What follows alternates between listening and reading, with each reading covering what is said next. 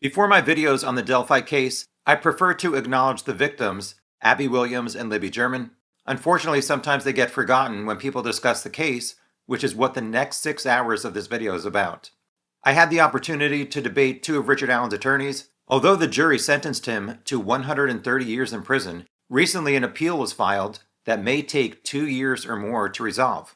The families suffer as long as this case is open in the courts, and Richard Allen does not fully confess on video, despite telling his family and approximately 20 other people that he was the person who ended the lives of Abby and Libby. Richard Allen's wife, mother, attorneys, and people around the world think he was falsely convicted. During this discussion you're about to see, I hoped to show his attorneys the evidence that I think undeniably points to him being guilty, and possibly provoke them to ask Richard Allen to finally reveal the truth in detail. I'm probably naive and stupid, but my intentions were to do some kind of good for everyone involved and finally put to rest any doubts in this case. Spoiler alert, that's probably not going to happen, but it was a very interesting conversation and the attorneys revealed things not previously known. Before I get to the interview, here is a quick video overview to answer some questions you may be wondering as you watch.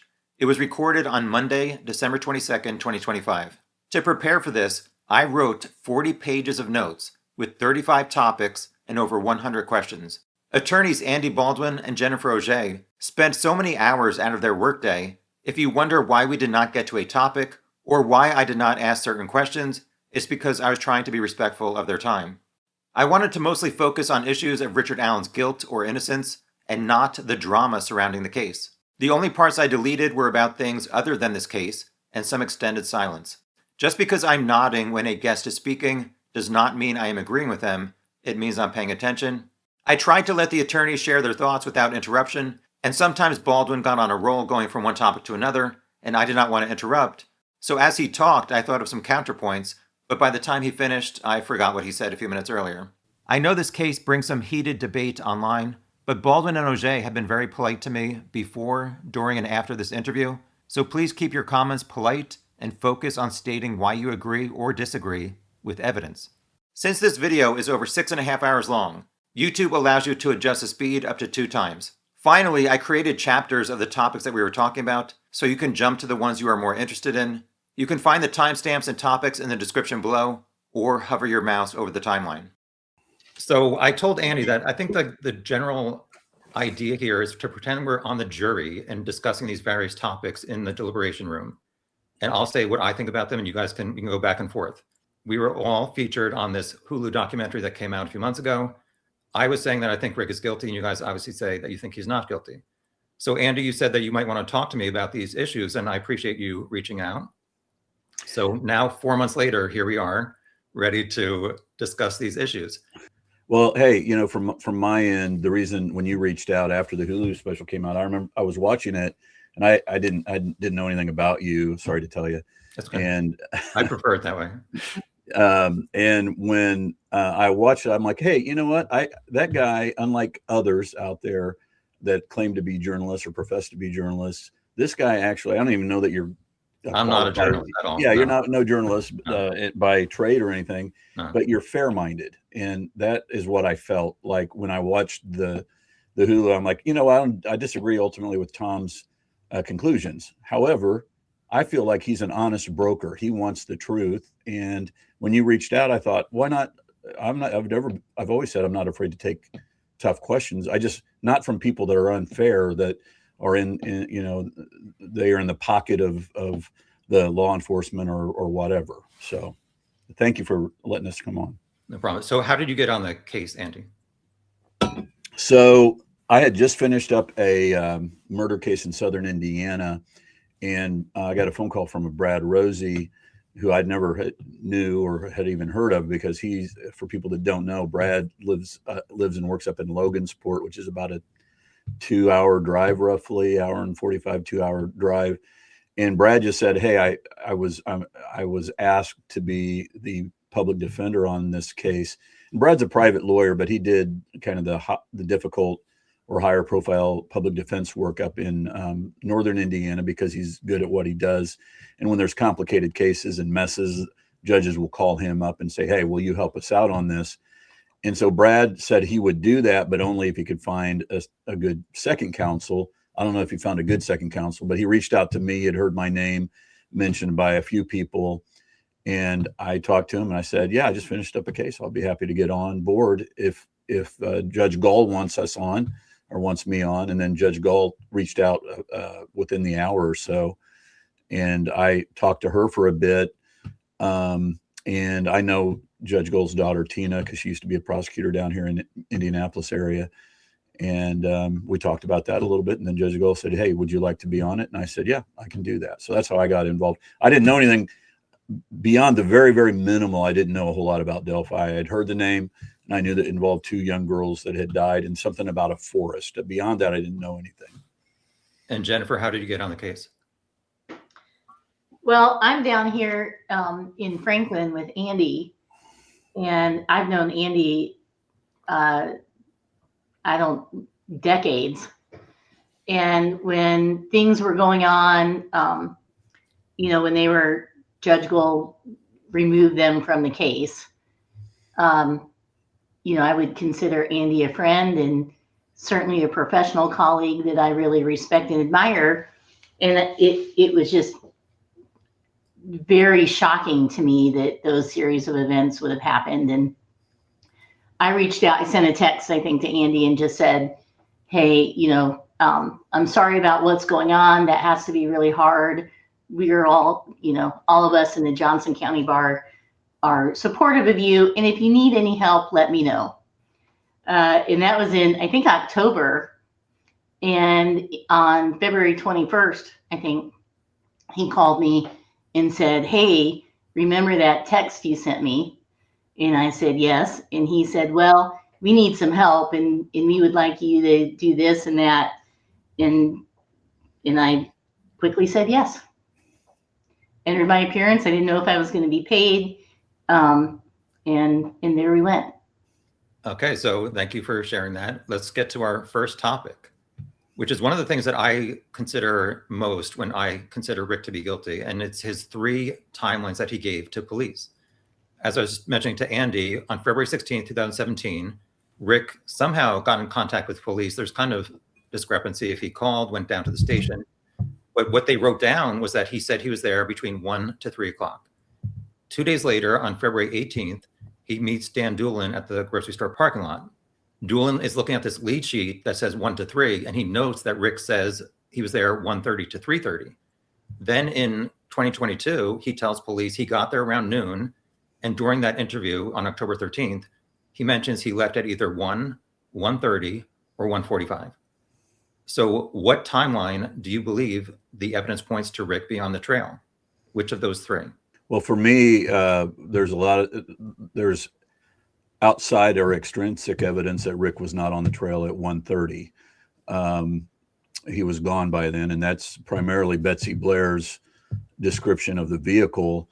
If you want to just like, if you're in a jury room and you're talking about why should we believe that Rick was on the trail, let's say that one of the things that should be talked about as a reasonable doubt is Betsy Blair described a 1965 Mercury Comet, thank you, which looks nothing like Rick's car. And, in Tony Liggett's deposition, and I think on the stand at Cross, so a jury would have heard this, Liggett saying, and other officers as well, hey, if you're saying that Rick's car was at the CPS building at 1:30, yes. 1:45, yes. 2 o'clock, 2:15, 2:30, yes, all the way up until 4, and his car wasn't there. So there's an independent reason outside of whatever Rick, the people say that Rick said, that would show doubt. Now, as it relates to Rick, here's what's funny about how things get written down. Hi, Rick. I'm Detective Doolin, or whatever his title was. He wasn't a detective, DNR worker Doolin. The girls, we think it's a little fuzzy right now, but we think they were on the trail between like 1 and 3 or 1:30 and 3:30. Do you think that you were on the trail between 1 and 1:30 or 1 and 3:30? I probably, I was, I don't know exactly what time. And then you write it down as Rick says he was on the trail between 1:30 and 3:30, and now there's a problem. And this Dan Doolin thought that he had tape recorded this. He claims he did, and he can't find it. To nobody's surprise now that he can't find it. But so those are some of the things that I think. The Betsy Blair is a big deal, and also Betsy Blair's description is also a big deal that didn't meet Rick's description at all. Well, I have something against that, but Jennifer, you want to say which of the three timelines you believe? Well, first of all, can you tell us where you were February 13th of 2020? No. Yeah. I mean, I've always kind of discounted that. I couldn't remember. Heck, I can't remember what time I was where last week most of the time. And so this idea that it's different and somehow leads to some inference of guilt, I've always just discounted just because of that timeline. In terms of the 1 to 3 or 1:30 to 3:30, kind of following up on what Andy said, if Dan Doolin says, hey, do you think you're on the trails, between 1 and 3, and Rick's thinking, well, I think I was there, I think I left about 1:15, that still incorporates that time period, right? I think that there's could be a lot lost in translation, like so many things in this case.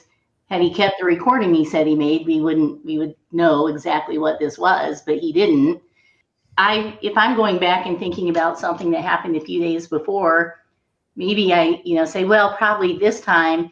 And then you start thinking about it and you're like, oh, well, wait, I did this at that time. And now I know I left at that time. And so, a half-hour difference to me isn't really a difference. Yeah, and Tom, I can tell you that I can speak for myself doing this for 30 plus years. Very, very many times officers will write something in a report. I had a murder case down in southern Indiana a couple of years ago where he wrote a completely inaccurate version of what was said. Thankfully, he had audio taped it, and thankfully we listened to it. And it was mind-blowing that it was not the same. And he got up on the stand and he had to own it. And he had to say, yeah, I've listened to that now, and I'm embarrassed and ashamed. I wasn't trying to screw anybody over, but yeah, it looks bad. And so that does happen. It just does. But Doolin testified that he had that lead sheet that said 1 to 3, and he noted that when Rick said 1:30 to 3:30, that it did not match what was on that lead sheet from 2 days earlier. Yeah, again, I wasn't a part of that conversation, so I understand what you're saying, and I think you're being intellectually curious and interested in it, and I appreciate that. I just don't trust if it's not audio taped or videotaped. I don't know how it went down and what Dan's Dan Doolin. I think he's been nothing against him. I guess there's some things that I know that are troubling, but we're not dealing with a guy that's I don't think is going through the state police or the whatever it is, the program that they have to go through. And, there's a reason maybe Dan's been a DNR officer for a long time and not a sheriff's deputy. Well, actually, he testified that the DNR officers have to go through the same state police training as actual police. I don't remember that. So, well, then he should do better and tape record things on a big case. So, Andy, I think you might be touching your microphone. There's some kind of. Sorry. So you mentioned Betsy Blair and that Rick's car did not match her description at 219. And I agree partially to that. However, at the trial, we learned, this is one of the biggest revelations to me, that Betsy was on the trail 12:02 to 1:15. And she drove past CPS at 1:15. She said the only reason she noticed that car at 2:19 was because it was parked in an odd position. Usually people park at CPS at the start of the trail to start on the trail, not by the building. She only noticed that car at 2:19 because it was parked back by the building. So why does she not see that car at 1:15 if Rick was there? I'm not really following that. Can you go ahead, Jennifer? I didn't follow that very well. Sure, I can chime in. People don't notice things driving down the road all the time. There's a car passing on the left, and they're paying attention to the car on the left and not to the CPS building and what cars are parked there on the right. So but she said the only reason she saw it at 2:19 was because it was by the building. And Rick said he parked next to the building at CPS. And if you're saying that he was there, like he said he was there until 1:30 or 1:45, at 1:16, she drives by and does not see the car in that same position. Well, I see what you're saying. that she's looking. Yeah. Well, I've driven right that same way that she drove in the direction of CPS when I visited Delphi. I even have a picture that I can bring up if you really want, but there's no way that she would not have seen this car. And like I said, she only saw it or noticed it because it was not parked at the front. So if she notices that at 2:19, why is she not noticing Rick's car at 1:16? Maybe she's looking at a text on her phone. Maybe she's looking down the road. Maybe there's something going on to the left of her that's caught her attention. There are a lot of reasons why. Yeah, it seems to me, Tom, what you wanted to look at. I understand what you're saying now, Tom, and it seems what you're doing is, and I'm not trying. It seems like if you want to fit, that's a way to solve the problem. What you're doing, okay, that's a way to solve the problem, is to say, well, there's this, but the bottom line is, that's reasonable doubt. What you're doing is saying there's no reasonable doubt. We're going to disregard what Betsy Blair said. And there's no reasonable doubt that my version of events, who wasn't there and as a juror, my version of events is the correct version of events, even though I'm going against what Betsy Blair said, because I'm going to try to analyze it through the prism of and I'm not saying you're this way because I do believe you're seeking the truth, but if you're on a jury and you want a conviction because you haven't heard any other alternatives, how do I get around that? Well, I have to disregard what Betsy Blair said and then impute the kind of logic that you have come out with, which, I mean, that's plausible. What you're saying is plausible. That they're saying that she saw a vehicle that did not match Rick's vehicle, and quite the opposite. It was a car from the 1960s that she remembers from her dad. And if we're going to take her for her word, the most you can do is say, I think she's mistaken, yet that's reasonable doubt. So that's how I would respond. Well, I don't think that she's mistaken. I mean, I acknowledge that she saw a car at 2:19. My issue, like I said, is why would she not see that same car as she's driving to the library at 1:16 for her break from the trail? Well, what car did she? Well, then you don't. Well, Rick's car then was going to be there at 2:16 or whatever time she passed by. Are you saying that she didn't see Rick's car? You can believe her on one end of the timeline, but not on the other. So my issue with her description of it as a 1965 car, we're going to get to this later, but we're talking about it now, so let's just talk about it. So that was at 2:19, she drove by CPS. There's another eyewitness at 2:10 who described it as a purple PT Cruiser, and another person at 2:28 who described it as a small, dark car, possibly a smart car. So 9 minutes before Betsy at 2:19 and 9 minutes after, we have two other eyewitnesses saying it was not a car from the 1960s. So who am I supposed to believe? The two people 9 minutes before and 9 minutes after Betsy saying it's not from the 1960s, or Betsy's description that she said later when she thought about it, it reminded her of her dad's 1965 car. Believe all of them. I'm happy for you to believe all of them because none of it matches Rick Allen's car. So, I mean, again, you can try to fit now we've taken care of Betsy Blair. We can't believe her. I'm not saying you're saying that she's lying or anything like that, but she's mistaken. Maybe that takes care of that. Well, does a PT Cruiser look like Rick's car? I don't think so. A purple one doesn't look like it. And certainly a smart car doesn't look that way either. So has there been one person that's been able to come in and say Rick's car was the car that I saw at the CPS? I received some internet sleuthing photograph of, they had taken a still shot of the car that the Liggett claims was headed, and Mullen and others claims it was headed westbound on 300 North. That still shot of what they say is Rick's car. And these internet sleuths have taken the wheelbase and they've circled it, and then they've compared it to Rick's car, which is the actual car, and it doesn't line up. And you can see little differences that don't add up. I don't know if you've seen that or not. Oh, actually, there's somebody else who actually purchased a 3D replica of a 2016 Ford Focus SE like Rick. And I actually have a video of it if you want me to show it to you real quick. When it's placed over that 127 screenshot, it totally matches a 2016 Ford Focus. Okay. Yeah. I mean, certainly those are things that if this gets reversed, those are things that I think could be better done. I think maybe the prosecution can can also learn from people like you, how to better prove their case, because I don't think they proved it at trial beyond a reasonable doubt. But I don't know that we need to see it now. I'm happy to look at it. But the other one that I've seen is also compelling. So Okay. I don't know. Maybe the one I saw is not accurate. Rick pretty much essentially admitted on October 13th that was his car at 127. Just say that is my car. I told you I could have been driving that car. You want me to say that that's my car?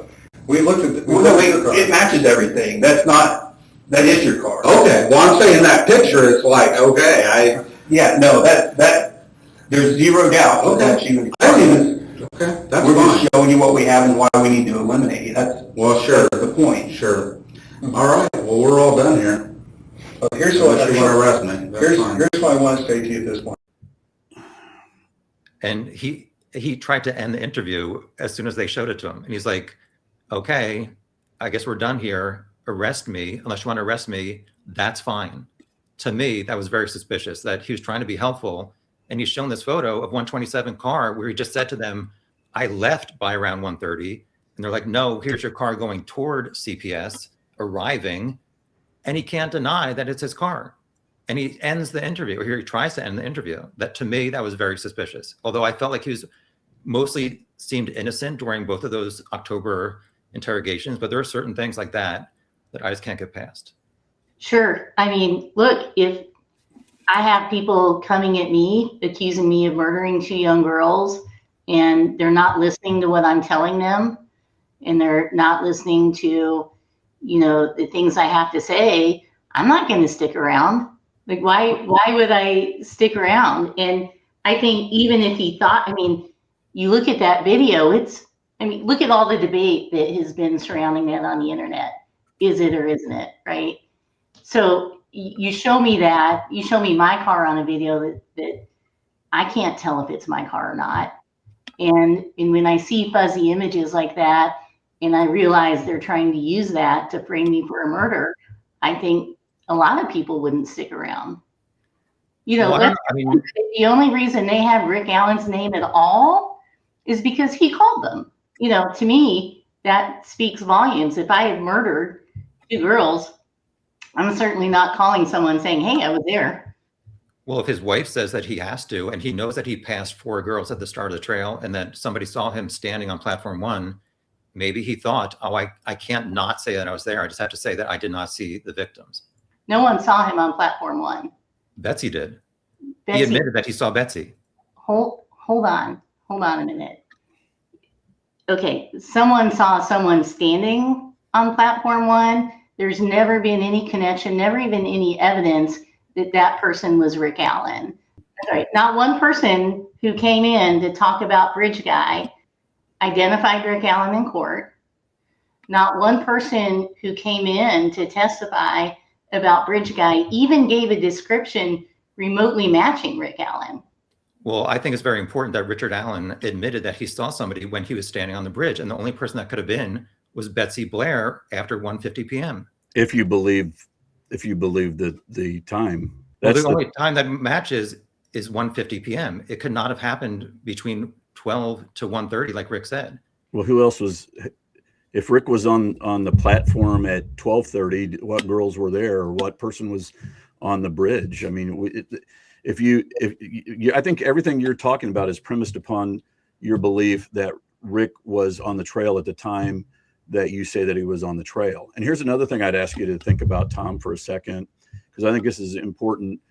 If you believe Betsy Blair saw Rick Allen and it really was Rick Allen, even though it's a completely different description, let's say that it is, and you've walked those trails, it sounds like, that from the Mears entrance to where the bridge is just 3-4 minute walk. Okay.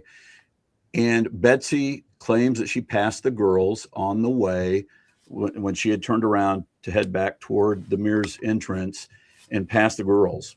So Rick is on this platform. The timing for Rick this is where the 207 photo comes into some importance to me. The timing of it doesn't even make sense. So here's what would have had to have happened. Rick would have been on that platform.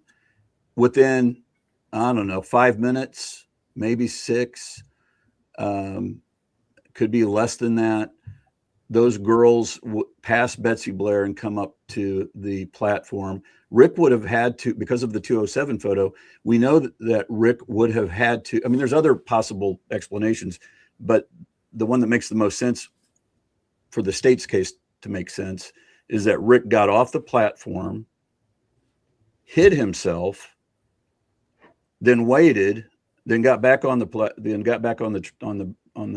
bridge and followed the girls after they were whatever halfway across the bridge or whatever when the 207 photo is taken.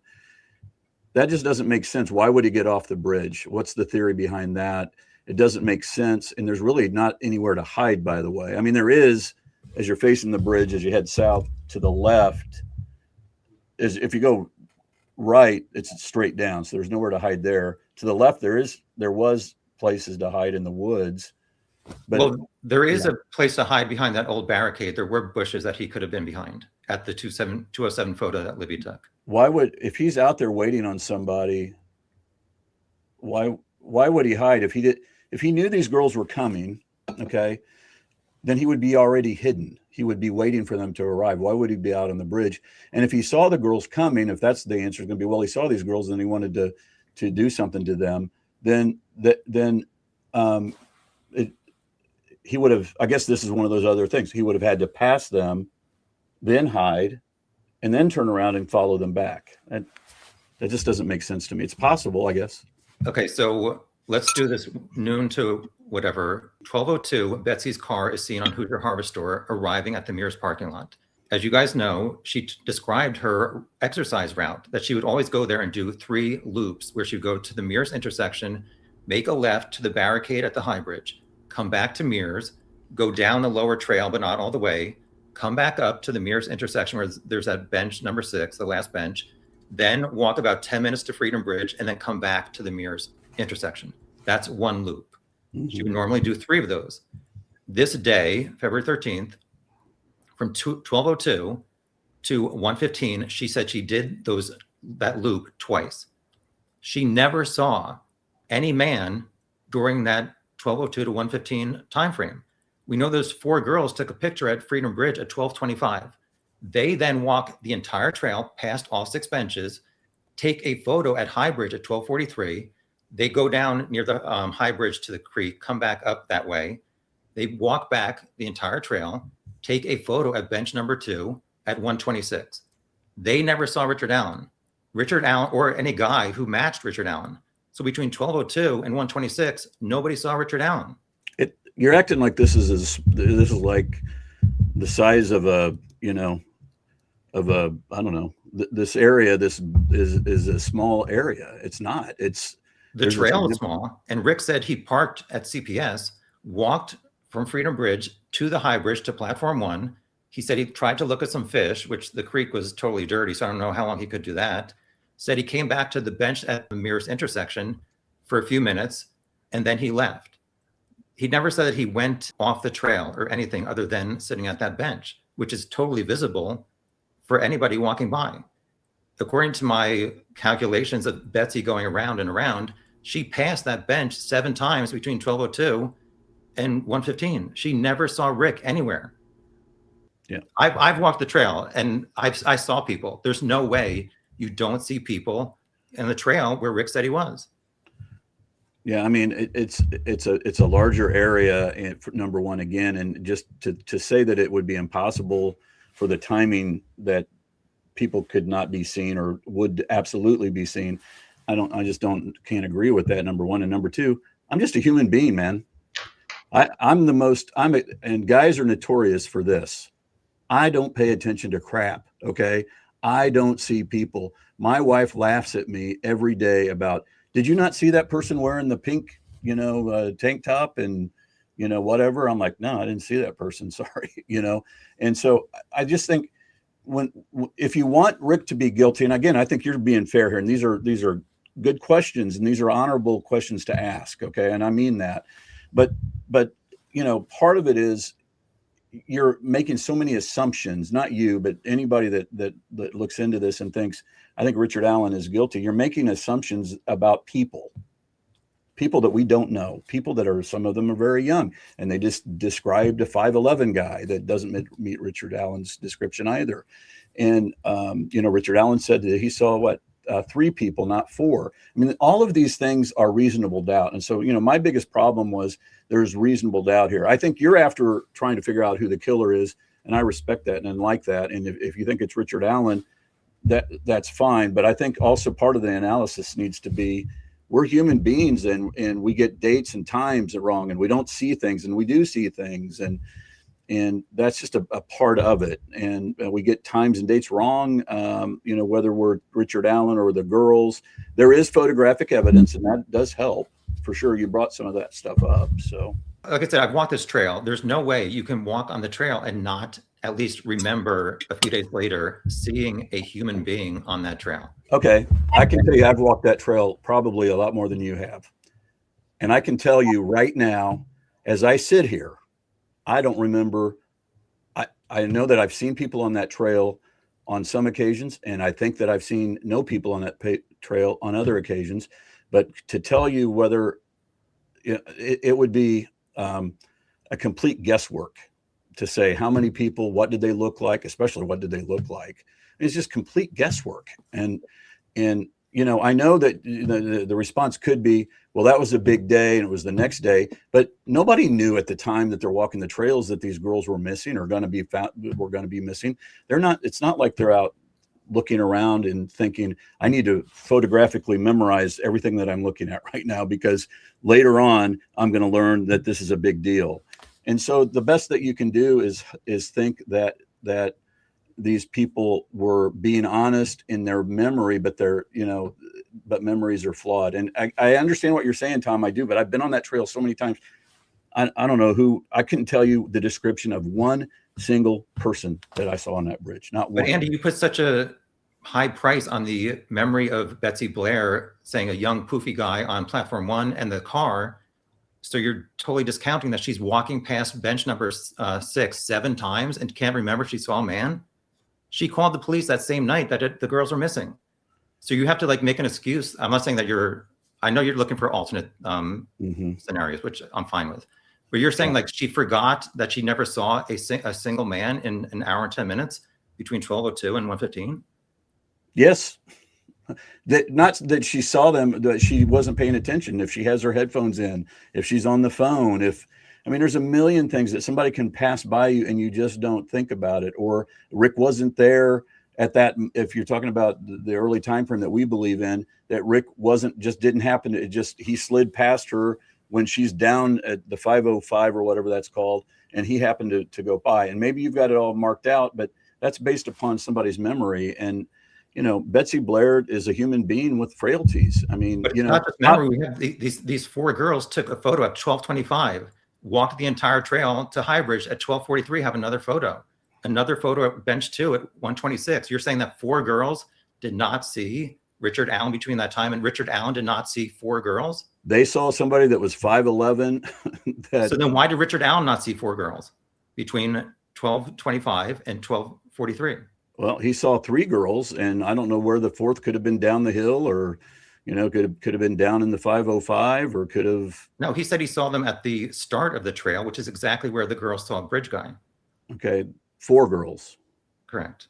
Yeah, how do you overcome that problem that Rick says he saw 3, and then you're saying that it's these 4 girls? He gave a very accurate description of the girls who passed Bridge Guy. When I was approaching the trailhead, I guess is what I'd call it, there was 3 girls walking off the trail. And I just remember it looking like one of them was probably watching, not babysitting, but watching the other 2 because they looked a little younger. And they looked very similar. I don't know if they were sisters or whatever, but the other one didn't necessarily. But I remember seeing them walking off the trailhead. You get on the trail and you say you saw 3 girls.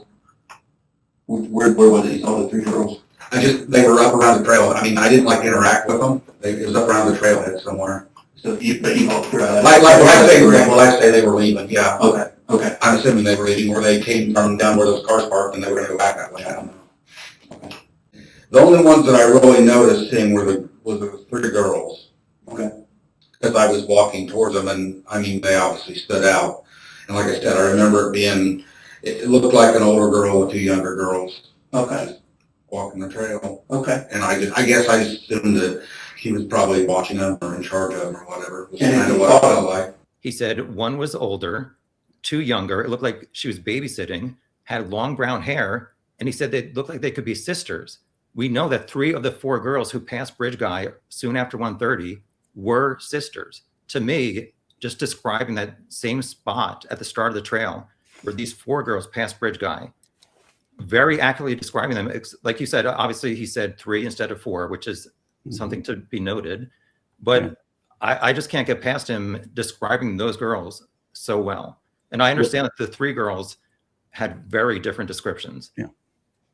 And that's what we call reasonable doubt. I mean, in the end, that's what I'll keep coming back to. Again, I think understandably, you're trying to figure out, did they get the right guy? You think that they did. And this is how you're kind of piecing it all together. You know, from a lawyer's perspective, I also am out after the right people, by the way, and I know Jennifer is too.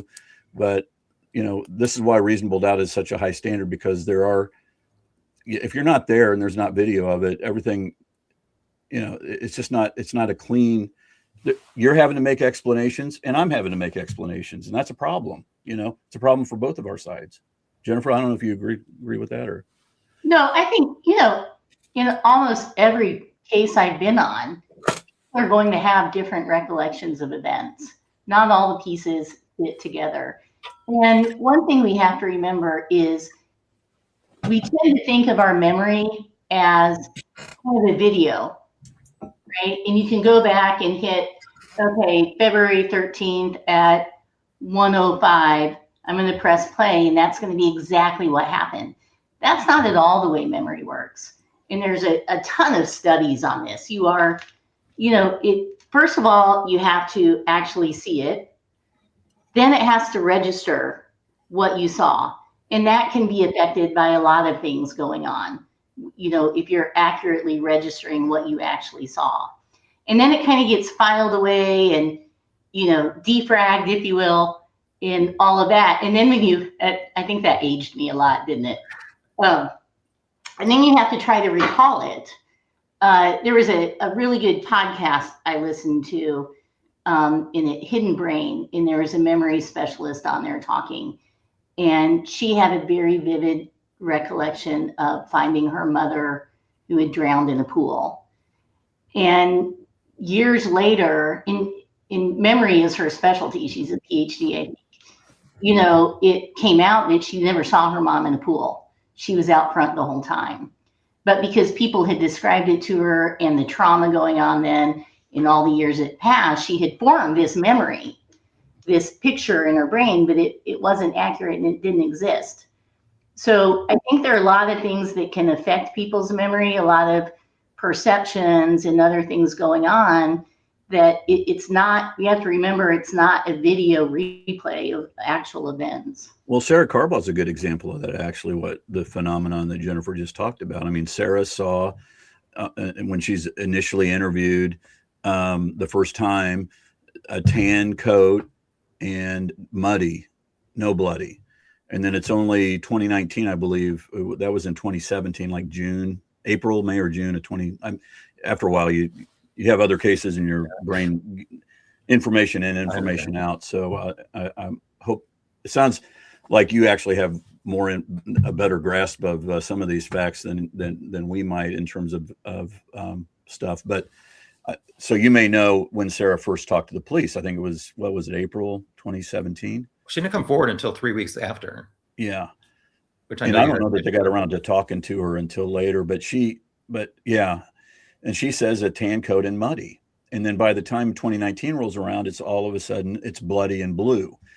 And that's a good example, a really, really, really good example of how memory can be affected by outer events. Because by that time, of course, the Bridge Guy, I hate even saying Bridge Guy, by the way, I think Bridge Guy is allowing the state of Indiana to get their narrative across. I mean, I'll do it just because we all know what it is. But the photo of the guy on the bridge was blue, and everybody knew that these girls had died. They didn't know how exactly, but you can presume blood when people die. That's a strong possibility. So that her memory goes from tan coat and muddy to bloody and a blue coat that matches. So there's a really good example right there.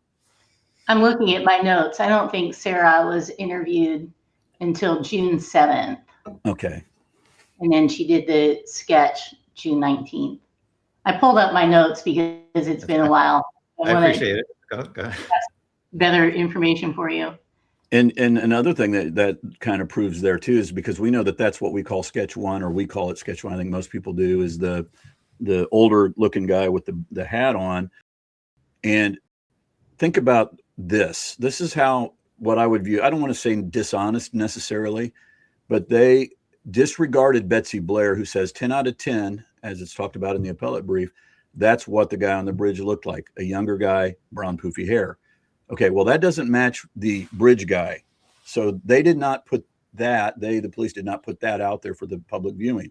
But when they saw Sarah Carbaugh's sketch, think about the order of events here. Sarah Carbaugh's sketch is, look, oh, I'm the police officer. That looks more like the guy on the bridge. So we're just going to believe her. Now, I don't remember, and maybe you do, Tom, was the bridge guy image out there by June? Yes, the photo came out February 15th, 2017 at night. The screenshot. I think it was not until July of 2017 was the older man sketch came out. Yeah, so think about it this way. And again, I appreciate you letting us talk because I know you have a lot of things to say, but this just occurred to me. You know, you have Betsy Blair who says it's a 10 out of 10 and that's the guy, and the police that say that's the guy. Sarah Carbaugh is not interviewed until June. That is right. And by then, if it's true that the sketch is out there, so Sarah Carbaugh is affected presumably by that sketch. And hey, another thing, I think this would bother you when the police, the sketch artist, I don't know, were you in court in Fort Wayne when Jennifer was arguing about? Only in Delphi. So here's one thing you missed. It was like right before trial started. It was all about the sketch, and you know, of course, they waited until the last minute to file their motion to exclude the sketch. So we're in there arguing it, and we brought in subpoenaed in, or I think we did. Plant is his name. Plants, Jennifer. Yeah. Plants, who was an FBI agent who did the sketch for Sarah Carbaugh. And Sarah Carbaugh we watched the video of that sketch artist interacting with Sarah Carbaugh. And in that sketch, or in that interview, you hear Plants say to her multiple times, "We're going to cheat." That's the words he uses. "We're going to cheat, and I'm going to show you." Yeah, I forgot about this. Okay, it just occurred to me. And this is maybe not anything that you know. I never heard this. If we can get this video to you, and we don't get into trouble. I mean, everybody's asking me to release stuff, and I'm not doing it because I don't really understand what's going on right now. I don't. I think more transparency is needed. I think you agree to that or with that. But yeah, Plants is talking to Sarah Carbaugh, and she's like, "I don't want to see anything because I don't want my brain affected by anything. I want to go off my memory." And he says, "Well, we can cheat." And he says that multiple times. The word cheat. Read it what does he do though? Show her the photo of bridge guy? He shows her the photograph and of the bridge guy photograph. I don't know if he showed her the video or just the photograph, but then she looks at it, and then she comes up with the bridge guy photo. Now, how come we're not talking about that? We should be talking about cheating. That's an agent of the state of Indiana, the government, or not Indiana, but the federal government, I think, saying we're going to cheat. And Judge Gull said, I don't care. I don't care. That sketch is not coming in, and you're not going to be able to talk about the fact that they said that they were going to cheat. And there's something very wrong about that. And if you think about it, again, and I'll shut up here, but if you think about it, that compromised completely Sarah Carbaugh, period. Like, we should have been able to talk about that, and that should have been the end. Like, and that's not mentioned in the appellate brief either. But I don't know if you can find that, Tom, it would be around October, because it seems like you're a stickler for facts and accuracy, and I appreciate that. And I wish that the law enforcement in this case had that kind of way of thinking. But that should be whatever day the trial started, jury selection. It was a couple days before that. I think it was the Wednesday before. So and I don't know if they released that. I'm surprised they haven't, because if they had, I'm presuming I would have got emails from people saying, "Oh my gosh, Plant said that we're going to cheat," but nobody's sent me anything, so I'm presuming that's not out there. So there's a little scoop for you and if this doesn't air before, I don't think we're live, maybe you can figure that out. And if we can help you out, if you're interested, I appreciate it. We're able to do it, I will give that to you. Was there a video of Betsy Blair's sketch session? Yes. Because she's next on my list, and I know you want to talk about the 20-year-old with poofy hair. Yes. So my question is, Betsy Blair, who did she see on Platform 1? Some young guy that's in his 20s, and I don't know, I don't know where he went. I don't know what he did, but that's who she saw. And I don't know who it is. Could absolutely be one of the people who murdered the girls. I mean, you've got very consistent descriptions by these people who say they saw Bridge Guy, who do not match Rick Allen. So why, I don't understand why it's so hard for people to think, well, maybe there were more people out there. There were people who could have come from the south end of the bridge. We know that Teresa Liebert saw someone earlier lurking around the south end of the bridge. But if you look at the descriptions, all of the people who gave a description of Bridge Guy said he's not particularly tall, he's not particularly short. Well, I'm sorry, but anyone who looks at a 5'6" guy is going to say he's short, right? I mean, I'm 5'3", in my heels, I'm as tall as Rick. Or not that tall, because I would never wear 3-inch heels, but right, I'm pretty close. In anyone who looks at me, I'm short as a woman. Rick Allen's just a short guy. So Betsy Blair her husband is about 5 foot. I'm guessing he's five, right about Rick's size, 5'4", 5'5". He's very, very short guy. Nice fella. But he's very, after calling him short. I know, I have to say that, but he is, and I don't think it's debatable. And the reason I say that is, if Betsy Blair saw Rick Allen, here's what I think she would have said. The guy I saw, my husband is short, and he's about the size of my husband, but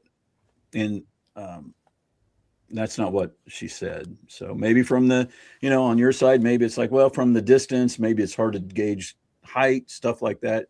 But again, now you're getting into making up reasons why, when the reasons are the reasonable doubt. So all of these people are consistent in their inconsistency in matching it to Rick Allen. Age, youngish, baby face, 20s to 30s. Rick was, I think, 45. 44. Yeah. Hey, here's an answer to your question. It's a good question. I understand why you're asking. Who is that guy, and maybe where did he go? Does he just get off the platform and head to the south end of the bridge? Maybe. Does he go down? I don't know how far did you go into the private? I think I ended up finding out it was private. Brad and I actually walked, as you're facing the bridge headed south, you can go to the left where the bodies were found. And we went quite a distance. It said don't go there, so I followed the rules. I didn't know at the time that we weren't supposed to go there, but we did. And, maybe the guy went that direction. Maybe he went down to the bridge, to the south end of the bridge. There's any number of things that could happen that would explain, I think what your point is, well, nobody saw that guy other than Betsy Blair. So a guy meeting her description, so it makes it more likely that it's Rick or something like that. And I'm just saying, doesn't mean that the guy went back toward the Freedom Bridge. He could have gone down to the other end of the bridge. We just don't know what people are doing every day. So here are some of my concerns with Betsy's description. She said it was from 50 feet away. I looked on Google Earth where you can kind of determine a distance, and the distance from platform 1 to the old barricade that's no longer there is 124 feet. When I went to the bridge, the thing that I wanted to see most is if I stood at the start of the bridge and I had somebody else stand near platform 1, could I make out their facial features and describe them? And I really felt like I could not. And Betsy said she only saw this man for a moment. His face was not super clear, and that the poofy hair could have been a hat. And even more important to me than that is Richard Allen's statement on October 13th, 2022. He said there may have been somebody at the bridge as I was coming back through. I have that video if you guys want me to show it. Like I told him, I may have seen, there may have been somebody on the bridge or something when I was coming back through, but I didn't. The only ones that I really noticed seeing were the 3 girls. Do you want me to show it or not? No, I mean, I don't remember that, but I'll take you at your word. I think it's important. He said that he saw somebody at the bridge, and the only person that could be is Betsy after 1:50 p.m. If you believe in that time, in that timeline, it always comes back to that.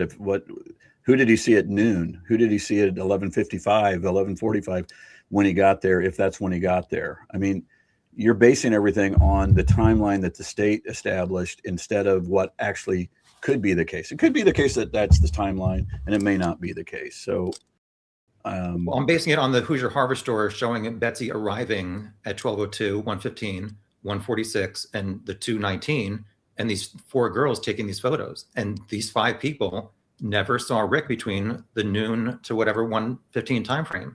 So, what evidence do you guys have that Rick was even there noon to 1? Or 11:30 or 11:45. Well, what evidence do you have that he was there before 1:30? That's the thing I think we're kind of getting hooked up on is, it's really hard to go back 7.5 years and recreate timelines.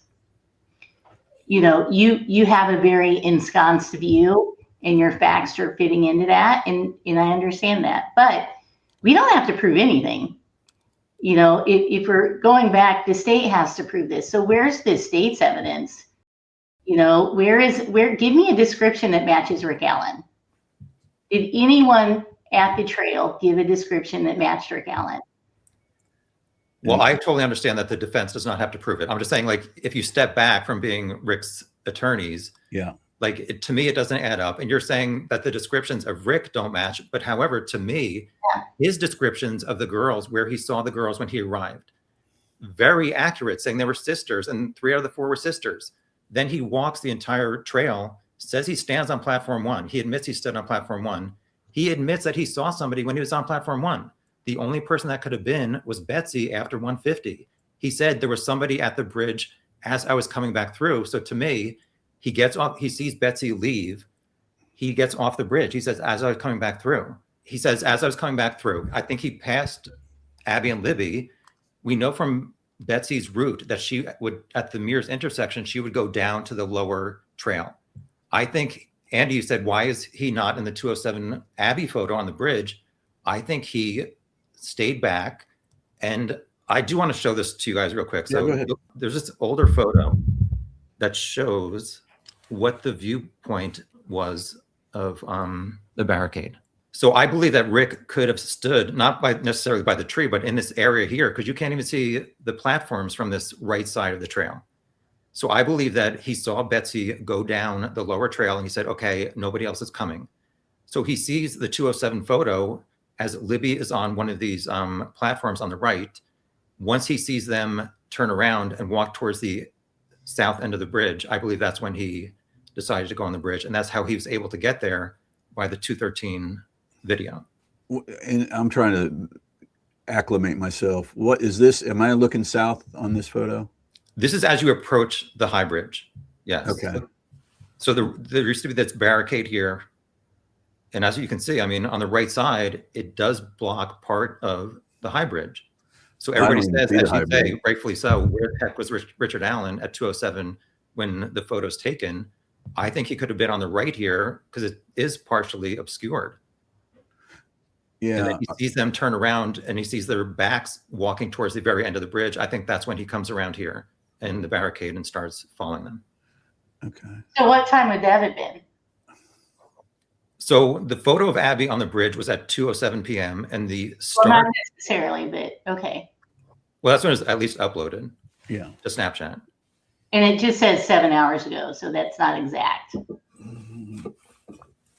Well, let's say the 207 is I like the 207 and I like it being 207 because I think it helps us out. But I'm trying to understand, Tom, the vantage point. Like, I wouldn't see the platform. I don't even see the bridge. Oh, okay. Maybe because I'm blind, but let me try to zoom in. I don't remember when I first got on the bridge, Brad and I, in 2022. I don't remember that it looked like this. I don't know if that. Well, yeah, so they updated it. This is from 2017. This is how it looked on the day of the murders. Okay. So they paved it later, and it's wide open now. So that's why you don't maybe recognize it, but this is how it looked on the day of the murders. Okay. Where is the bridge? Is it like that? I have one other photo that's from the barricade perspective that will help you out maybe a little bit. Yeah. Tom, is it your belief that then after 2:07, Rick got on the bridge? Correct. As soon as he saw them take that photo and turn around and both of their backs were pointed towards him, I believe that's when he, give me 1 second. There we go. Oh, okay. Yeah, this is helpful. So from here, Betsy said she stopped at the barricade and she saw a man on platform 1, which I wrote there, Rick or bridge guy, whatever you believe. You can kind of see that orange barricade there. You can't see how much is blocked, but in the previous photo I was trying to show, he could have been somewhere back there. That's why he's not the photo of Abby on the bridge. Yeah. Okay. Now I understand what the previous photo, what that, this helps me out because I do see that, those posts there. And you're saying that you've done the measurements and you're saying basically, I think Betsy Blair is what you're saying was wrong in that it's not 50 feet. It's more like 100. It's double that. And it's 124 according to Google. Yeah, and when I went there, I stood at the very start because, like I said, I really wanted to know, could I make out somebody's facial features to see how accurate Betsy was? And even at that point, I don't even know that I knew that she was back at this older barricade. I thought she was at the start. And to me, I'm truly being honest, I could not make out the facial features. So if she says she only saw it for a moment, his face is not super clear. I totally understand. She said 10 out of 10, the young guy, 20 to 30, poofy hair. But I just have issues with her being able to really see him clearly in the afternoon. She did say, I don't think she said it was for a moment. She said she had a good look at him. I checked the transcript and she did say it was for a moment. I wanted to make sure. That's not what, then I didn't cross her very well because I don't believe that's what she said in her deposition. She certainly said she had a clear look at him. Well, she said at the trial, she said his face was not super clear.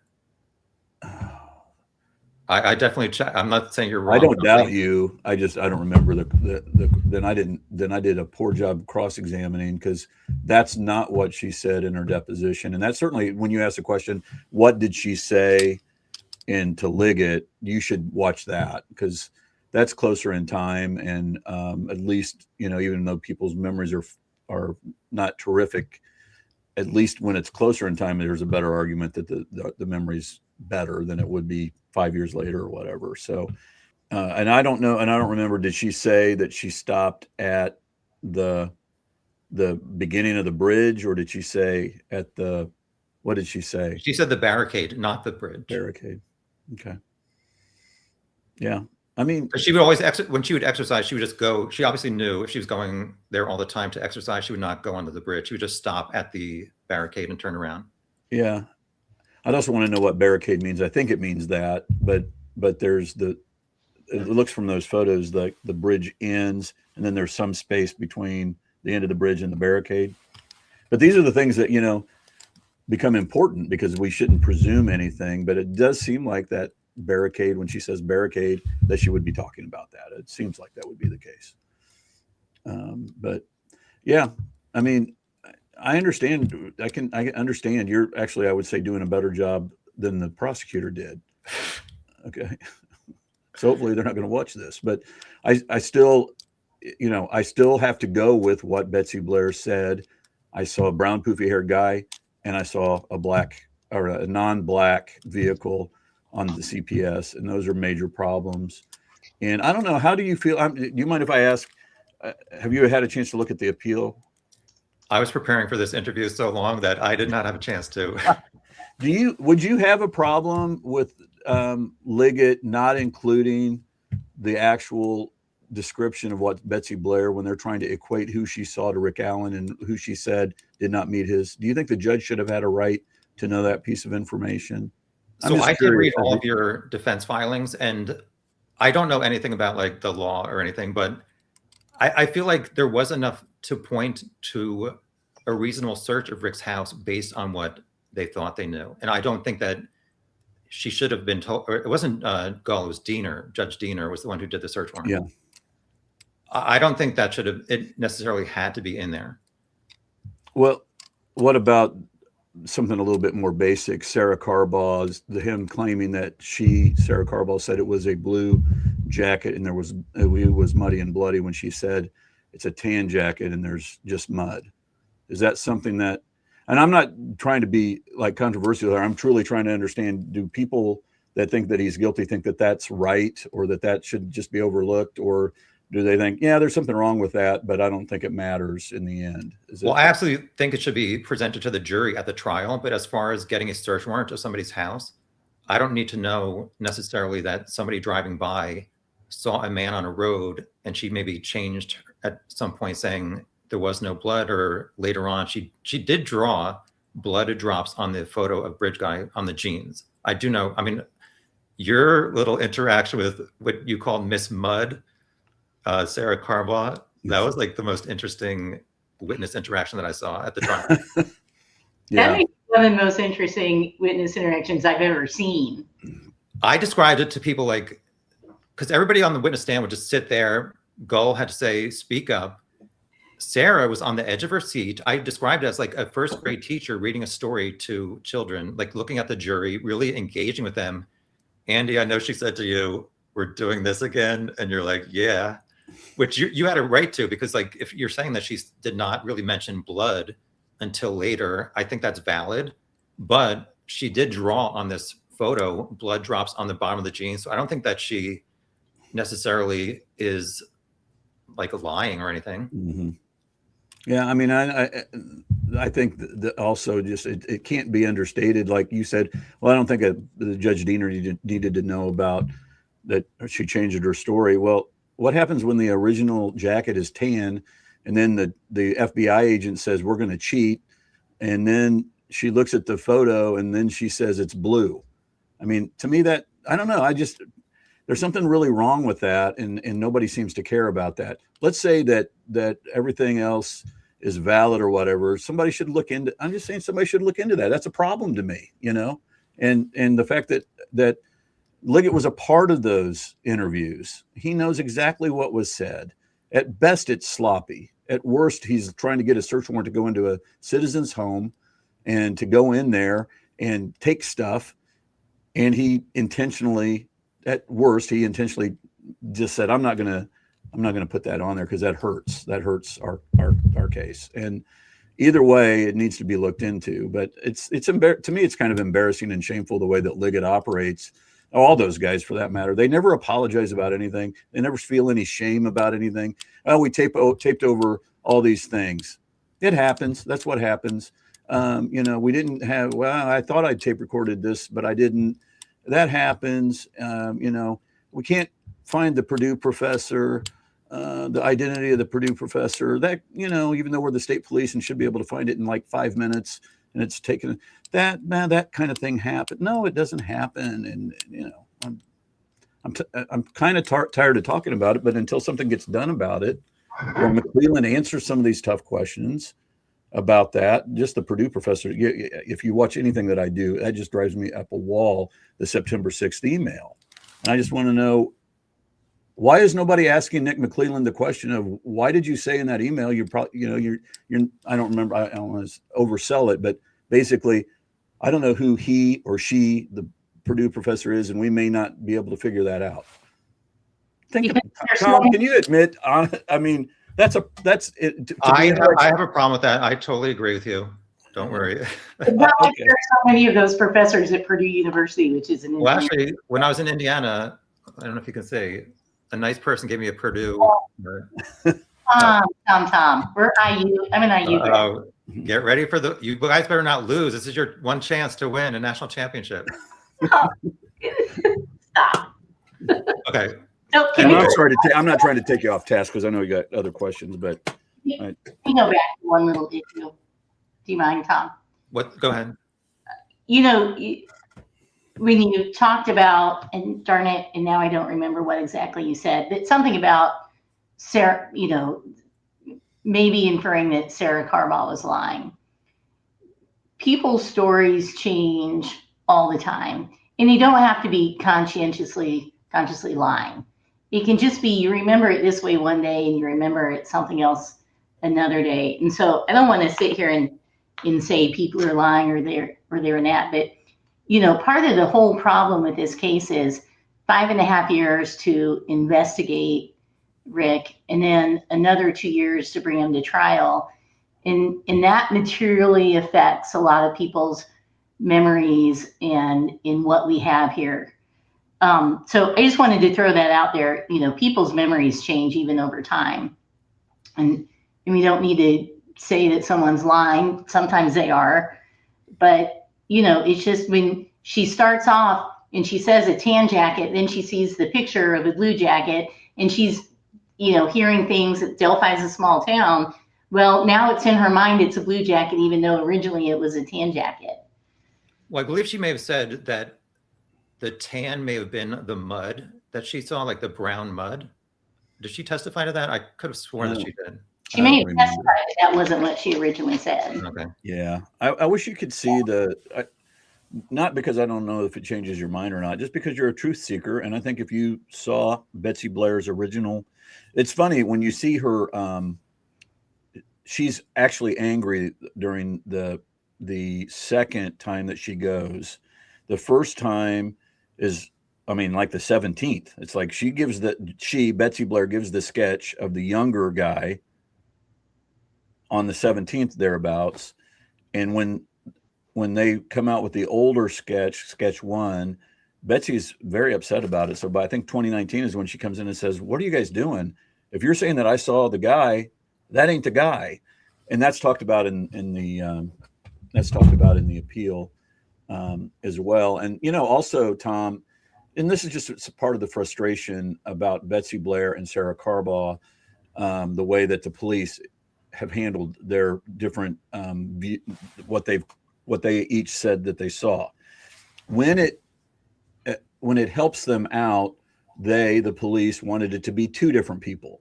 Betsy Blair saw one person and Sarah Carbaugh saw a different person. And whenever it was April of 2019, when they had the big press conference, there's a press release. I'm sure you know about it. And the press release says these are two different people. Don't forget about the first one. The focus is now on the second one. And then Jerry Holman, all those guys acted like it's like what the kids call gaslighting. I guess more than the kids call it. But that's exactly what I felt like. I'm like, during a lot of this case, man. A lot of this case, I felt totally gaslit. Like, am I not looking at the same thing that you are? You're sitting here telling me it's always been one person and it's the same person they both saw. Yet the state police put out a press release that says different. And it's like, yeah, it's always one person. And they're like, okay, do you want to address the elephant in the room here that you guys said? They just don't do it. And it doesn't seem to matter. But yeah, I understand. See, what were you? Okay, you're talking about Betsy Blair and you showed the photographs. I'm trying to let you get back on track of where you want to be. It's okay. I appreciate because it's your show and I want you.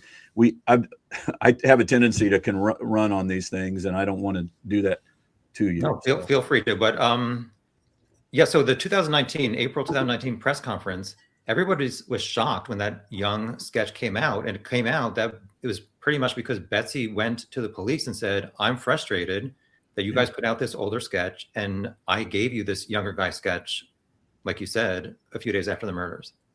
Yeah, and you can see it it's so funny to watch the actual video of it because they're doing a dance in there. Like they brought her in because I think they and this is just conjecture, but they brought her in for a reason. I think they heard around town like Betsy's unhappy. And so they bring her in. And nobody wants to say, Betsy knows she's unhappy. Liggett knows she's unhappy, but they're doing a little bit of a dance. And then finally they kind of got down to it. And Betsy was like, yeah, I'm frustrated, and that's when everything changed. And it's just a weird way to operate as police, honestly. I mean, so this woman comes in and she's frustrated, and now all of a sudden you're going to change the whole direction just because of that. Maybe it was worthy of it, or maybe it wasn't, but it's just like you're being reactive instead of proactive as law enforcement. That's not really the way that it ought to be. I don't want to get too far off, but you mentioned like there were 70 days of video interviews that were lost because somebody pushed a button or forgot to push a button in the interrogation room. Sarah Carbaugh mentioned at the trial that only part of her interview was missing. So I'm wondering like how she said like 60 to 90 minutes of one of her interviews was missing. How is part of the interview there and part of it is missing? Do you guys have any clarification on that? That's a great, I now remember her that. Do you remember that, Jennifer? Yes, I do. I think it was in response to... She was trying to say that she had said something that wasn't covered in the recording. And then she said a lot of things. And so it must be missing. My sense in watching that was that nothing was missing and everything was covered. But, that was my belief. I think it was Sarah's kind of trying to say as an explanation for why her story changed in terms of what the color of the jacket was or whether there was blood. I think it was related to the blood, actually. Yes. She said that she talked about the blood, but that the police officers were focusing more on the mud. And she said during the missing 60 to 90 minutes is when she talked about the blood. Yeah. It's possible, but I don't think so. I've never seen that. And I've never seen watched the video and it's like, oh, seems like there's some weird edits here or something. I think she just, if I had to guess, I don't think there's any missing video on that particular situation. She just, it helped her explain why when she's getting beat up on cross. I thought I was very nice to her, by the way. Did you not? Did you? Yeah, it was an interesting interaction. I thought it was very nice. Well, I mean, I understand that there's things about her like not coming forward for 3 weeks when she said she would go on the trail often herself. Like, why would you not try to help these girls like find their killer? However, I can understand that the video, not the video, but the screenshot and the voice of Bridge Guy came out. So maybe she thought they're going to solve it quick and not really need me quick. However, I mean, she said she was a cowardly lion and a scaredy cat or something like that. But I mean, there's no denying that her car is on Hoosier Harvestore at 356. So she was driving in that direction. Yeah. And again, I think that's I call them tent poles. Like, what can we actually rely on?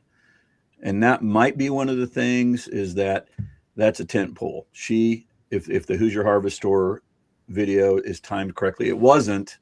You had to do all kinds of math to get it to the right time. I don't remember how far it was off, but did that cause us some. Nobody bothered to tell us that from the law enforcement. So when we defense lawyers, Brad and I think before Jennifer got on, we were like, holy cow, this is all messed up. And their case is shot because of it.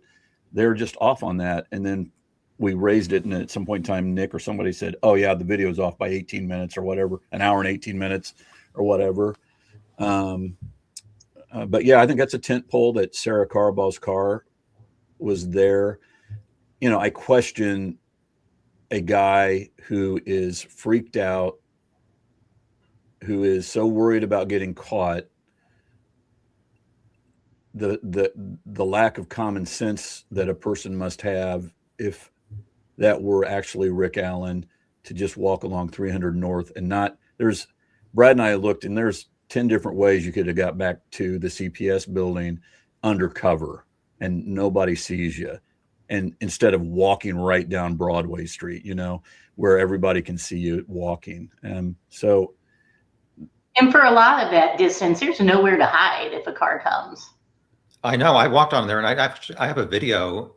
That took almost 3 minutes. That's Ron Logan's house over there. And here comes the car. The car is literally like 5 feet away from me as I was on the north side of 300 North. Yeah.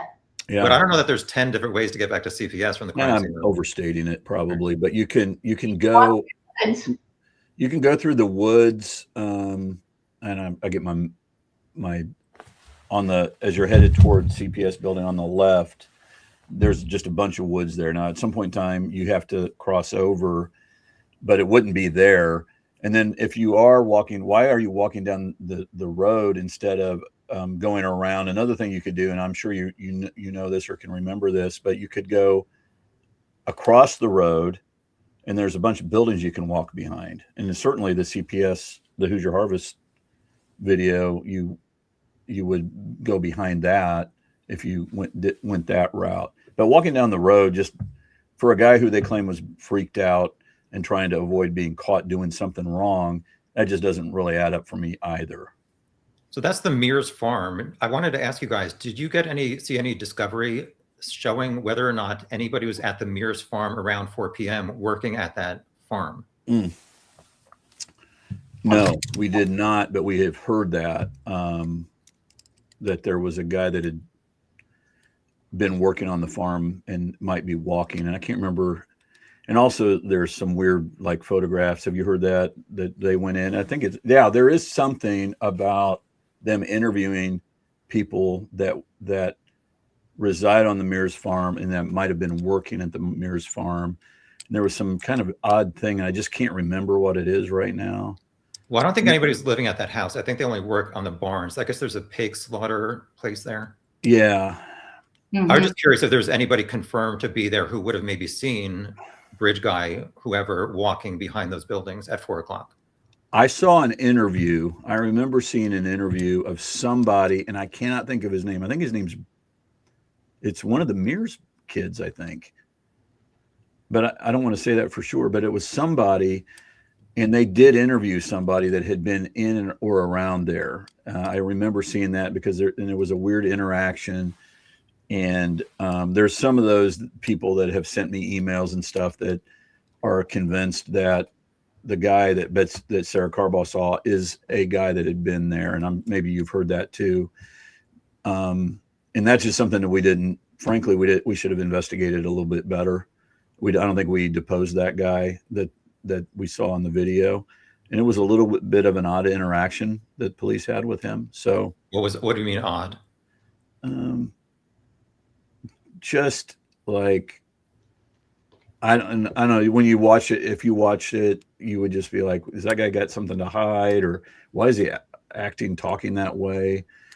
It's just a hunch that you get. It probably was nothing, but it just seemed odd to me when I watched it. And then, when you're us and you're working on this case, you got a to-do list that's like 500 long. And the whole Ricci Davis, like when I went and saw Ricci Davis in March of 2024, and he told me like, well, why are you here? Just watch the videotape that they had of me when they came and interviewed me back in 2017. That'll tell you everything. I don't really want to talk to you. I mean, I don't really know you. And, just watch the video. I'm like, there is no video. Nobody showed me a video. And I emailed Nick McClelland, and that when I got back and I said, hey, this guy's confident and he saw the cameras. He has no reason to lie about that. And I emailed Nick in February or March of 2024, and then I never followed up on it. That was on a to-do list that I wish I would have followed up on too.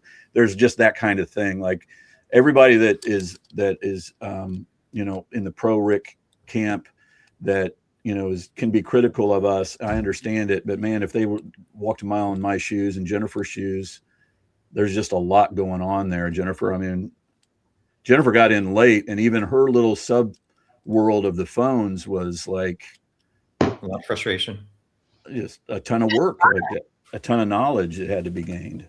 Yeah, a lot of knowledge and a lot of facts, and you can't really look at that in a vacuum. So going back through all of the facts and who said what and trying to find it and all these different drives we had, the discovery was never given to us in an organized way, the way you would usually get it. You dump 21 whatever terabytes of discovery in different drops. And so just finding anything is kind of like looking for a needle in the haystack and then putting it all together in some form that makes sense, and then going through and finding experts and going through all the data on the phone and then the data we got from the state kept changing. Every time we had a hearing, oh no, it wasn't what I said it was this. And I'm not trying to be critical. I respect Chris Cecil, and I think he was absolutely trying to do his best. But we don't have the phone. We don't have that data. We have to rely on the state. So when they say something is true based on what they saw on the phone, we accept that. And now we're looking at, okay, that's a fact. How does that fit into our defense? And then we show up at the hearing and they're like, no, that didn't happen. And it, again, I'm not trying to be critical, but it's very difficult to prepare your case properly when that kind of stuff happens.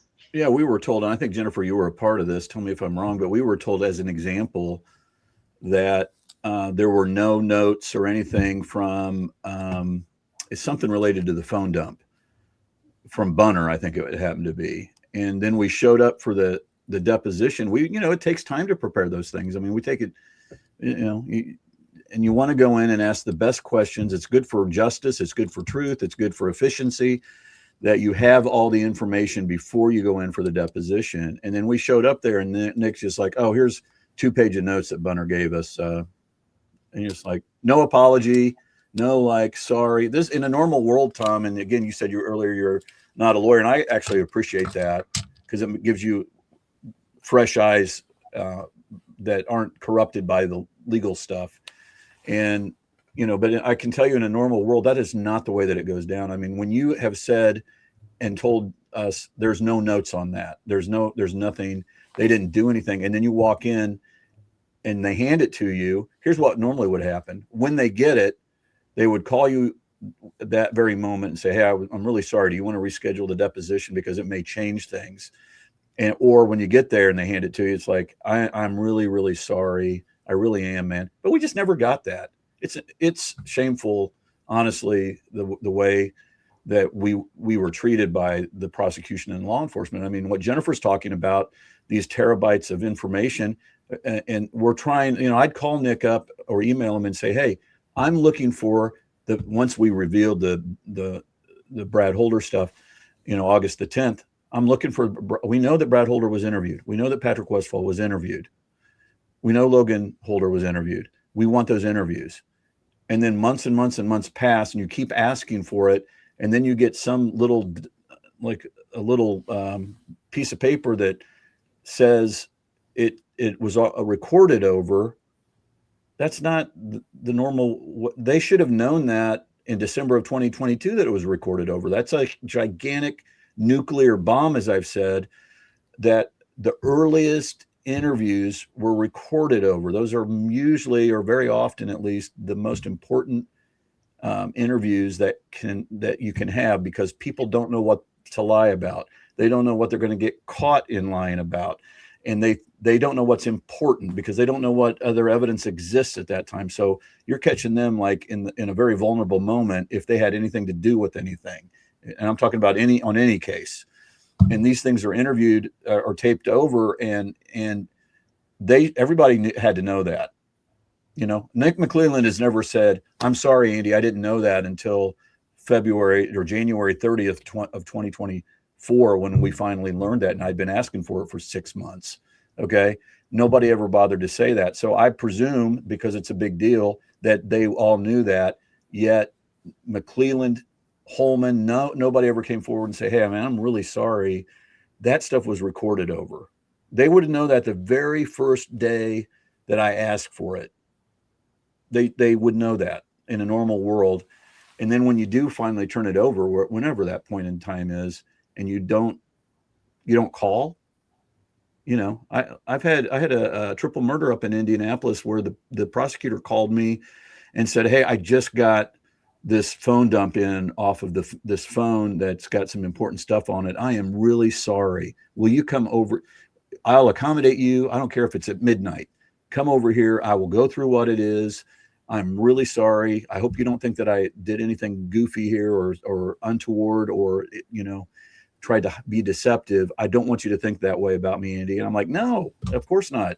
I went over there. That's how normal people operate when they're being honest with one another, when you're trying to get to the truth, which is what the prosecutor's job is. That's not really our job. I mean, our job is, to represent our client, and it's to not lie. It's not to tell falsehoods, but it's their job to prove their case. And part of that is an honest exchange of discovery and so forth. And what Jennifer just said, is accurate.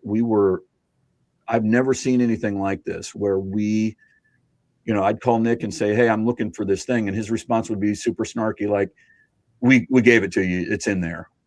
Like, Nick looked everywhere for it. We've spent 5 hours looking for this, 10 hours or whatever. And I can continue to look for it, or you can just tell me where it is. And I'm sorry if we have it, but you're not labeling anything. And people don't understand that, that added so many hours of time when it could have been efficient to do it otherwise. If they would have just given it to us in a more manageable system, that would be fine too, but I'll shut up. I totally understand that. And one of my concerns is like, how unified was the unified command if they all didn't have access to these files? And like you guys mentioned, some of these like PDFs had really long nondescript file names. Like, not saying that I'm better, but like when I started looking into this case, I created a folder called Delphi. Now it has like, I think 300 subfolders. Every file has a descriptive name. Like, I can truly find like anything about this case in 10 seconds. You want to share it with us? Yeah. It's hard. It's like every time you went to look for something, it was like finding a needle in a haystack. So I'm concerned, like, how is the investigators for 5 years investigating this case if they don't have everything in one organized area? And you're correct. And they had a 5-year head start, by the way, too. It's, they when things they're not finding the killer, what could they have been doing during that time? Well, how about doing what you did? This is a photograph of this, or this is a video of a guy in Iowa, or this is what this all is, instead of just like putting it all together and dumping it on us. And the whole Todd Click thing is also should be of concern, I would think, to you and to others who, even if you think that Rick Allen is guilty, because we would not have ever gotten the Elvis Fields interview, the Ned Smith interview, Rod Abrams interview, Johnny Messer interview, all these things that Todd Click turned over on May 1 when Nick received it, and he never turned it over to us until after he realized, oh, they're going to find out about the Todd Click letter. There's no question about that. And we still didn't get it until September 8th. But I'm going to tell you, had Todd Click never sent that stuff over to McClelland, I don't think we ever get it. And there's incredibly powerful information in those videos, particularly Johnny Messer's video, and particularly Elvis Fields, and all of them, Ned, all of them. And there's things in there that you look at it and you're like, oh my gosh, that's insane. And so on August 1st, were you there for the August 1st? I was only there for the trial. Okay. The August 1st was a free for all. That was the day that the judge said, this is the day you have to present your third party suspect evidence to convince me that it should come in. Here's what a normal judge does. I was talking to a good friend of mine who's a really well-respected judge, and he said, I would have had a 2 to 3 week hearing on that, and we would have done it the right way. We would have had that. We would have foundational witnesses. They would have been handed, the evidence. It would have been identified, and then you would have cross-examined them so that the judge has an understanding of the context of why this piece of evidence is important. But instead, here's how it went. And it's like 7 o'clock at night. Judge, I'm handing you Exhibit 227. This is Johnny Messer's video. I particularly want you to look at the 107 to 114 mark, because at that point in time, here's what happens. And then that's kind of what, and Judge Gull, she's not listening to, she's not listening to that. And if she is, she's not understanding it, why that's important. And so she had then 30 days to take all of that evidence and come up with a proper order that whether it to either exclude or include that the third party suspect stuff. Come on. It took her 6 months to get the Franks stuff done. You think she's going to take all of that evidence and watch every single piece of it? Come on. I mean, I just don't think that happened. And I'm sorry to say that. And I just don't think it's physically possible to do it. And what should have happened is, I need more time. Let's do this the right way. But again, here we are, the defense.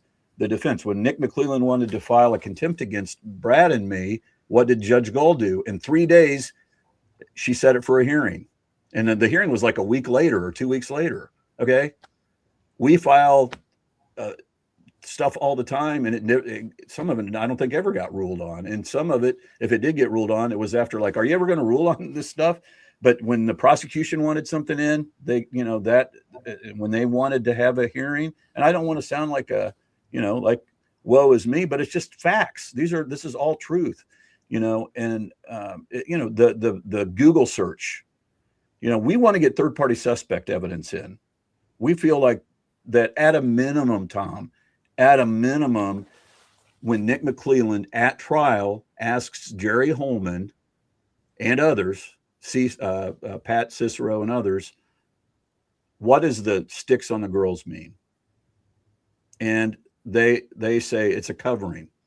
And then McClelland on redirect, I think with Holman, says, well, some thought it was an undoing as well, right? I don't know if you were in the courtroom. Did you hear me gasp at that? I audibly gasped, and Nick heard me, I think, because at that point in time, he shut down look at that part of the questioning. I think it's on Holman, because what happened in that moment in time, Tom, is that's a very obvious opening of the door to our bringing in a ritualistic crime scene expert, because here's what ended up happening. The police, the prosecution got to say, here's what we think the sticks represent. And the defense never got a chance to do that. And I don't see that anybody with an intellectual honesty would say that's fair.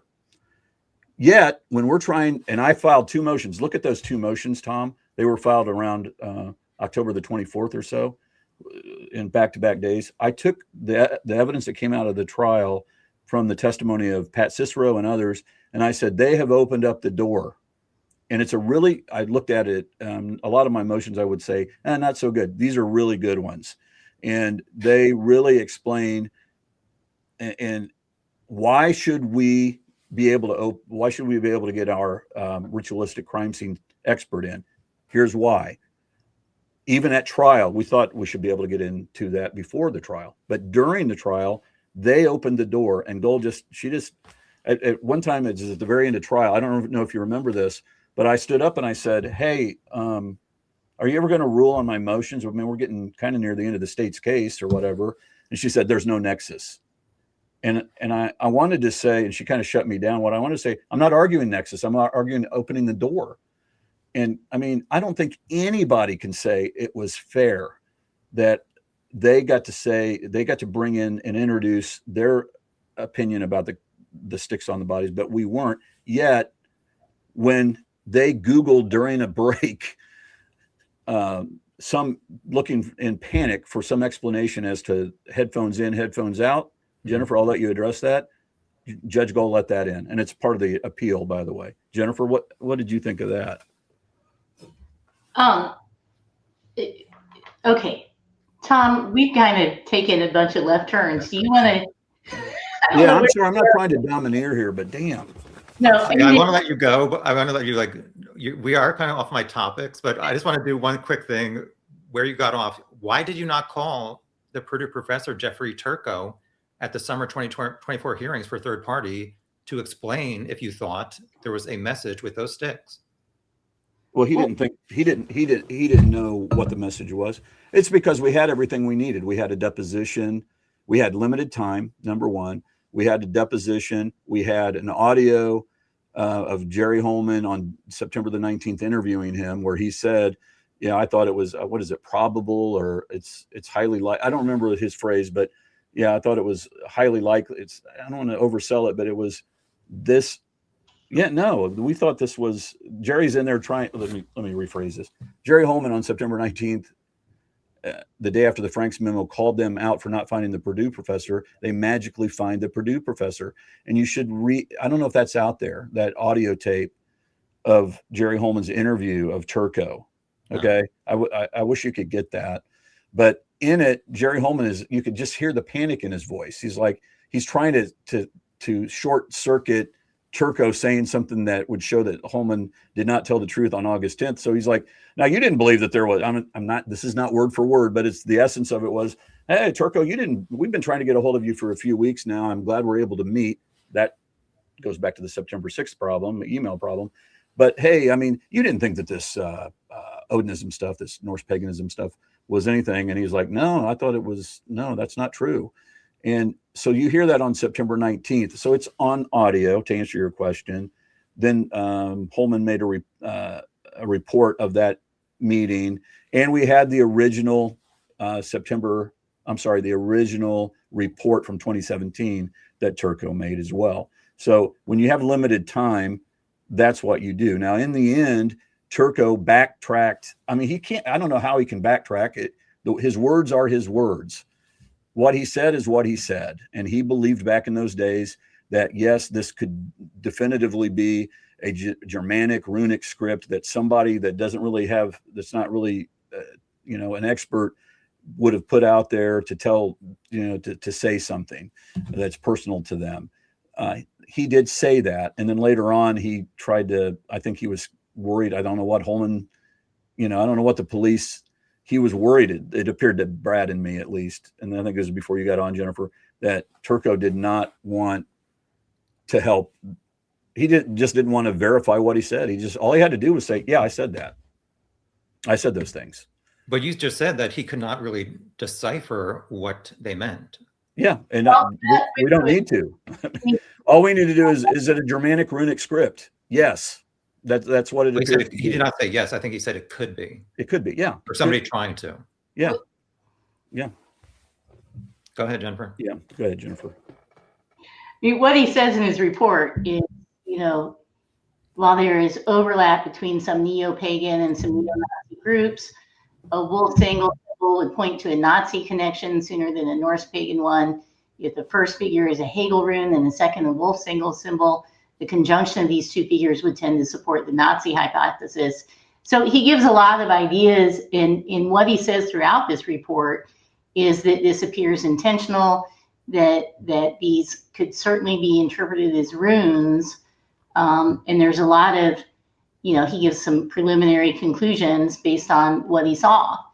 So, and I don't know that calling him as a witness, we have such limited time and more important people that we put in his statement, we put in his report, and the judge should be looking at those things. I do have a section on formation of sticks later. I don't know. We're almost at 2 hours. I'm fine going more. I have so much more to talk about. Are you guys okay going further? Yeah, man, I'm sorry for commandeering. No, it's fine. No, I appreciate you. I just want to go back because what's that, Jennifer? I'm going to shut up for a while. I don't want to let you guys go. Rick said there may have been somebody at the bridge. Like, why is that not important to us? He never told, in 2017, he never told police he saw somebody. In the PCA that he told Doolin, he only referenced the 3 girls. He did not see anybody else. 2022, he tells Liggett and Mullen, there may have been somebody at the bridge as I was coming back through. To me, that's pretty incriminating. And the only person I can think of is Betsy Blair.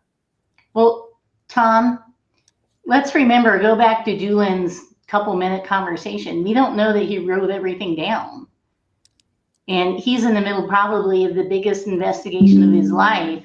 He's got lots of things to do, and now you're going back 5 years and asking him to remember exactly what he said and asked and wrote down. We don't know what, it would be great if we have a recording, but to, filter out his fact that Rick didn't say he saw someone else at the bridge when he talked to Dan Doolin, I don't think that's fair given the circumstances and the evidence that we have now.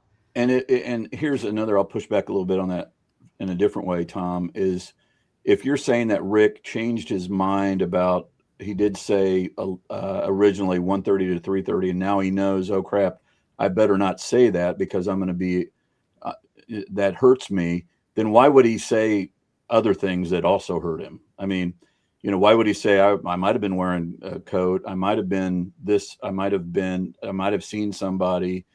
You know, I would think that if you're going to try to extricate yourself, if you actually are guilty, by coming up with information that does not help you and somehow dealing with it, then that's what you would do the whole way through.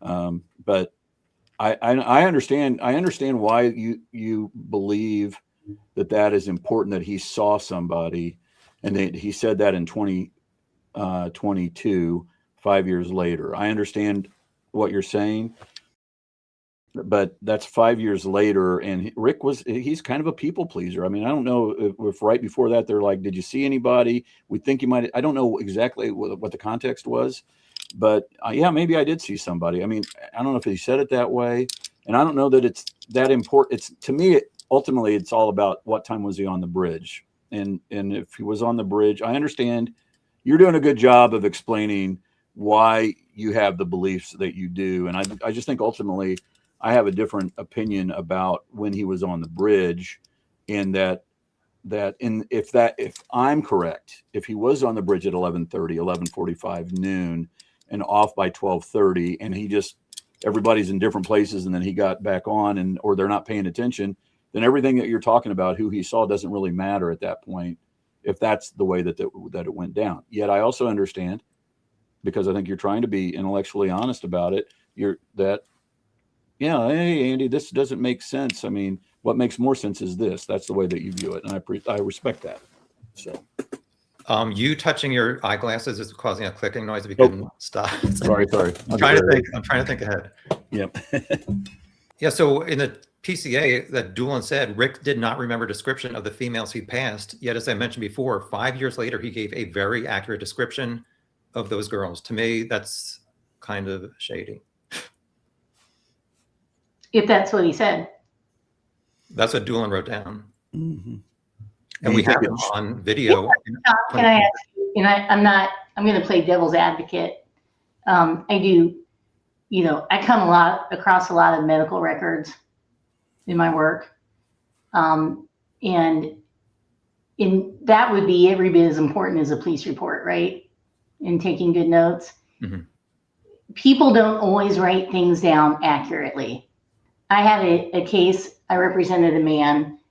We were going through his medical records, and there's a notation where they had given him a birth control shot. Pretty sure that didn't happen, right? And so, again, this is why it's so important that it should have been recorded. And he's going back later saying what he said, but, his notes are very small. There's not a lot of detail there. So, I'm just not willing, I guess, to put the kind of emphasis on these things that you are, because I don't know what was said. And I don't think any of us do. And for people to go back 5.5 years later and say, this happened, that happened, or 7.5 years later, I don't feel good about that. And when you say it seems a little sketchy or shady, okay, I can understand that. Then I presume you also would say that Brad Holder on the 17th of February, 2017, when he says, I never met Abby Williams, and then 5 years later says, I met her one time, and then 6 months later says, I met her twice. One of those times was at Pat Westfall's house, not too soon before the girls were murdered. That is also shady. Right. I mean, because if you're on 2017, your motivation, if you're involved, I'm not saying that these guys are involved. I'm talking about reasonable doubt here. In 2017, if you are involved, your motivation would be, when you're talking, is I want to distance myself. I don't want I didn't know that person. I had never saw that person. But by 2022, you don't know what you said. You can't remember. And you're like, okay, maybe they've talked to other people and they know that I met her one time. And so I better not say zero. And I feel safe now because they've got another guy in custody. So I'm going to say what I'm going to go the minimum route, because I know that I met her once. And then 6 months later, you can't even remember that. you're going to remember, by the way, and then I think it's to say this, you're going to remember if my son dated a girl that was tragically murdered and I had met her and I talked to the police 3 days later, I'm going to tell you something. I'm going to tell the police I met that girl, unless I had something to do with the murders. Then I might say I never met that girl. And so that's the reasonable doubt that I'm talking about. And that's the kind of the shadiness that and this is just, again, frustration from Jerry Holman and others, when I would ask them, doesn't that bother you? Then it's just like, no, people do that all the time. It's not that big of a deal. Go read their depositions. I mean, it's just like, come on, can you just be honest and say, yes, that bothers me. I'm concerned about that, but I still think Richard Allen did it. Okay. You can have both. You can still be a good, honest cop and say that is a problem. Yes. I wish that wouldn't be there, because I understand, Andy, why you are concerned, but I just don't think that he had anything to do with this. And I don't think the evidence shows that. Say that instead of, it doesn't matter. No, people, they're mistaken and they get that wrong. Oh, really? When your son dated a girl that was murdered and you're going to tell the police that you don't remember that ever meeting that girl, and then change your story 5 years later because you can't remember what you said? I think that's something that was worthy of a better response from Holman and the rest of the crew when I confronted them with it. I agree about that, but at the same time, if you're on the High Bridge and Platform 1, and that night on the news, girls are missing, last seen on that same bridge, I think like most people would be totally freaked out and remember if they saw another human being at the barricade.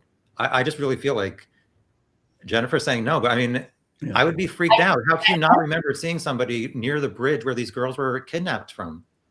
You're having to go back now and try to figure out what you perceived at the time. But it was the same day. It was a few hours later. Sure. Tell me exactly what you did 5 hours before, who you saw. I know that I would have seen somebody on the trail. Not necessarily. Not necessarily. You're looking at your phone, you're doing this, you're doing that. So again, and now it's later and you're trying to go back. You don't know it's important at the time, right? So how does that get registered? How is that perceived? You don't know it's important at the time. And now you're going back later and trying to fill in the dots. A lot can get missed. And I don't think we can discount that at all. I think, Tom, you're a very astute guy and probably way better than I am and maybe the average Joe at noticing stuff. I mean, knowing Rick's a lot like I am. I just don't view him as a guy that is going to be crazily observant about anything. And, he might say things that like Jennifer saying, that just part of a memory, or maybe he's kind of infected his brain with stuff the way that Sarah Carbaugh, in my opinion, seems to be, and all that. So I understand what you're saying, though. I do. And I'm not just saying that. I can see why you would have such a kind of a strong belief that Rick was guilty based upon your way of thinking. And I'm not saying that's a wrong way of thinking. I'm just saying it does make sense to me more than you've made more sense to me than most anybody else, I would say, that I've listened to. Okay. I still don't agree with it. I still don't believe it. I still have all these issues with it, but at least you're logical. At least you're trying to parse this thing down logically. And I appreciate that. I appreciate you saying that. We're at 2 hours. I'm fine to go as long, but I totally respect you guys do not want to. So next on my list is the 3 girls versus 4 girls. I know we briefly discussed their different descriptions. Do you guys even want to bring that up, how Rayleigh and Bree described Bridge Guy as certain things that really don't match Rick, or do you want to skip this part? I don't remember everything, the details like you probably do. Yeah, I wrote it down. I don't know if you want me to refresh. I'll let Jennifer take this one since I've dominated the conversation, sadly. So, I mean, Rayleigh gave it a description that was, again, everyone is consistent in their inconsistencies as it relates to Rick. She had someone on with a mask, taller than her, probably 5'10", again, and we're assuming we know everyone who is out there. And Tom, you seem like a good person. And so when you say, boy, if I was somewhere where 2 girls were murdered, I'm going to immediately write down everything I saw. I'm going to make sure I have all the detail. I'm going to get a hold of the authorities. But a lot of people aren't like that. A lot of people, unfortunately, are scared to get involved. Sarah Carbaugh, why didn't she come out for 4 months? So we're assuming we know everyone who is there. And when you look at all of the descriptions that different people gave at different places, I'm not convinced we have everybody who's out there. We've got a lot of different descriptions, some of which are similar that, where there are people out there that we just haven't identified yet. And I think that, to me, is what explains these different descriptions of Bridge Guy that everyone, some people everybody wants an answer, right? So when you're talking to police, you want to help, you want to be helpful, you want to try to, when they say things and you're trying to figure it out in your head, you may say things that aren't necessarily true. You're putting the pieces together like maybe, I can see myself doing that even as an attorney, right? And we all want an answer, and the easy answer is Rick, because, he puts himself there. But just because he said he was there doesn't mean that's the person all these people are describing. Totally agree. There's no denying that these girls gave various descriptions of the man they passed that really do not apply to Richard Allen. However, like I said, his description of who he passed was just very accurate, other than the 3 versus 4. So a lot of people want to know, Jen, what do you have to say? Sorry, I'm ready to talk. I don't want to interrupt you. A lot of people want to know, what did you guys do to find 3 girls at noon who Rick said he passed? I mean, we had our investigators out talking to people, but here's the thing. Let me ask you this. If these girls are looking at someone, okay, and taking it in, and they're talking amongst themselves, who's to say Rick didn't pass them, but a little further away, but they didn't register him because they're looking at this other guy and they're talking amongst themselves. Like, there are so many possible explanations for this, that they can explain a lot. I don't know that we have the right one. Yeah, I mean, again, through the prism of reasonable doubt, I mean, I appreciate that you're being, again, intellectually honest. I just think unfortunately, a lot of the people that are the pro-state people, I'm not saying you're pro-state, I think you're pro-truth, the pro-truth, but the people that believe that Rick Allen did this, I think there's a void of intellectual honesty on a lot of topics. They somehow, at least you're coming up with, hey, they're sisters, younger, even though but the numbers are off. There's that. And my response back would say, you think other people, there could have been 3 other people on there that actually did meet that description? I think so. It's a great question. What did we do to find out who they are? Again, Jennifer said we had investigators. I don't know exactly what you do, how you do that. Isn't there discovery that shows everybody who was on the trail that day? No. Can you tell me what you guys got in regards to who was on the trail that day? There is not a piece of, you would think that exists. Like, here is a report that lists every single person that was that claims that they were on the trails that day, and roughly their time frames that they were on there. There is no such, to my knowledge, there is no such document. Maybe you've seen it. I haven't. So I made a spreadsheet of it, trying to figure it out myself. I don't know why police never did that. Yeah, and we're trying to piece it together through interviews that we've received 5.5, 6, 7 years later. And we know that there were other people in the area, maybe on the trail, maybe not, from the geofence data and all the cell phone data. We know that there were other people in the area. How close they were to the trail, we can't really pinpoint that, but we know that there are other people in the area. So some people online try to assign these 3 girls to some girls. There's Facebook screenshots of Libby's aunt Tara, like around the time of the murder, saying if anybody saw them or was there. She says, we were at City Park playing basketball, and people try to say that that girl was actually the three girls who passed Bridge Guy, or sorry, who passed Rick around noon, and they just don't acknowledge that this girl said, no, we never went to the trail. We were at City Park, which is like 10 minutes away, playing basketball. So you guys are saying you never found three girls who were there around noon? I've never heard. What you just said, I just wrote down. Yeah, I mean, I would be interested in that just because, you know, that's where that whole sleuthing world, I don't know if you consider yourself part of that universe, but there's a lot to be proud of with the work that they've done. And I think if they know something, there's also this talk, I'm sure. I wish I could delve into that world. Like, I wish I could get on. No, you Reddit. don't trust me. It's crazy. But it's not good for my mental health. And it's not. Whether they're singing praises or more likely not singing praises, it's not good.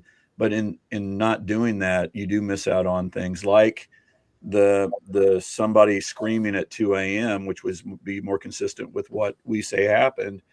And you know, I've heard this from other people that have emailed me, and I don't know anything about that. I don't know there's apparently a couple people, and one of them doesn't want to talk or something. I don't know how much of that's true. I don't know who this person. There's a person that you just told me that out there in the Delphi sleuthing universe says that she might, or people say she was one of three people that might have been on the bridge that could be the person that Rick talked to, and it was earlier, that more consistent with his timeline. I don't know if it's embarrassing or shameful, but I just don't know about that. I hope that would be accurate, because it would help Rick out and it would help our defense of him. Well, actually, it's irrelevant, because she says in the screenshot that she was at City Park playing basketball and never at the trail. So she was not. Oh, okay. Assume. Unless she didn't want to get involved, but I mean, I'll take this was before they were even found dead. This is the night of the 13th on Facebook, okay. I believe. So then why do people talk about that if that's they don't I don't know. It's like I said, online sleuthing is crazy. Yeah. So people say, well, what about 3 versus 4? And rarely in some like interview that she talked to some online sleuth named Bitter Beat Poet, or his name is Doug Rice. Not sure that you got. Do you guys either know about him? No. So he talked to Rayleigh's mom. Rayleigh Voorhees was one of the girls who passed Bridge Guy. So before Rick was even arrested, this guy talked to the mom trying to get some information, and Rayleigh said that she was walking behind the other 3 girls. So as you guys try to think of different scenarios, Rick said he wore a hat and a hoodie, and he's apparently looking down at some point. So did he only see the front 3 girls and not Rayleigh behind? And also, I don't know, maybe that's my only one point. Well, I don't think that Rick said that he was wearing that. I think that was a point of contention, and it's even in the appeal that he was saying, what might he have worn? And he's like, I might have worn this and I might have worn that. And that was one of the, if you want to call it a lie or fabrication that Liggett made, because he said definitively, Rick said he was wearing a blue jacket and whatever. And when you watch the video of the interrogation, he doesn't say that. And that was super frustrating. The very first time I ever watched the interrogation video of Richard on the October 13th interview, I knew that Rick had not said that. The same way that Mullen tried to get away at trial with saying that Rick admitted that he was headed westbound on 300 North. I went up to Mullen after his direct when he had spewed that out, and they had not shown, the prosecutor had not shown Rick's October 13th interview at that time to the jury. And Liggett was just freestyling up there saying, well, Rick admitted that he had been traveling west on 300 North. Maybe not in exact words like that, but that was at a very minimum. That was the impression that he was trying to leave, if not outright saying it. And that's not what Rick said. I mean, Rick never said that. He said maybe one time I went that direction with Kathy. We were kind of on a country stroll or something along those lines, but it never made sense that he would travel westbound on 300 North from his house. It just never made sense. And that's another thing that should have been talked about, perhaps in the probable cause affidavit for the search warrant, maybe down the list. But Rick never said I traveled west on 300 North. Yet Mullen at trial under oath said something to that effect, and then I called him out on it, and then he just said, well, maybe I was mistaken on that or whatever. I mean, the transcript speaks for itself. Whatever the transcript says is what it is, but that I'm fairly certain that's the way that it went down.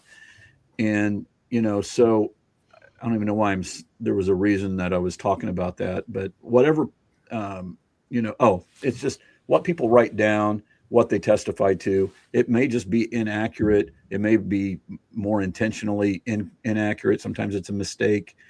Is it possible that that's what you just said?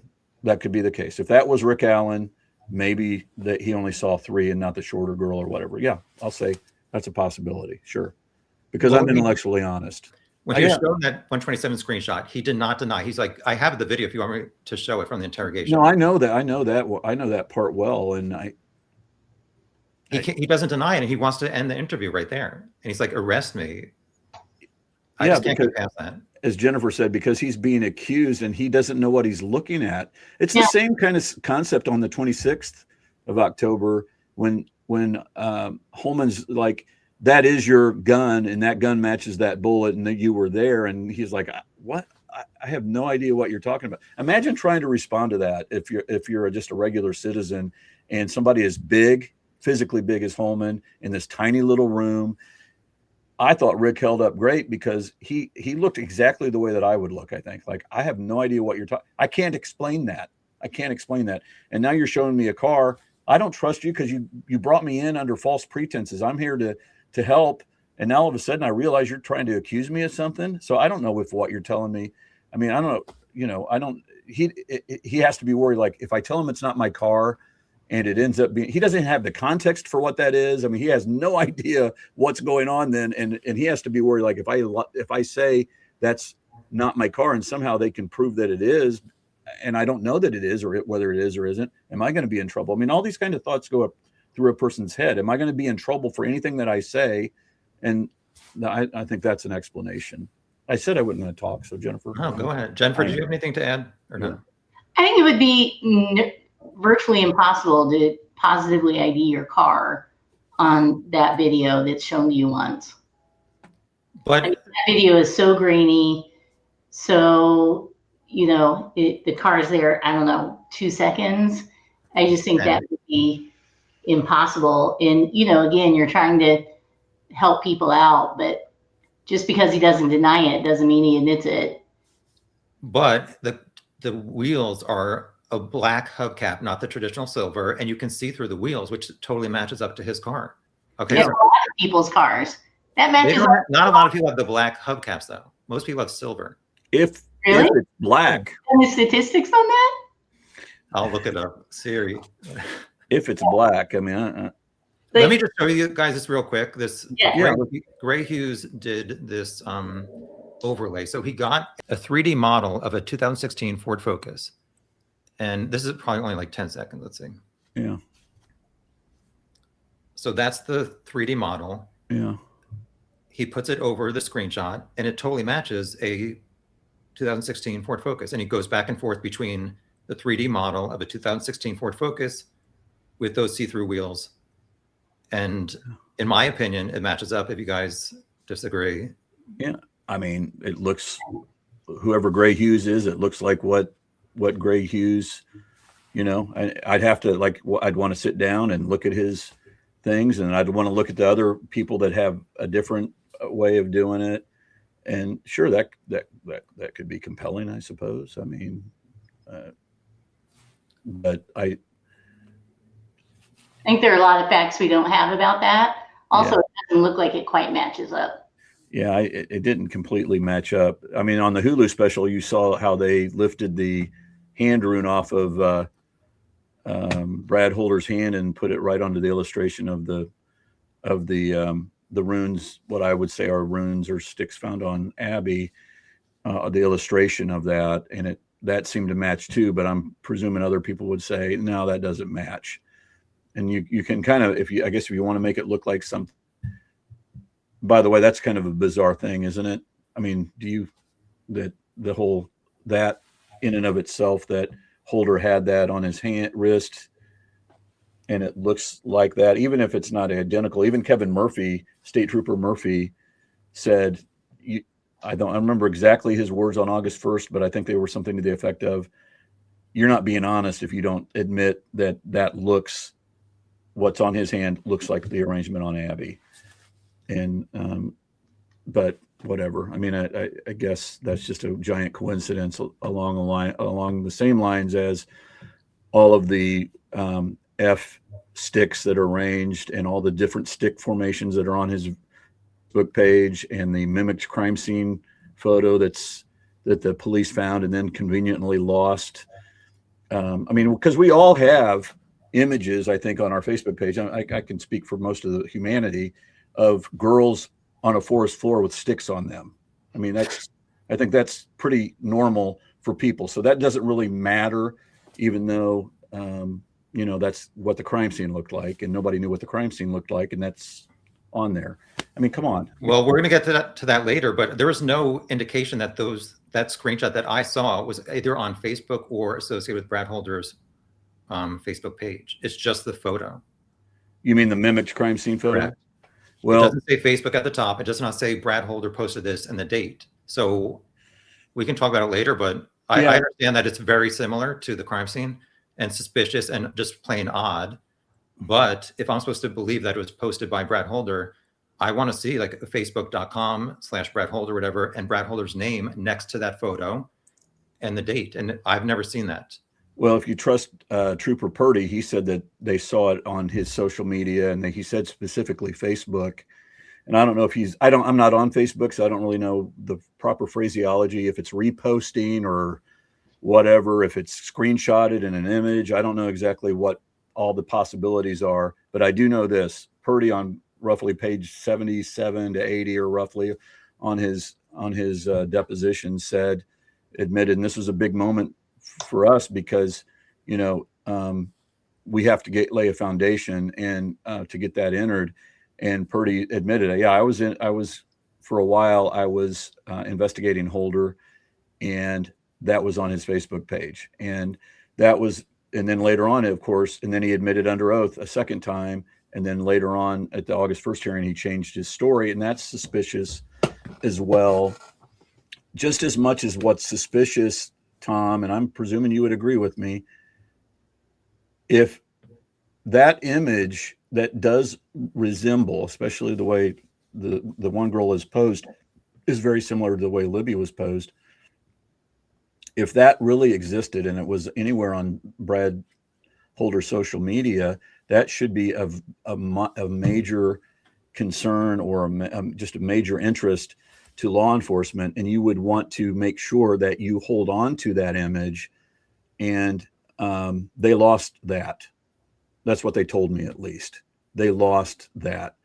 The only reason I even know that it existed is I saw the Trooper Winters report that I think is probably out there. I'm not sure, from Ryan Boucher, who emailed him, and Winters must have known about the crime scene somehow, because he's like, this looks like the crime scene. It kind of mirrors what the crime scene looked like.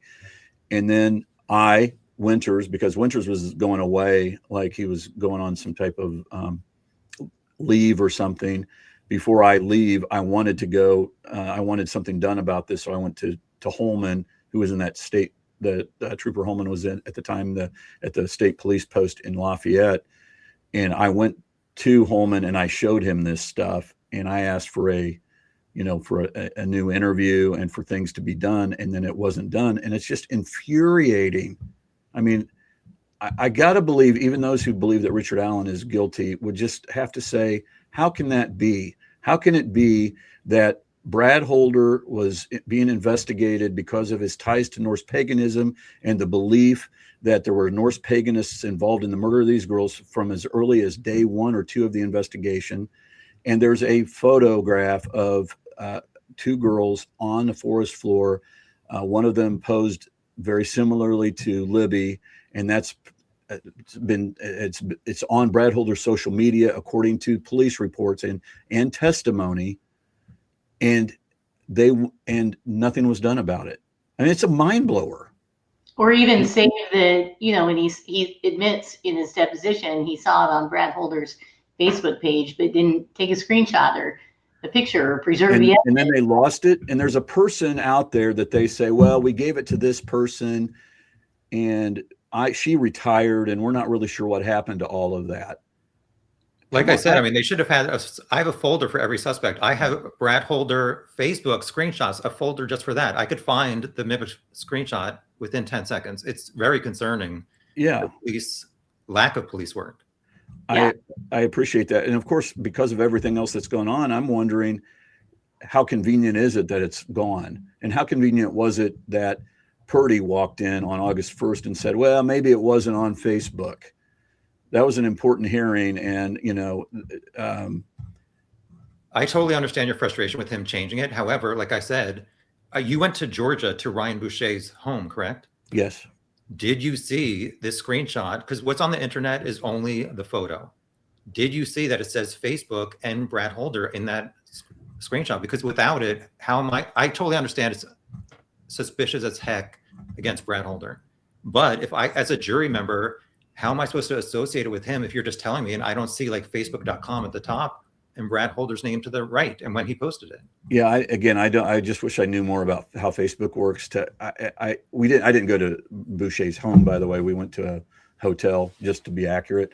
But I just remember when he pulled that up along with the other stuff that was on there, like the Goodfellas meme and the 2 a.m. My testosterone is high and all that. And I really came down there for the one. I mean, I came down there. I had the other stuff, but what I didn't have was the Mimicked, and I wanted to see what it looked like. And I did not want to ask McClelland for it because I didn't trust him by then, and I didn't trust police, and I wanted to make sure that I didn't want them to get to Boucher, honestly, like to go down there. And so we drove down there, and when he pulled that up and I looked at it, I could not believe it. But I can't sit here and tell you, and I'm not trying to be coy. I'm just not a Facebook guy. I don't know if you can like screenshot something and post it on there. I'm not really sure how that all works, but it was all in the same stuff with Boucher, and all the stuff was in the same, and it was talked about in the report, Winter's report that you've seen, I think. Mm-hmm. And Trooper Purdy admits that was, I think even at the August 1st hearing, he tried to I don't know. I felt badly for him in a weird way, even though I'm not really positive exactly how that went down. It was very shady, is a polite way of saying it. And I don't know if he looked like a hostage or whatever, but he did. I think in the end, if you read the transcript from August 1st, I think my memory of it is something along the lines of, there was a folder with Brad Holder's stuff in it, and that was in that folder. Okay, well, then what difference does it make in a way? Why is that in there? Then that becomes an issue. But anyway, it's just a mind blower that that we even have to talk about why that's important when Jerry Holman, again, in an act of intellectual dishonesty, is just like, that's not a big deal. It's just, come on, can you be honest and just say, that is disconcerting, Mr. Baldwin, that is a problem, but here's my response to it. An intellectually honest response is this, and here's what it is. I don't think there is one, though, other than it's disconcerting, but maybe the best one would be what you're saying, but we're not sure that was on Brad Holder's page. If it was, I would agree that's the problem. Yes, the picture is very suspicious, but even in Ryan Boucher's affidavit that you included in one of your filings, he says that he got certain photos from Holder's page, but for this specific one, he said that it was associated with Holder and associates or something like that. He never specifically said the mimicked photo was only on Holder's Facebook. And like I said, the screenshot that I've seen doesn't include Facebook and doesn't include Holder. So if I'm on the jury and Holder's on trial, how am I going to say, okay, I'm going to make him guilty when I don't even know if that was on his page? Because of the mimic, because of the hand rune, because of the sticks, because of the Goodfellas thing, because of, just all of that. That is one piece of the puzzle that would cause me to think, yeah, that probably was on his Facebook page. I also think the DNA data is really telling, or moreover, the lack of it. And if you want to talk about the investigation, what they didn't follow up on in terms of the DNA. Okay. Andy, what do you want to do? We're going to do the Libby's phone data, and then Jennifer might drop off. What do you want to do after that? Do you want to keep going with me, or maybe schedule another time? I'm happy to keep going. I appreciate you so much that you're just letting us do our thing. And I know you had I don't want to say an agenda, but you had a list of things you wanted to accomplish. So I want to honor you by staying on. And as you know, I have a client coming in, I think at 4 or 4:30. I just went to my paralegal and I'm trying to make some arrangements. So I'll stay on at least until 4. Okay. If that's okay. That sounds great. Jen, do you want to talk? I have a spreadsheet that I made of some of Libby's phone important times. If you want me to put that up real quick. Sure. I'm trying to find Chris Cecil's spreadsheet. So I put on my screen some of the most important times that I think relate to Libby's phone data. Mm-hmm. So we want me to just review it real quick. Like 2:02 is when Brad Weber checks out of work at Lafayette. 2:13 starts the bridge guy video. 2:14 it ends. Mm-hmm. Immediately after that, Libby tries to usually use her fingerprint on the phone. Then the phone moves for 4 minutes and 7 seconds from 2:14 to 2:18. 2:18 to 2:25, the phone stops for 6.5 minutes. 2:25 to 2:32, it moves for 7 minutes and 17 seconds until it totally stops for good at 2:39 p.m. Between 2:25 and 2:32, it showed that 2 flights were climbed, which equals 10 feet. 2:50 is the first time Brad Weber's phone pings at his parents' house at the end of the driveway. 4:06, Libby's grandmother sends her SMS message. 5:44 p.m., Libby's phone connected to a tower. 5:45 p.m., Libby's grandmother called her, and milliseconds after the phone starts ringing, the data on the phone shows either headphones or an auxiliary cable were put into the phone. Water damage is also a possible explanation. 10:32 p.m., at first the police thought that was when the phone depleted. Years later, they re-examined the data, and apparently the phone did not turn off at that time. Also at 2:32 p.m., defense expert Stacey Eldridge said that headphone jack was removed. She said, quote, "I cannot think of any explanation that doesn't involve human interaction," end quote. Final 2 times are at 4:33. Her phone connected to the tower again and received about 15 SMS text messages.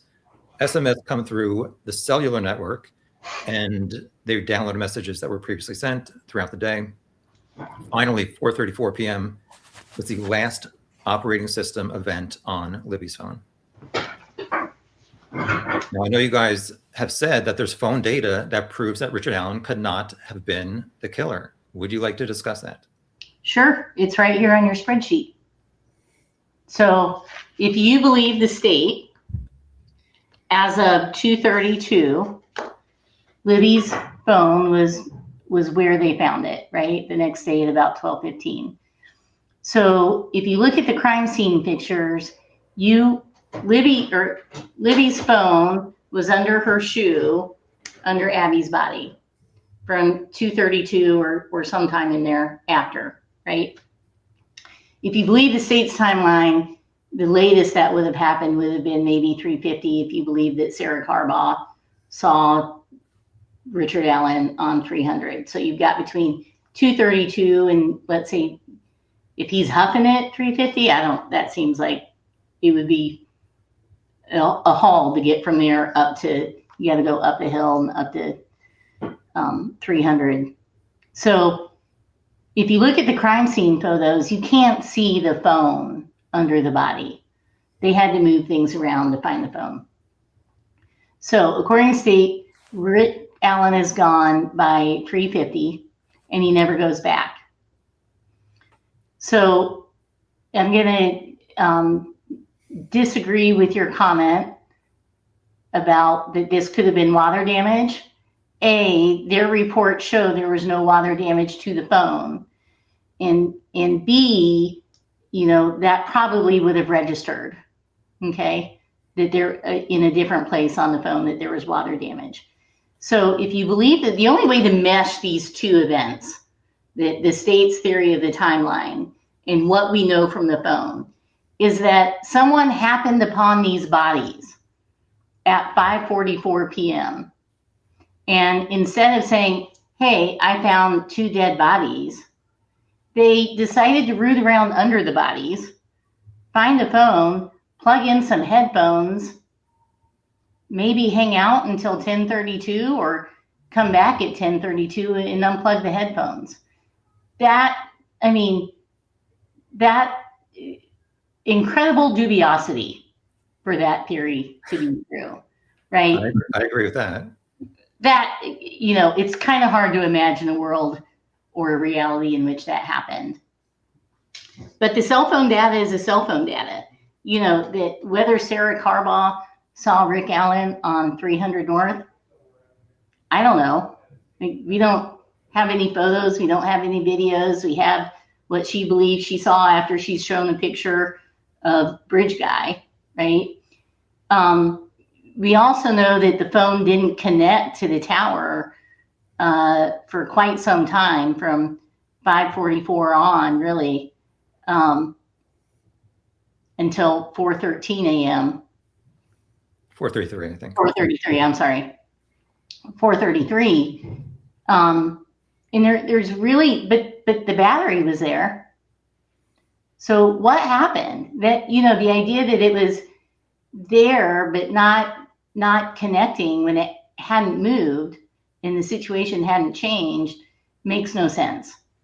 To me, that evidence of, one, it's not connecting to the tower, and two, wired headphones in it shortly after she gets a call from her grandmother that would in effect silence the phone, and then disconnected at 10:32. There's no way to mesh that with a theory that Richard Allen killed these girls. None. He was home. He was home at 10:32. He was home at 5:44. So my issues with that are they crossed a creek where you can see the following day in helicopter footage, the searchers are up to their waist. So I think it's obvious that the phone could have had some water damage crossing Deer Creek. They get over there, the phone stops moving at 2:32 p.m. It never moves. There's no app usage, nothing, until 22 hours later when the phone is found under her body, Abby's body. The fact that the headphones registered within milliseconds, less than 1 second after the phone is moving because it's ringing when the grandmother calls at 5:45. To me, that seems totally possible that the phone movement caused some kind of water down by the bottom of the phone to register as headphones being plugged in. As you guys were kind of upset about that officer taking a break and looking at Google and saying, oh, people are saying online that it could have been water damage. It's undeniable that people online who had an iPhone 6, like Libby, complained years ago that their phones were showing that their headphone jack was plugged in after they had some kind of water damage when there was nothing actually plugged in.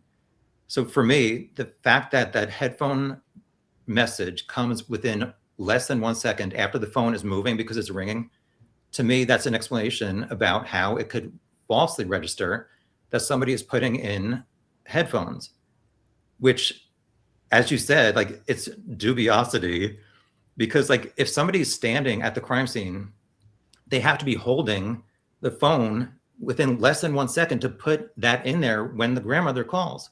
And 5 hours later, there's absolutely no movement of the phone. There's no app usage. So to be for 5 hours, somebody is standing at the crime scene holding the phone and then just takes it out, doing nothing else. And we know that was at 5:45. The family's out there looking. Mitchell Catrone, the officer, was out there by about 5:30 at the private drive looking. Nobody sees anybody standing at the crime scene holding a phone with headphones. So to me, this whole idea that somebody's standing there for 5 hours or 3 hours after the murders, randomly plugs in the headphones within less than 1 second of the grandmother calling and the phone actually moving back and forth, it's dubious, as you say. Because it didn't happen. So What didn't happen? you're ignoring that there is no scientific evidence. And here, first, let's talk about this. When we have experts come into court to testify, there are certain standards that have to be met. They have to make sure that the ideas that they're testifying about, are reliable, they're accurate, they can be replicated. And these are very stringent rules that need to be met for expert testimony, okay? And what we don't want is, we know there's a lot of stuff on the internet, right? Some of it's true, a lot of it's not. And that's why we don't rely on internet searches in criminal cases, especially when you're talking about convicting someone of murder. In any criminal case, you wouldn't want that. If you were accused of a crime, you wouldn't want that kind of evidence used against you. Some Apple discussion group? Good heavens. No, that's not the type of scientific evidence that we rely on in court. What we rely on are studies that people have made of these phones. And so there's no evidence of water damage. And had there been water damage, the phone would have logged it, and it didn't. And if you look at the state's reports, it didn't. There's no evidence. Even they admit there's no evidence of water damage. And what you're talking about when it's moving, maybe it's jiggling if it's on silent, but it just rings if it's not on silent, so there wouldn't be movement. And I'm not suggesting at all. When I said incredible dubiosity, I meant it's incredibly dubious that someone was out there where the bodies were found with the phone. What I'm saying is the bodies weren't there. That their whole timeline is so jacked up and their whole facts are so wrong, they've got that wrong too. Remember, tell Tom about the mistake that I think it was Bunner or maybe it was Cecil made when the way that they turned on the phone and the stuff that is eliminated or that comes off of the data, off of the search, so that you can't tell when the phone was turned on or off, for example. Yeah. Last thing in, last thing out. And that helps explain, why the phone wasn't there and why it reconnected when the body came back at 4:33 a.m. and then all those SMS messages showed up. So explain that, because you knew that. I felt you knew that very well. And I don't remember which officer plugged it in and did the full extraction or whatever. I don't remember all those details. Sure. So when Bunner first initially got the phone, he turned it on and did a partial extraction, which removed a lot of data. And then they sent it down later to Indianapolis. So when you do that, you erase some of the data that would have been helpful to have. And the more you do it, the more data is erased. And, I think, it went to a governmental agency, I think in North Carolina. That phone made a lot of journeys, and a lot of people were trying to look at it. And every time you do that, you destroy some of the evidence. Andy, you asked me about another topic, and now I can't remember what it was. Well, I think I was just kind of, the 4:33 a.m. is just as important as the 5:44, 10:32 and out. By the way, but before I forget, Tom, what would you say? I understand what you're saying about, about the phone perhaps moving, okay, but it's not connected to the tower. That's another issue, a different issue. But what about the phone out, the aux cord out or the headphone out? What explains that? So I think a possible explanation, like I said, they crossed this Deer Creek. If Libby had, or even Abby had the phone in Libby's jeans as they crossed, I think there's water damage. On top, the phone is on the ground. On top of that is Libby's sneaker that could have been wet. On top of that is Abby's body that wearing Libby's sweatshirt that could have been wet from crossing the creek, which it was. They testified at the trial that it looked like the sweatshirt was wet. So I think there could have been over between 2:32 and whatever 5:45, some kind of water. When the phone rings, it causes the water to displace a little bit and register as headphones. 5 hours later, maybe it dried out so that it was not still doing that same message. Yeah, So maybes and But you and guys have a lot of maybes too. When I did some other issues, you guys had alternate scenarios. no, I understand it. scientifically backed up. Yeah. And we're into a lot of speculation about, you know, that it's not supported by any of the evidence. You know, there is no evidence of water damage to the phone. That's a fact. Yeah. Well, there's no evidence that they were taken away from the scene after 2:32 that you guys just said. Except There is evidence, and that's the 433. Well, tell me, because I have not seen let me ask you this. Can we go back to your phone timeline? You want me to pull it up? Sure. All right. Okay. 225 to 232. Correct. 2 flights climbed. Correct. Where did that happen? Didn't So happen there. from the bridge down to the private driveway is more than 10 feet. No, Correct. this is climbed. This isn't going down. This It's is up or down. That's how it. not. Nope. Apple Health data from what I've seen is either up or a change of 10 feet either way. No, that's wrong. I don't know. Even if that is true, Tom, it's 70 feet. It's 70 feet from the top of the bridge to where those girls were found. 70. So you're saying phone data is incorrect sometimes? No. Well, I'm saying there's other explanations that those. Here's one: the girls never went down the hill. They went along. If you've been on, I know you can't get on that south side of the bridge like we've been able to get there, but if you don't go down the hill, and we don't know what happened right after you hear those words or whatever. What happens if this happened? Yeah, never mind. That looks treacherous. I need you to go straight. If you go straight, it's kind of like a continuation of the railroad tracks. And you've probably seen that on like on satellite or whatever. Mm-hmm. And you go down that road, and eventually you won't start running into some outbuildings and so forth. And that's more consistent with going up 2 flights or even down 2 flights than 70 feet going down. I mean, you either trust in the data or you don't. If you're going to use it, not you particularly, but anybody that's using it, if they're going to say, "Oh, well, this supports our theory," well, no, it doesn't, because the health data says 2 flights, which is no more than 30. I think we remember confirming that, and it's 70 feet down. So, what makes more sense to me is, that under road that goes under the bridge and it meets up at Weber's house. That when you get a phone into a car, it's not going to register movement. Maybe the 2 flights climbed of at least 10 feet each could possibly be explained if Rick had Abby and Libby start to climb back up to the private driveway, which is over 10 feet above, but then decided to cross Deer Creek, which from standing in the bottom of the creek and then walking up to the crime scene could be 10 feet up the embankment. And the thing that just gets overlooked a lot because of the phone in, phone out, but before that, we were super excited about the 4:33 a.m. because what that shows to us is, this all hinges upon the state's theory. The phone is under Libby's body or Abby's body from 2:32 p.m. until noon the next day, roughly. Yet it stopped connecting to the tower.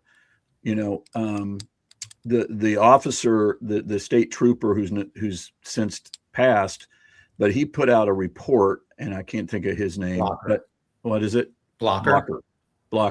Blocker says it's 2 options, basically. Either the phone doesn't work or it's out of the area. Well, the phone worked. We know that. So then the other option is it's out of the area, and that's why it's not connecting to the tower. That's a long way to answer your question. Like, well, if the phone wasn't there, then I'm all ears on that. Well, and it sounds like you probably processed some explanation for this, but this is an explanation for sure. And that is, Blocker was correct. The phone got into a vehicle.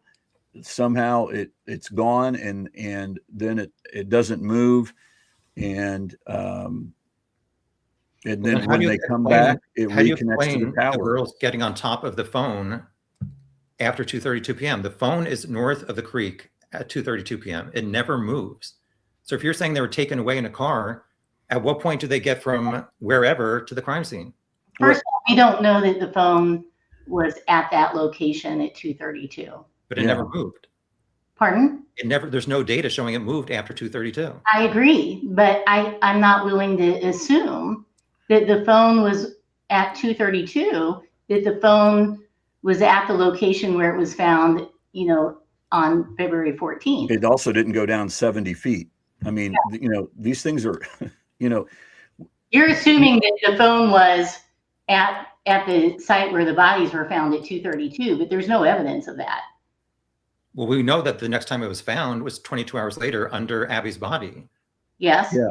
We don't know it was there at 2:32. There's a whole other thing about the low battery and whether or not once it got back, did it get connected? Was there a pulse that was sent out because they're just sending those out every 15 minutes? There's all these different possibilities of how it reconnected to the tower, but nobody has ever been able to explain, well, what happened between 5:44 and 5:44 p.m. on the 13th and 4:33 a.m. on the 14th that would cause it to get all these SMS messages. Something at 4:33 a.m. on February 14th, and no one has ever answered that question. Well, what was the last operating system at 4:33? What was there going on there? It was, I'd have to pull up my data. Apple Music. There's some other type of event at that same exact time. She left. Oh, she I don't know disappeared. what happened to her. She used to have all that stuff down. But yeah. I mean, if they were taken somewhere else, the reception is better out in the open. The phone is under a shoe in the woods under a body that is experiencing rigor mortis. I've seen videos where people with an iPhone went out to that same crime scene and the reception was bad.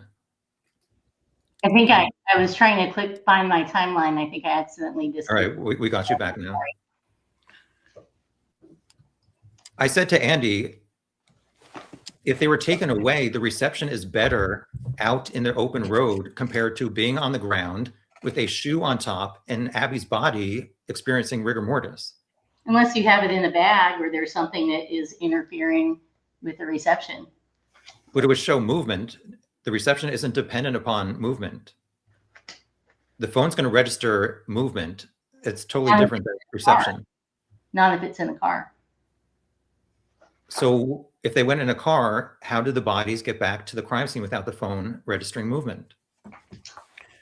Well, if they had not screwed up the phone by the way that they extracted the information and connected it, we would have a lot better knowledge of what was going on in that phone. And that's one of the big problems is there might be an explanation. The low battery, it was a low battery and for some reason it doesn't connect. But then when it gets pulsed by the 15-minute pings and it comes back into the area, that might do it. I mean, nobody, it's not our burden to prove this, but there's definitively problems that phone didn't connect for 10 hours and then all of a sudden it did. Why do I have to explain that? You guys need to explain why that means the phone was there for 10 hours when it didn't connect. That's a problem. What happens, Tom, would if you find out that there is actually a something on the phone data that let's say later on, because they can continue to do extractions, they can continue to look and review the phone data off of Libby's phone. If later on you find out that there is a something that shows up on the phone data that says there was no water damage, would that matter? Would that matter, or would that be then well, that's if the phone, that doesn't mean anything because it's still 70 feet down and there's just all kinds of mistakes here. I mean, at some point in time, because I think that's what's going to end up happening. I think you're going to find out later, perhaps, that, when they start looking at all the data that's on there, they being the state police on a second retrial, that perhaps there's data on there that they didn't uncover. And if it goes to the FBI, then the hope is that some of this missing data actually can be found. And I think it's, I understand what you're saying. I do. And I've not heard anybody say that, by the way, that, oh, maybe the phone moved. And at least that's something. I mean, at least I've heard something now. Not. Well, I don't just think they crossed a creek. And as I said, the searchers were up to their waist. I think it's a possibility as they're crossing the creek, the phone is going to get some water damage. And actually, like your expert, Stacey Eldridge, a lot of people are kind of shocked that in her affidavit, she said, quote, I reviewed photos of Liberty German's iPhone 6S taken by the Indiana State Police.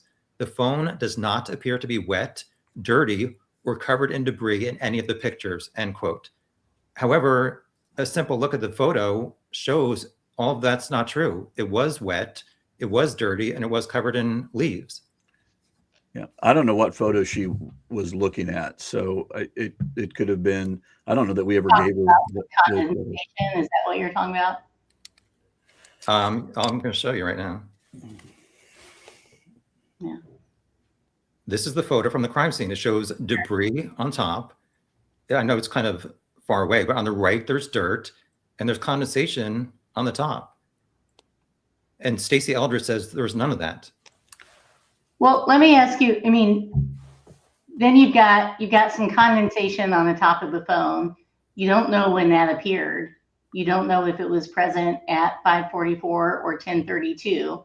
This is sometime in the afternoon of February 14th. Correct. Then, I guess the question is, and this is what, whether that evidence of an Apple discussion group should have been allowed in. But if so, are you going to rely on what some people say on the internet that has no scientific background, or are you going to rely on scientific data? That's the $1 million question. I mean, Tom, would you, and I'm not trying to cross-examine you here at all. I really am not, but I'm curious as to whether you thought that was an appropriate thing for the judge to do, just to allow that hearsay upon hearsay. We call it totem pole hearsay. And she allowed that in rather than what I think should have been an easy decision. I mean, I don't know a single judge that would have allowed that in. I mean, I might know judges that would say, you know what, this is a big deal. This is a big issue, and we're going to end for the night, and we're going to get to figuring this out. But I'm not going to let a Google search on a 15-minute break get into evidence. That's not going to happen under my watch as a judge, especially when I'm the judge that won't let third-party suspect evidence in. I'm going to be fair to both sides. And I think it's outrageous that she allowed that in. I mean, it's just crazy outrageous. Yet that's what the cards that we were dealt with this particular judge, and how she treated both sides. I agree with the frustration. I don't know exactly what normally is allowed. Yeah. Obviously, a Google search doesn't sound too expert. However, on the opposite side, there is no denying that certain people have said they got their phones wet, and their phones was saying there was a headphone plugged in when it was not. I mean, that's just what people said with that same iPhone 6. So did they say plugged out? Did I don't know at what point they were able to fix that message, but there were people online saying, help, I got my phone wet. It's saying my headphones are plugged in. How do I fix this? One theory, though, it would also say head plugs out because it dries up or whatever. I did not see that part, but I just saw people looking online for help because their phones got wet. It was saying that headphones are plugged in. They didn't know how to get rid of it. Well, it's a scary, scary thought that kind of evidence comes in and we can convict people on that. Everyone should be terrified of that. And again, I think it's the difference between us thinking like lawyers and you thinking about, I'm just trying to figure out the truth here of what happened, and this is an explanation for it. I don't even buy the explanation, by the way. I don't outside of the realm of the law, I just don't buy the explanation. It just doesn't make sense to me, because now we're talking about, well, this Apple Health group, but where is the person that says, and maybe it's on there, I don't know. Hey, it's showing that there's a headphone in, but now that it's dried up, it's now showing headphone out, and that would make sense. The headphone out is a problem for me, just as a human being, without any knowledge of anything. Like, I can see, you know, maybe if water does that, there's some people that think that, but where's the headphone out? Well, I understand your points are valid, but what is a scenario that somebody is plugging in headphones into Libby's phone, nothing else happens for 5 hours, then they plug it out? Like, what is the scenario? What's the point? I'm in Brad Weber's outbuilding, and I know that there's people walking around. I'm in the woods and we're hiding, and I think people are walking around, and the phone rings, and I'm worried, and I just pick it up and I plug it in right away. It's not a big motion. And well, why not turn the phone off completely to turn it off, to stop it from ringing? They didn't think about it. Or it's faster to plug in headphones. Yeah, I never thought to plug it. I thought that it was on silent. I mean, any number of things. You know how many people, I was in Judge Gull's court during one of the hearings, and I thought that my phone was on silent, and it was in a bag, and it went off, and I was like, oh man, that guy's in big trouble. And then I realized it was coming from behind me. You know, there could be people out there that think, okay, I think the phone's off. Back in those days, I think the iPhone had a little thing that showed it was on or off, and you could think that it's off, but then it's on, and then you have to plug it in to turn it off. And again, I'll say it again, because they screwed up at the very beginning in extracting this phone. We don't know what the last, I don't know what's the right phrase, Jennifer, what the entries onto the log sheet, is that a correct way to say it? When they do an extraction, the things that are missing because they didn't do it correctly. And they admitted this. This is not like we're making this up. You know, could it have been off? Maybe it was off. Maybe they then turned it back on right before when they got there. Oh, we'll turn it on. Or, you know, there's these things, they create a lot of problems for people like me. And in terms of it's on, it's off, who was holding on to it. I just don't believe the phone was there from 2:32 until. But Mitchell Catrone testified that after 5:30, he looked in those outbuildings and didn't see anything. No, he didn't. He didn't go in. He walked around them. Okay. Yeah. I apologize. I know that there was reference that he went to the outbuildings, and they asked if he had asked Weber if he could go in the outbuildings. And Weber said he didn't specifically say he could. Yeah. So I'm not there are other properties around there as well. But there's no data showing them walking from an outbuilding back to the crime scene. Well, again, we don't know if the phone was turned off at 10. They unplug it, and then they're like, hey, we'll unplug the phone or the headphones. That stopped it from going off. Now we'll just turn the damn thing off. And you turn off the phone. Well, the phone wasn't turned off until it didn't go off until 4:33, not 10:32. We don't know when it was turned off and on. Well, the last registered action was 4:33, correct? Yes.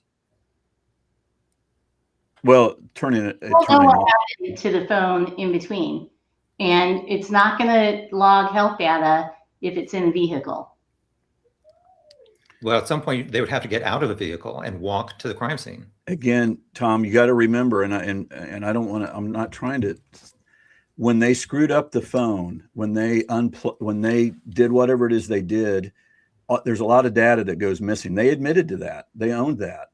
And so, you know, for us to kind of wonder, well, this is what it says. Well, that's what it says. Then what did it say before they incorrectly, took the data, plugged the phone in and powered it up? That was one of the problems, is that they powered it up. And then they tried to extract data, and it was either they should have done a full one and they didn't. I think Jennifer had it right. They did a half. They did a little bit of an extraction. They should have done something differently. Otherwise, it loses all this important. Like when you're Richard Allen, and I believe he's innocent. And if he is innocent, he would have loved to have that missing data there to answer some of these questions that you're asking. Like, well, how? I mean, I can tell you're very convinced that phone was there the whole way. I'm very convinced that it was not. And I have my reasons and you have your reasons, but here's what I do know. The police screwed it up. And because of that, my reasons might be right or your reasons might be right, but we're never going to know. And they've owned that and they've admitted to that. Am I saying anything wrong, Jennifer? No, I mean, I would just loop back to what you said earlier, that Apple Health data doesn't get it to where it was ultimately found. It just doesn't. But you admit that there's no actual movement on the phone after 2:32 p.m. No, I don't admit that because we don't know. The data on the phone is missing, from the way that they unplugged it. So, it appears on the data that it wasn't moved, but it doesn't mean that it wasn't moved. Maybe the phone had been turned off and then turned back on. I mean, we just don't know what's going on for some period of time.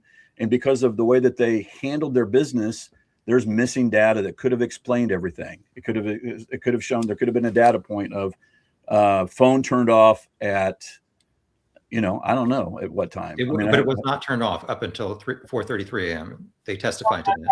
You don't know that. There's nothing in the log that showed that it was turned off or any other kind of activity. Okay, I'm getting when they turned it back on. You were going in and out. Can you repeat that, Jennifer? It was when they turned it back on, when Brian Bunner turned it back on, that all of that on and off, all of that data went away. So you can't say that for certain.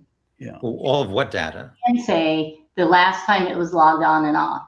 What I can say is that the Apple Health data does not put that phone at the location where it was found on February 14th. It just doesn't. That phone was not there at 2:32. Where was it? I would love to know. Well, how can you say it's not there if you can't say where it was? Probably with the killer. No, because I came in 7 years later. But if you're looking at the data, how can you say it was not there at 2:32 and you said it was Apple Health data doesn't support it. If you look at the terrain and you look at the flights climbed and you look at the difference, the Apple Health data does not support the idea that phone went from the south end of the Monon High Bridge to the location where it was found on February 14th. That's on your timeline. Yeah, I would just does not that it as Andy said, it's 70 feet down. Let's say you want to say flights climbed means it went down. Okay, it's not. It doesn't get you. Maybe it gets you to the access road, but it sure as heck doesn't get you to the creek bed. But sorry. What? But at 2:13 the girls were up on the high bridge. Yeah. They're found north of the creek. So there is a difference there, but where's the data to show that you're saying that they went all over other places? Well, where's the data to show that the data shows that they only went down, like Jennifer saying, 30 feet at the most, 2 flights. That's 2 flights is 20 to 30 feet. So where's your data to show that they went down to the floor? That gets you to the access road. And if you to the access road, that's about 20 to 30 feet. That gets you to the access road. And if you get into a vehicle, it's not going to record that. But the phone was never turned off. And if you're saying they were in a car that goes through Delphi where the reception is better. I think there's a disconnect here that I want to try to clarify. And I think if you watch or read the transcript of Jennifer's cross of both Bunner and Cecil, you're going to learn that they screwed up in the way that they handled that phone. And because of their screw up, that data that would expect to see would be missing. There's data that's missing and they totally own it. That was one of the things that, that was good about having Cecil on there, was Cecil would totally own that. Like, yeah, we screwed that up. There's data that's missing, and it could be all this data that you are telling us that we should see if our theory is accurate isn't there. And it's not because of anything Richard Allen did. It's because of what the state police, the onerous government that we're trying to, that has requirements to prove a man's guilt beyond a reasonable doubt before you throw him in prison for the rest of his life. That was their fault, and they own that. And I'm just saying there's a lot of different ways that phone could have been out of the area. Again, Blocker, he thought that, and it's consistent with the Apple data. It's consistent with the 4:33 a.m. SMS messages. And what you're looking for is something that doesn't exist because the state police erased it by the way that they did their business. Jennifer, is anything I just said inaccurate? No. Well, how did they erase what happened after 2:32, but what happened between 2:13 and 2:32 is there? They say that they don't know, that's not in their control. What happens, just data, 100% data left. I'm sorry, Jennifer, go ahead. It's your. That's okay. So there's different logs that track different items on the phone. Okay. So and I'm sorry, sitting here today, I can't remember how it's logged when the phone is turned off, but it only keeps the last one. So when Brian Bunner turned that phone off on February 15th, that erased the last time it had been turned off prior to that. I remember that testimony. Once. I remember that testimony, but I don't remember him saying it erased back till 2:32 p.m. I mean, it is, his testimony is what it is. Look at Stacey Eldridge's too. Go ahead. All of those had already been erased. So there are all these different events on the phone. Okay. So there's an Apple Health.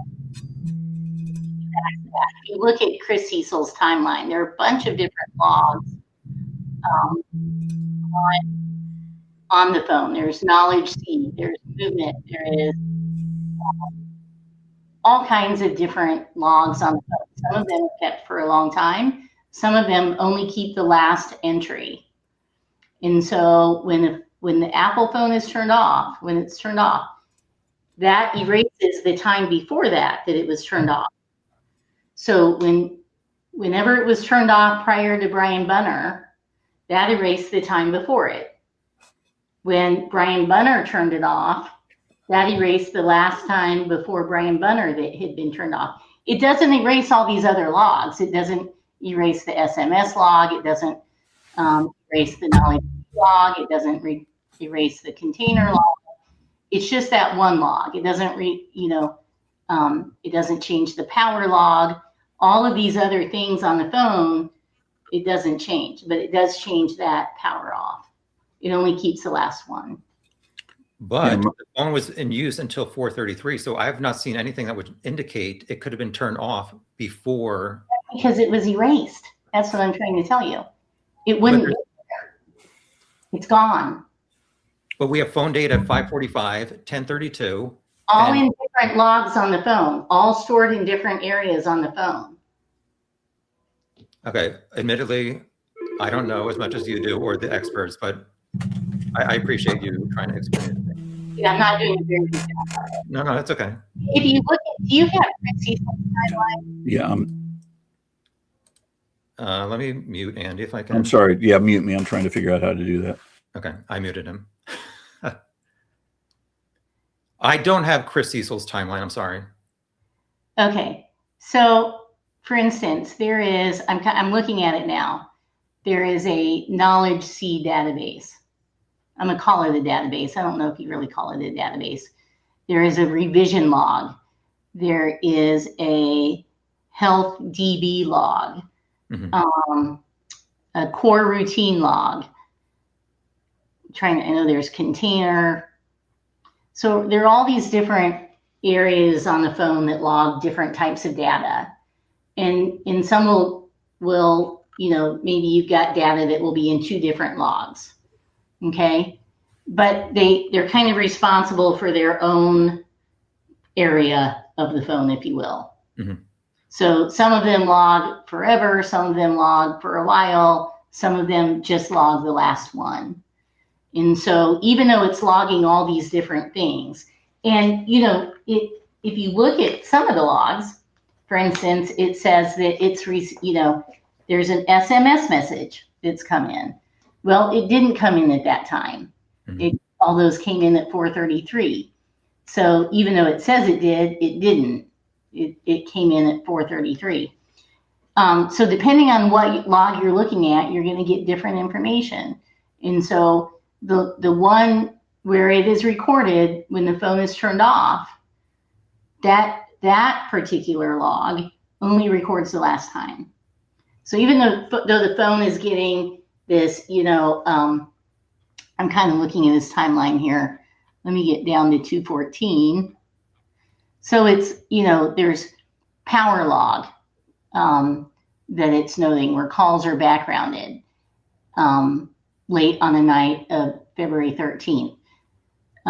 So even though it's recording things, screen off, it doesn't, it's that power off only records the last one.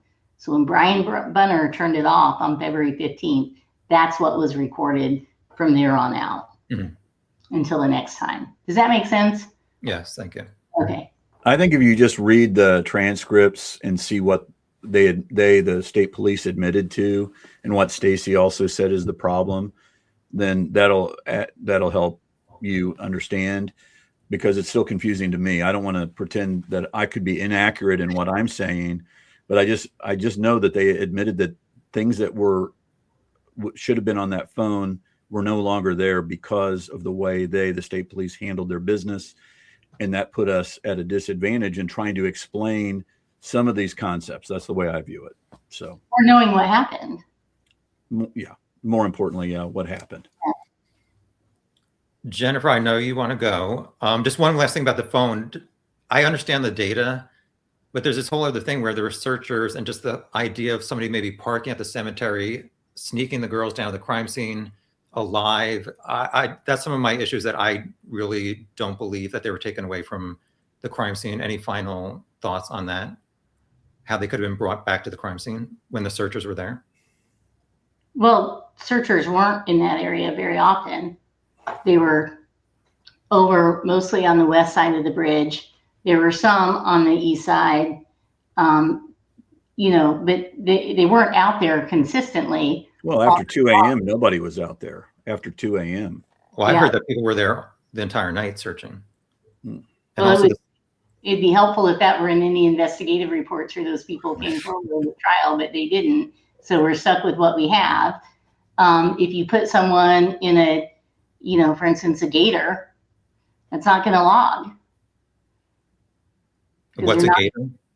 Okay, I'm an Indiana person. Like a little farm utility vehicle, if you will. I've probably offended a lot of people by calling it that. But like you see them on golf courses, the little maintenance, the groundskeepers drive around in them, those types of things. So if they're in three-wheelers, or a three-wheeler or a four-wheeler or whatever, if they're in any type of moving vehicle, it's not logging that information. If it's even on. Yeah, if the phone is even on, we don't know that it is. Jen, any final comments before you drop off? No, thank you. Thank you. I really appreciate you taking so much time. Yeah.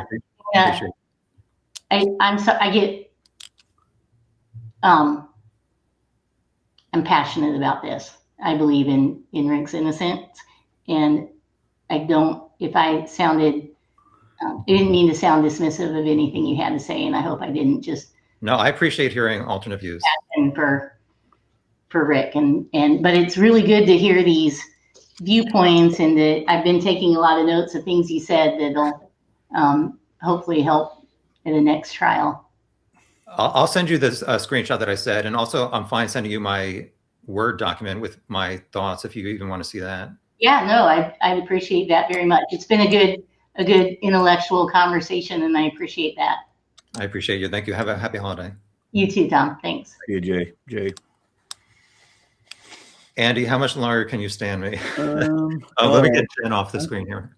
It's so funny listening to both of us and when Jennifer was including her, because we are so entrenched in our belief that Richard is innocent that we're coming and I don't know that I would say you're completely 100% entrenched. Maybe you are, but we are on both sides. We are presupposing our position. And it's just interesting. When you're talking about, Rick was on the trails at that time, you're presupposing it. And I'm like, no, he wasn't.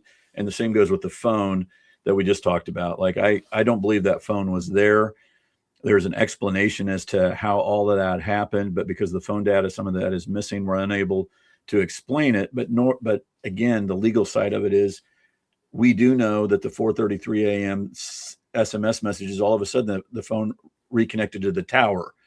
And I think that's a problem for the state because there's no explanation why. And what I keep hearing back is, well, that's almost like your job. And I'm not talking about you, but I felt that way with law enforcement. It's like, when I remember when we when we deposed Chris Cecil, Jennifer and I, we got into a side room. I don't know that I've ever said this. And we felt good about him. Like, man, like this guy he might be an honest broker. We did not feel that way about many of the officers. Like we had to like hold back and strategize and things that I just don't like doing. I'm very transparent. You talk to prosecutors that I deal with, and I'll say, hey, I'm throwing a fastball right down the middle. Let's see if you can, and I'll tell them exactly what I'm going to do at trial because I'm trying to get a case resolved. And I think if I can get them to see my side, then maybe they'll do what I'm asking them to do. And so by the time we get to trial, very often they know exactly what I'm doing. And here I definitely could not do that. We definitely could not do that, especially at some point in time. But with Cecil, that felt different. And I remember Jennifer and I went to the side room, and I'm like, should we reveal the 4:33 a.m. problem? Because they had not looked into that. They had not considered it. They had not thought about it. In fact, Cecil had only really up until that point looked at the timeline up till midnight because that was what was important to him. And we were blown away that they had not thought that the 4:33 a.m. problem was in fact a problem. So I remember Jennifer and I were in the side room. I'm like, let's trust him. Because the downside of trusting him is that he goes to Holman or the people that we didn't trust and says, hey, Jerry, there's a problem here. This 4:33 a.m. is a problem. And then it's like, we'll fix it. Figure out a way to fix the problem. And any defense lawyer that's been around for a while has seen that happen on suppression issues. Hey, there's a problem here. You write out exactly what the suppression issue is on a piece of paper and a pleading. And then later on, magically, there's some new testimony that we never heard about that solves the problem. We were concerned about that, but we did feel comfortable with Cecil. And I'll say to this day, I feel like he's honorable. And he came in, and when we told him about the 4:33 a.m. in the deposition, I think he was like, whoa, wow, we didn't see that. And what are we going to do about that? And he didn't say that. I think I felt like I'm going to do something to figure this out because, yeah, I'm concerned about that. And so we told him that, and I thought that's going to be a good fact for us, that this phone somehow reconnected with the tower when, in spite of the fact that it had been according to the state, under the body for so long. But then it got better with the headphones in, headphones out. And so we really were relying on that, knowing that we could not get the third-party suspect evidence in, knowing that we had nobody to point the finger at, knowing that we couldn't even explain the crime scene. We always felt, and when we were feeling down, when we're feeling overwhelmed, I would say to Jennifer and Brad and others that were helping us, headphones in, headphones out. That's what you got to remember. We're going to be fine. It destroys their timeline. And with the Google search, I would have been interesting to know what would have happened had that not the Google search, the phone stuff would not have been allowed in. I don't know if the jury would have just said, well, we'll come up with our own way. What do you think? Well, I don't know that the jury really considered the headphones in and out being either good or bad for Rick. I think the timeline is what made the jury vote not guilty, from what I've heard. But doesn't the headphone in, headphone out without an explanation like water or whatever, doesn't that destroy the timeline? To me, the fact that the headphones are less than 1 second after the phone rings from Libby's grandmother, to me, like literally milliseconds, it's like somebody has to be holding the phone under 1 second, push it in at the same time after the phone rings. I just can't get past that. Okay. It's funny how we can think of the same thing in two different ways. I just, it's what makes this job, frustrating, but also enjoyable, the intellectual challenge of it all. But your theory would have to be that somebody was holding Libby's phone with a pair of headphones. The phone rings, and under 1 second, they immediately, like somebody's just standing around holding her phone and holding headphones. Why? Yeah. I mean, I wasn't there. I don't know why. I mean, maybe that's 3 hours after the murder, or the phone stopped moving. Well, that's what you say. That's where we have to disagree on whether the phone was moving. Again, I don't, there's, it does, you either live or die by the apple. I don't want to say it that way. It's arguable that if you're going to cherry pick, not you, but anybody, I'm going to pick the good things that support my theory, and I'm going to ignore the things that don't support my theory. The 70 feet, that's a problem. The fact that they extracted, the way that they reconnected the phone, and because of that, we've lost data. That's an easy way to say it. There's certain data that we lost that might have helped explain things, but we can ignore that and choose to say, well, that doesn't fit with my narrative of what I think happened, and therefore I'm going to ignore the 70 feet. I'm going to ignore the fact that they missed. Or you can say the opposite, which is I'm troubled by that, and that's what reasonable doubt is. Again, you're looking for truth. You're looking for the killers. You think you found the killer. I'm also looking for the truth in this case. A lot of cases that I don't want to say it's not the case in other cases. Sometimes you're like, I think my guy probably did this, but we've got this witness, and this witness kind of stinks, and we can kind of beat her up or him up in a trial, and maybe that'll create some. But yeah, I think the person did it, maybe, but that's not my job. My role is in the system is not to find the truth like the prosecutor's role is. But in this case, I am after the truth. In this case, I do want to find who killed these girls. I don't believe it's Rick Allen. I don't.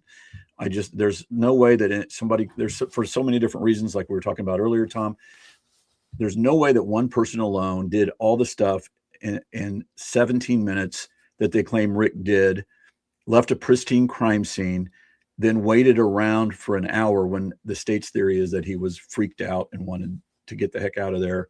Or that's why he went across it just doesn't add up for me. I want to be respectful. You've given me 3.5 hours. I know you have a business to actually do, and you have somebody coming in.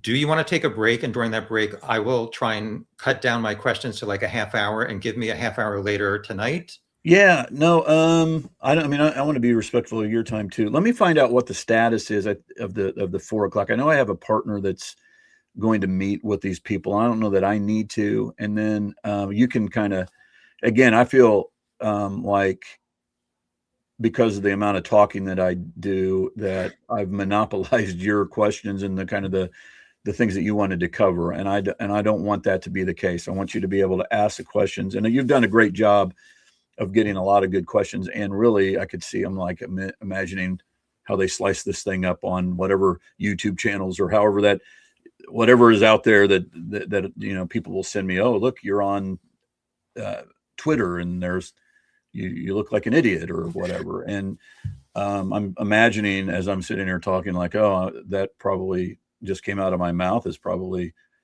talking about the prosecutor or the judge or whatever. But I want you to be able to have your questions answered the way asked so that I can answer them. So yes, can we reconvene at maybe 4:30? Hi there. I'm back. All right. I'll try to make this as quick as possible. You're good. Do your thing, man.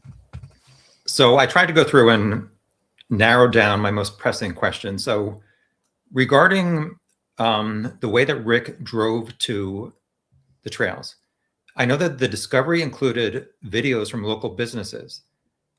Did any of those businesses capture the main street of Delphi where Rick would have gone based on the route that you said he did? We are unaware of. We wish that video existed, and you can bet your bottom dollar, Tom, that if the state of Indiana had any video that showed him traveling westbound on 300 North, or if there were like ring door cameras or whatever along that route that he would have had to take 4.5, 5 miles out of his way. Again, doesn't make sense. That would have been shown. And we would have loved to have, because we fully would expect to see Rick on camera going through town. There's one of these things that you may have heard about, that there was a gas station that had some Marathon. Yeah, the Marathon station, and then that's all missing. I mean, never really talk about that, but there's a whole missing like treasure trove of things that were on a, presumably, I mean, we never even saw what vantage point the camera was at from this marathon, but I think it was the same route that Rick would have taken, and that's missing as well. So based on the list of businesses I saw, they had like brick and mortar, the library, and the bank. So you're saying that none of that you saw captured that main street, which would have shown people driving? I just don't remember right now. I remember that there was a video dump of something, and what we concluded was this doesn't really show anything. And it was like, it seemed like it was hours upon hours upon hours of nothing that would have been of any value to us. And if I'm wrong, I mean, I'll own that, but I don't think so. I mean, I wish, here's what I would think. If I were wrong on that, then the state would have produced the evidence and said, here it is, jury, Rick Allen's car never went through this direction. And you'll see it with your own eyes. You know, unfortunately, you could actually even get a detective, I suppose, to get on the stand and say, we watched from, whatever, 10 a.m. all the way up until whatever time. And that presumably we would see the car also going back home. So. Well, my theory, which of course is just a theory, I think he knew he had to go the back way so he would see if anybody was parked at Mears first before he gets to CPS. Then when he leaves, he knows he can't go back to past Mears because the family is out there and there's other cars. So he went Hoosier Heartland Highway, which does not have any kind of cameras. So he knew he couldn't also go through town. Hoosier Heartland Highway, he could presumably go pretty fast. That's my idea why he's not going home past Hoosier Harvestore camera. Yeah, I mean, for that to be, that's a lot of thinking. Then that kind of goes against what you just said, kind of goes against what the state's theory is. Doesn't mean that your theory necessarily could be the wrong theory. I just don't buy that for a lot of different reasons. One is I don't know who notices the camera on the Hoosier Harvestore. It took me a minute to even find it when we went past there, and I think it's in the same location. Mm-hmm.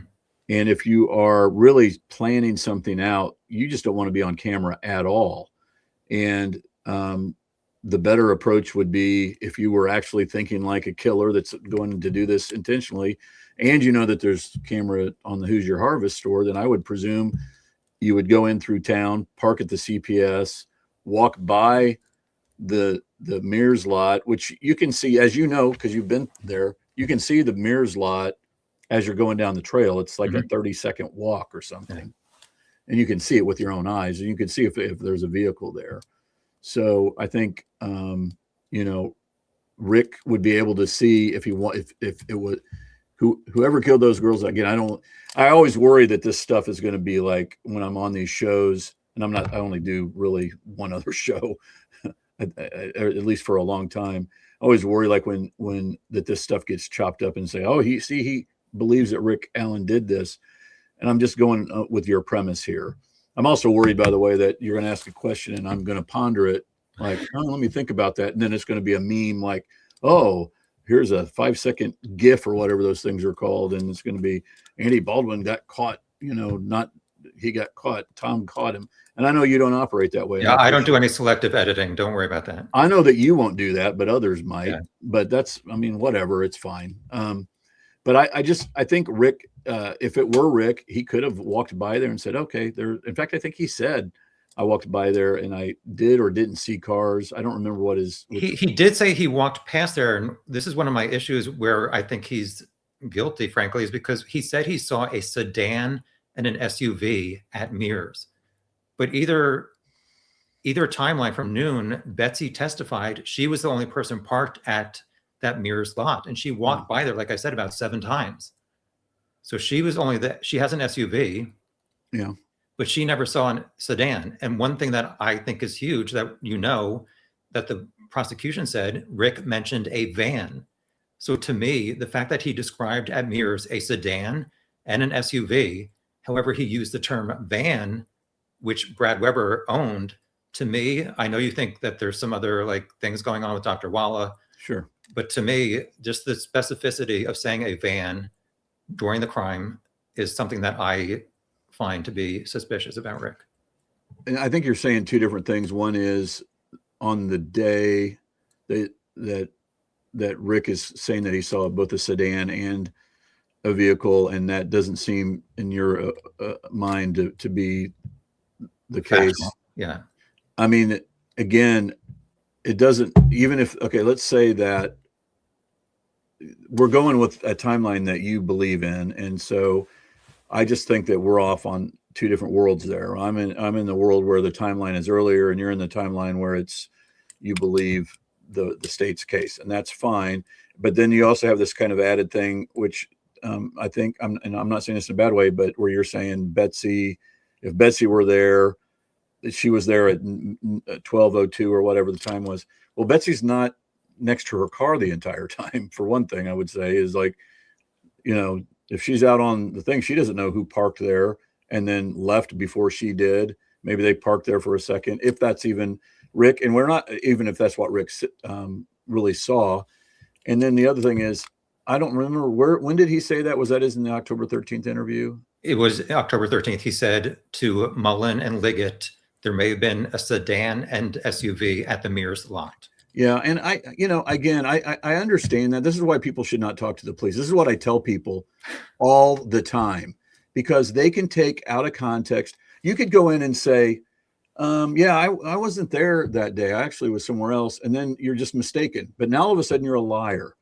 And when you're trying to give police help, I could see a scenario where you're like, okay, I think in my mind, maybe I did see something there. And if this helps them, then I'll say it. I might be inaccurate. And what you should be saying is, listen, guys, I could be totally off on this. I don't remember what time. I don't remember the exact what I saw, but I'm going to go from my memory, and my memory's flawed. And if you say it that way, then you don't have to worry about what happened here, which is taking his words and using them against him, which is why nobody should ever talk to the police ever without a lawyer present. And even then, in our firm, we really don't let you talk to the police even then, because they slice and dice what you say and do exactly what we try to do in deposition work, by the way. We're going to pounce on you when you say something that's inaccurate, or something that you're just, I love when there's diarrhea of the mouth, like I am prone to, but I like that in a deposition.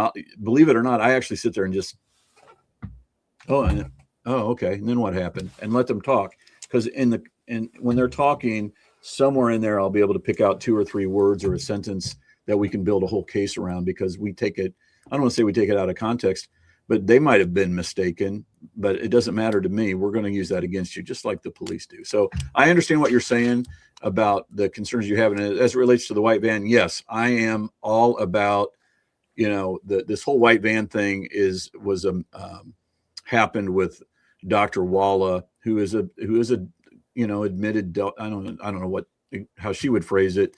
She's a Delphi fanatic. And when, what's the detective that got up there and said that he knows Rick's voice? Harshman. Yeah. Harshman basically, I don't want to say he lied under oath, but when Harshman got up there, he's very, very loose with the facts. And it was important for the prosecution, I think, to convince the jury that the white van or conversations about a white van were never out there on the internet. And so Harshman, and again, everything that I'm saying is going from memory of a trial, that I'm in the middle of trial. So I'm going to tell you that you can go back and look at the record. Always look at the record over what anybody says, including me. But my memory is that Harshman said something along the lines of, there was never any discussion in any chat groups or anything on the internet about a van or a white van. Well, no, he said in the discovery that Rick was given. Well, okay. Well, I mean, I'd have to go back and hear that, but my memory is not that there was nothing in the out there on the internet or whatever. And if he said discovery, it still doesn't stop me from saying this. If you are Walla and you are on these chat groups and you're paying attention and you're all into it and you're getting on the bridge, and all of a sudden Rick is your client that's troubling to me. Like, you should have the integrity to say, this is not the case for me. I don't want to get involved one way or the other when I have a fascination with this case. Having said that, she did get on. And then once you're on, then try to have integrity. The notes are missing. She shredded the notes. And all it takes is her to sit there. We don't know what happened. Hey, Rick, I've heard that there was a van out there. Is that what happened? Did you get like freaked out because you saw a van? There was a white van. And yeah, that's what happened. If he even said that, she could make it up out of whole cloth. I don't know, because there's a lot of stuff that was videotaped, including and audio taped, including my own visits with Richard Allen, our client. Something else that nobody seems to care about, that our attorney meetings were tape recorded. I would presume that upsets a lot of people, but yet nothing's being done about it. Nobody's talking to the Department of Corrections, but that was videotaped. Whereas Walla's videotaped discussions, there's videos around there. They had handheld video cameras. I know, because that's what they used to videotape my interactions with my own client and Brad's client. So, I understand the van is a big deal to a lot of people, but that's my answer is there's some bad people out there, and we don't know. Even if Walla was not trying to do bad things, she might've been trying to solve the crime, and saying that. So, and I understand why you could be like skeptical of that, but. Well, just to clear up in Rick's defense, people got this messed up online. He supposedly said van, Yes. not specified white. Thank you for saying that. Brad always got mad at me because I'd say white van. He's like, it's a van, not white van, Andy. So yeah, thank you. But did you flat out ask Rick, did Dr. Walla ever tell you anything about a van? I don't know if we ever said that. We tried to stray away from asking questions that when he's in that state that he was in. For example,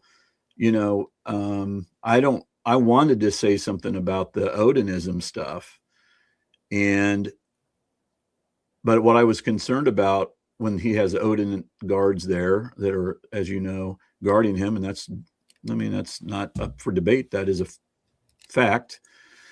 That I thought, is something going on here? Is his life in danger? And if he's out there, if we tell him that information and then he's lost his mind and he starts talking about it, is he in danger? So we hid that from our client, the Odin stuff, and we hid it from the DOC until the Franks memo came out. That's when it was revealed that we knew that there were Odinist guards, and we were worried about Rick then. But I believe, and I could be wrong, and I think it might be in a Max Baker affidavit that was filed in the Franks, but Rick did bring up something about Odinism on his own without us talking about it. Like those guards that wear those patches said something, and I don't know if it was really bad or anything, but it was like, we didn't bring that up. I didn't bring that up. And one of my concerns along the whole what was going on at the prison was, especially on April 3rd. April the 3rd is the day that the so-called confessions came out, and it's talked about in the appeal that was just filed. And in it, by the way, as a side note, Judge Gull would not let us bring in, for context, there's a doctrine of completeness. It's a legal concept. And it's so that the jury doesn't hear only the bad thing, but can hear something that puts it into context. And we weren't able to hear the first, at least the first, if not the first two phone calls that Rick made to his stepfather that really would cause you to know that he wasn't right. He wasn't thinking correctly. They just played the one that went right into the confession. And that was something that's the Court of Appeals is going to have to deal with, because we should have been able to do that. But once again, the defense was not allowed to bring something in to tell their side of the story. And the prosecution was able to bring in something to put on their side of the story. You're going to hear me whine about that, because it's not whining, it's actual truth. I mean, we just weren't able to put our case out there. Now, why was I talking about, I was talking about the April 3rd. Rick continually was like, where's my wife? I mean, I'm telling you, firsthand account of this. Brad and I are in the room. Where's Kathy? Where's Kathy? Is she okay? I don't believe you. I don't believe you. I want to hear her voice. And then I called the captain, or there was a guard outside, and he went and got the captain. The captain came by, and I said, I have a phone here. Can I just put Kathy on so he can hear her voice? Because we were telling Rick, she's fine. We just talked to her, Rick. Well, Captain Beck came back and said, no, you can't, which it's hard for me to understand. But there's rules and regulations and all that kind of thing. Seems like an easy way to solve a problem, but they wouldn't let us do it. But Rick kept saying, is she okay? Is she safe? That kind of stuff.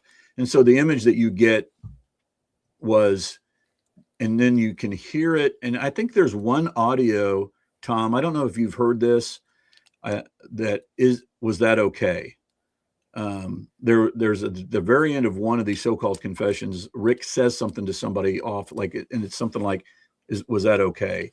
And so what that could amount to is a theory out there that, hey, Rick, if you don't just say that you did this, your wife's going to be hurt. That's what you could take all those pieces and come up with that. That's conjecture, but it's based upon, things that I actually witnessed firsthand. Well, in Dr. Wall's defense, this might be what you're talking about. On May 10th, Rick called his wife, and apparently he told Dr. Walla, I want you to hear what I'm going to tell my wife. I compared the audio of Rick telling his wife to Dr. Walla's notes, and her notes were accurate. So I have to stick up for her that I have not seen anything where she's trying to be out to get Rick to be found guilty.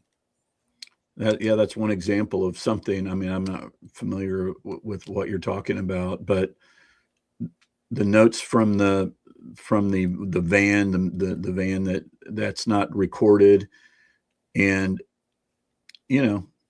but there were what happened. Phone calls where he's describing to his mom and his wife saying, I'm guilty. So it's not really that hard for me to believe that he also told Dr. Walla. I felt like one of the most powerful days at the trial is one after another, one guard saying, I felt like Rick was faking it, and here is what he told me about being guilty. That was very powerful to me. If you believe those guys, I don't believe hardly any of them. You're saying 8 different security officers? Yes. They're lying. Yes. I'm saying they're if they're not lying, they're they are on show. They are in a trial. They are now. The Department of Corrections has been assailed by us. These guys work for the Department of Corrections, and they, am I saying they're lying? Okay, lying is a charged word. I think you can remember things a certain way, and they should never have been able to give their opinion about whether or not he's faking it or not. That's ridiculous. But yeah, am I saying that that those guys came in and gilded the lily in the favor of the Department of Corrections? I think it's a natural thing to do. I think it's a very natural thing to do. But I mean, there's no denying there's 8 phone calls where he's telling his wife and mom the same thing. Yeah, I mean, it is what it is. There's also tape recordings early on of him saying, again, it's whatever the tape recording says. I'm just telling you what I remember about it is, hey, maybe I don't want Kathy to have to go through all this. Maybe I ought to just plead guilty or admit to this or whatever, something along those lines, just to be done with this. He said that to I don't know if it was his stepfather. I don't remember. I think it was his stepfather, and we weren't able to play that, of course. And so, why was he saying that stuff? Why did he say that I shot the girls in the back? Why did he say that I molested my daughter? I don't know why he's saying those things. But it was over 10 months to a variety of people. And even at Cass County Jail, after he left Westville, he said that he killed Abby and Libby. Yeah, he's permanently messed up, man. Rick Allen is permanently messed up because of a so-called safekeeping order where they threw this innocent until proven guilty man into a cell and away from his wife of 30 years. And people were yelling, child rapist, kill yourself, Rick Allen, all that kind of stuff. So I take with a very big grain of salt anything about those so-called confessions. I just do. Yeah, I wanted to talk to you about that. Obviously, him going to Westville is an issue. Somebody who's arrested, they go to a county jail. Not until after you're convicted are you supposed to go to a prison. But this is a huge case. He's accused of killing 2 kids, and he, as you have said, he's short. So do you think it was wise to put him in a cell with anybody else, or to allow him out into general population where he might be physically assaulted? Let me tell you something, Tom.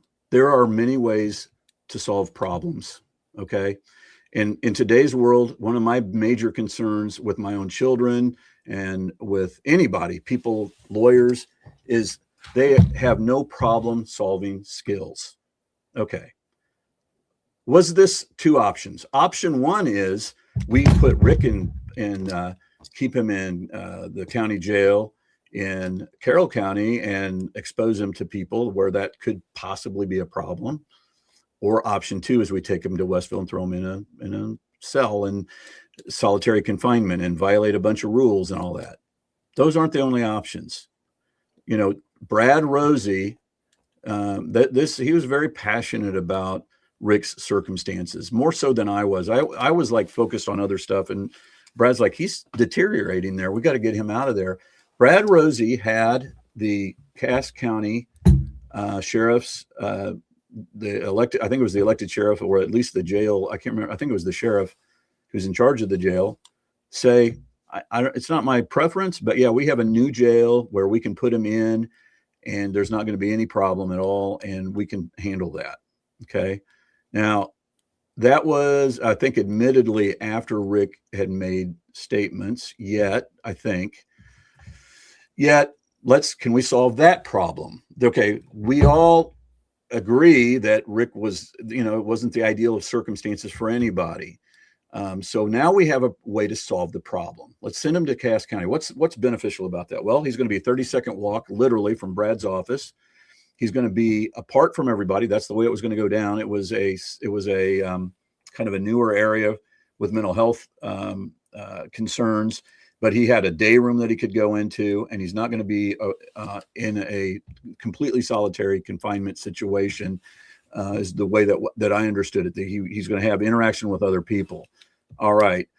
Well, here's what Judge Gull said. After she did not allow Robert Baston, well, it depends on who you believe. Here we go again, right? You've heard me complain about this, I'm sure. But hey, I complain about it and nobody does a daggone thing about it. Somebody lied or somebody reported something that is inaccurate. I try to be as gracious as I can, but Judge Gull knew in June of 2023. Yeah, thank you. That her claim is that when let me set this up for everybody who doesn't know. Okay. We were having a hearing, a safekeeping hearing to get Rick out of Westville and into Cass County for a much better situation. We had written that Rick was in a bad place, and we believed bad things were happening to him, and we wanted him out of there. So we're having a hearing on that. One of our witnesses was a guy named Robert Baston.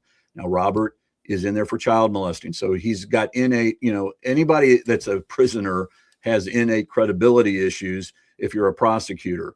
Yet these are the people that we have to work with, because these are the people that are there watching Rick Allen in the same area. And Robert Baston had written a letter, I believe, to the court and maybe to us, I don't remember which. And he said, Rick Allen's being mistreated in there. And here's some specific things that have happened to Rick Allen while I've been in there here watching this. So we subpoenaed Robert Baston to come to this hearing, right? And the purpose of this hearing, again, was to get Rick out of there. So we had to prove, at least, I don't think, a lot of judges would have just solved the problem without the need of a hearing, okay? But this judge wanted to have a hearing. So we're going to have a hearing. We're going to bring in Robert Baston. He's going to be one of our witnesses. Subject to cross-exam by Nick McClelland, subject to direct exam by us, and then the judge can gauge whether she believes what he's saying or not. There could also be some perhaps video that we didn't have at that time that could back up what Robert was saying, or not back it up. Regardless, we subpoenaed him in the proper way. We get to the hearing, we're told, Robert Baston's not going to come there. He was acting up and he didn't want to come to the hearing. And what we were told was that Judge Gull said that he didn't need to come. How did that happen? Well, Tobe Lesenby, the sheriff, he was a sheriff at the time the girls were murdered, but by this time he's a second or third in command or something, the chief deputy sheriff or whatever. And Tobe Lesenby wrote a report. I think the hearing was supposed to be did happen on June 15th. We get a report that's, I think, prepared the 19th, and it's Tobe Lesenby saying something along the lines of, we tried to pick Robert Baston up. This is the way they do it. They go to the DOC, they bring their county police, they get him, they bring him, put him in the car, take him, bring him back, and bring him back to Westville. We were there. The Carroll County Sheriff's Department people there learned that Baston, they claim at least, Baston was not wanting to leave and he was acting up. So we called Judge Gull's office, and eventually we were told that if Robert Baston doesn't want to leave, then keep him there. You don't need to take him. Okay. That's what the report of Lesenby said. All right. Well, about a year later, they're close to, I filed a motion to get Judge Gull kicked off the case for, 1,000 different reasons. One of those was that Judge Gull had told our own witness that Carroll County sheriffs did not have to pick him up. All right. Judge Gull's response to that was, I never said that. Tobe Lesenby made that decision. That's a mind blower. I mean, that's a big deal, because later on, Judge Gull then said, you guys didn't produce any evidence that Richard Allen is being treated poorly. In fact, the only evidence I have is that Richard Allen is being treated better at Westville than he would have been in the county jail. And for this, I say, shame on you, Judge Gull. Shame on you. Did you go home when you saw the actual videos of the way Richard Allen was being treated and the circumstances that how he was living? Did you go home and think, oh my gosh, when I said that he was being treated better and they were better, living conditions, I was way off on that. And I feel really awful about that. And plus, Brad Rosie was called a liar by Nick McClelland, and Judge supported that, it looked like. And it is sad. And then and kind of wrapped around all that is this whole Baston thing where Judge Gull, I'm not going to tell you what I believe happened, but once somebody is not telling the truth, who has the motive to lie in that scenario? Tobe Lesenby, who's taken a report and going to blame the judge? And that's going to come, or Judge Gull. If I were Judge Gull, I would be so irate at Tobe Lesenby for putting out a report that mischaracterizes or flat out lies about what the judge said, and I would have a hearing on that. I can guarantee if the defense had done something like that, she would have had a hearing on that. But that's not what happened. Instead, a year later, we learn about it. And so according to Judge Gull, Tobe Lesenby lied to her. Well, guess what the Franks memos and the motions to dismiss need? We need to show that the police officers lied, that they are up to no good, that there are shenanigans going on. And this would be an example of that. So Judge Gull had a requirement to let us know that back in June of 2023 that, hey, I got this report. Andy, this report is not right. Tobe Lesenby is not telling the truth. We need to have a hearing on that. But that's not what happened, and nobody cares. But I think, I can't remember why we got started on that topic. I'm terrible at going on tangents. Give me some guidance here, Tom. I don't even remember. I was talking about just the situation, and just to finish it, Rick was in a terrible situation, and it's just awful. And I know you couldn't see necessarily the videos that were playing, and that was also a weird thing. Like, people were complaining that Libby, we the defense asked for that to give Rick some, he's naked in some of those, eating feces and stuff. The Abby and Libby crime scene photos were available for everybody to see because the screen was pushed farther back.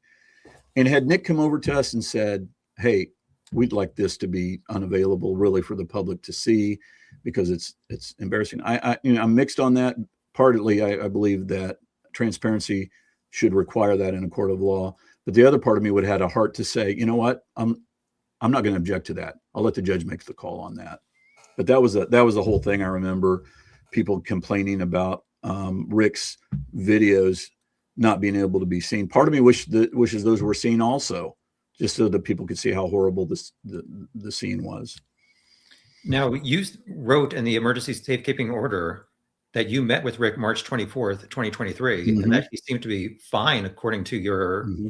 report. So why was he fine for the first 4 months? And then what happened between March 24th and April 3rd?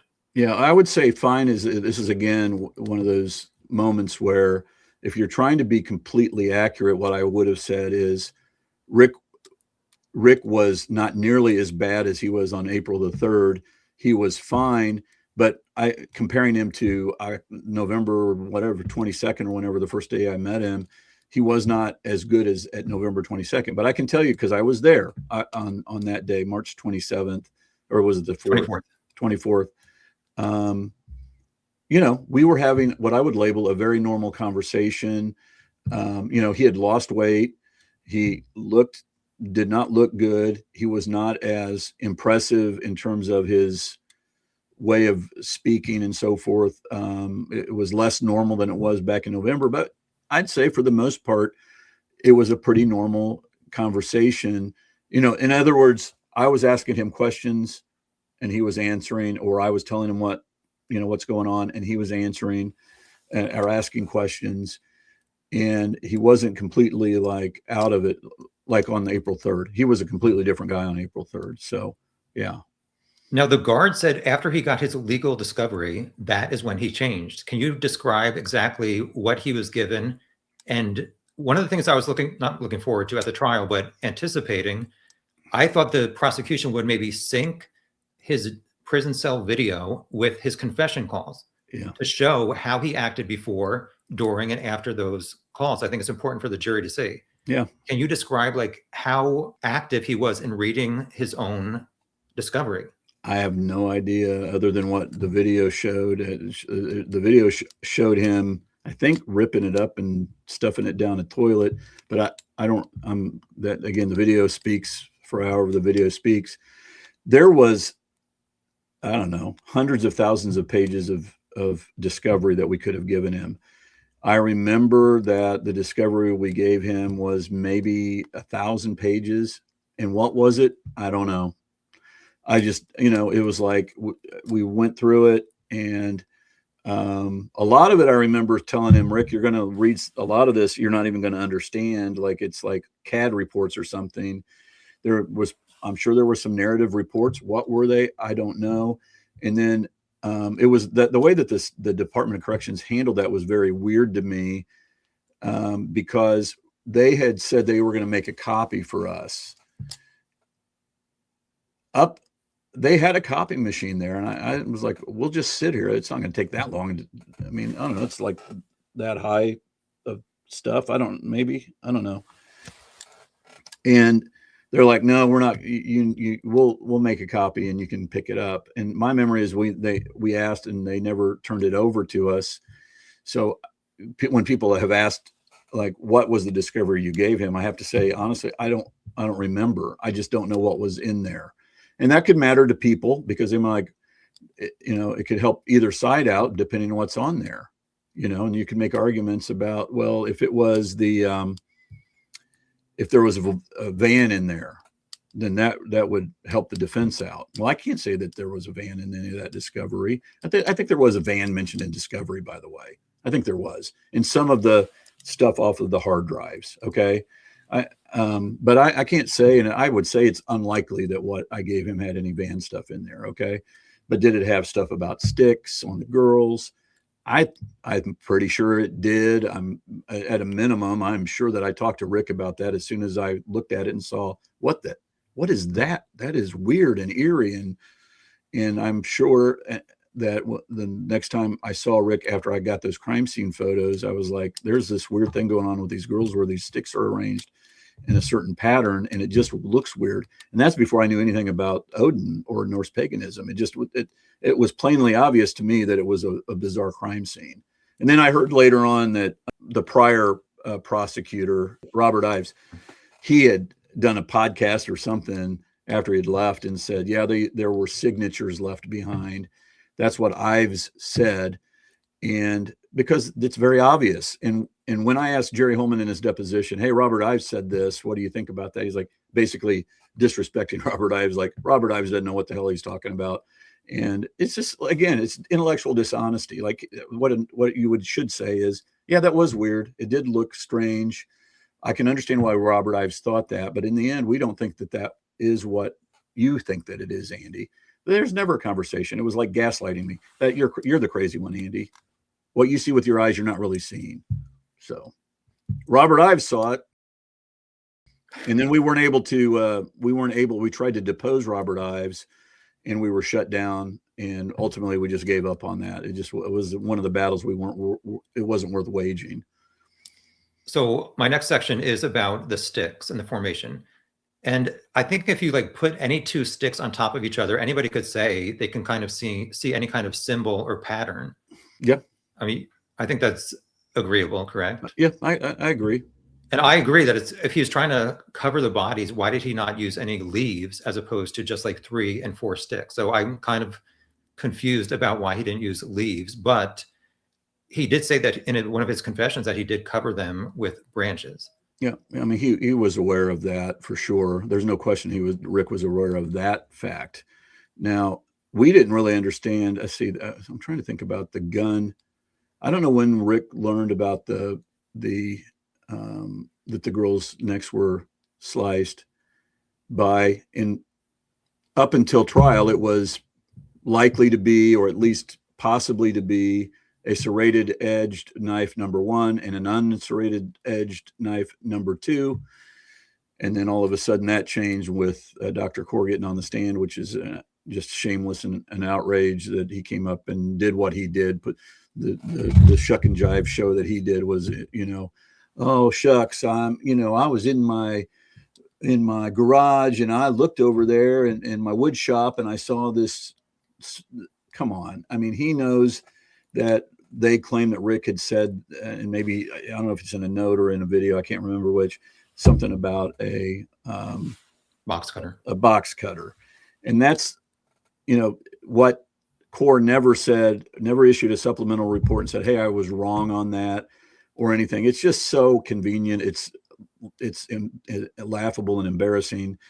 But anyway, we were talking about what Rick, we're talking about the sticks. The sticks. Yeah, Rick definitely knew that there were sticks on the girls and that they were arranged in a weird way. So there's, I'm not at all surprised that in one of his confessions, to give it some validity, he said that. But yeah, to me, the sticks, I don't want to be this like guy that says this, but because you may not agree with me, and there are others that don't, and I respect you big time because you're a truth seeker. To be intellectually honest and to say that those sticks are a covering, trying to hide the girls, that's a step too far for me. I don't see how anybody could think that. The arrangement on Abby is one stick upon another stick upon another stick, and they're all like fulcrumed, almost like in a way that you had to intentionally arrange it that way. I just don't. Even Nikki Robertson, the FBI, I think agreed with that. She's out at Ron Logan's place looking for Odin or Norse paganism stuff. Because of that, she admitted that in a deposition. What's interesting about Libby, and I've said this before, and it's a little awkward to talk about because I don't want. It stinks to have to talk about it. But the way that the sticks were arranged, or the branches, if you want to call them that, or the whatever you want to call those, there's 2 that run across right where her genitalia is this way. Like they meet here and then they go out that way. They meet and then they go out that way. Come on. I mean, that's intentional there. You don't throw sticks on somebody and they happen to land in that pattern. Okay. And so then the question is, if you think that it's Rick Allen, why is he, because you said it a second ago, again, it's so interesting to listen to a guy that actually believes that Rick is guilty. And it's refreshing in a way because I get to peer into your brain a little bit. But you said, well, Rick, he why didn't Rick, put leaves on her? You were kind of posing that in your brain. And I'm sitting here like, well, Rick didn't have anything to do with this. So when you were saying that, it's just interesting to me how that works. Rick, can somebody explain to me why he would take the time, this guy that's freaked out, that the state said is completely freaked out? Why did Rick Allen take the time to arrange these sticks in the way that he did? Why did he do that? And the answer is because he didn't do it. And somebody else did. And it looks like Norse paganism. That's what they all thought at the beginning. And that's the most likely answer.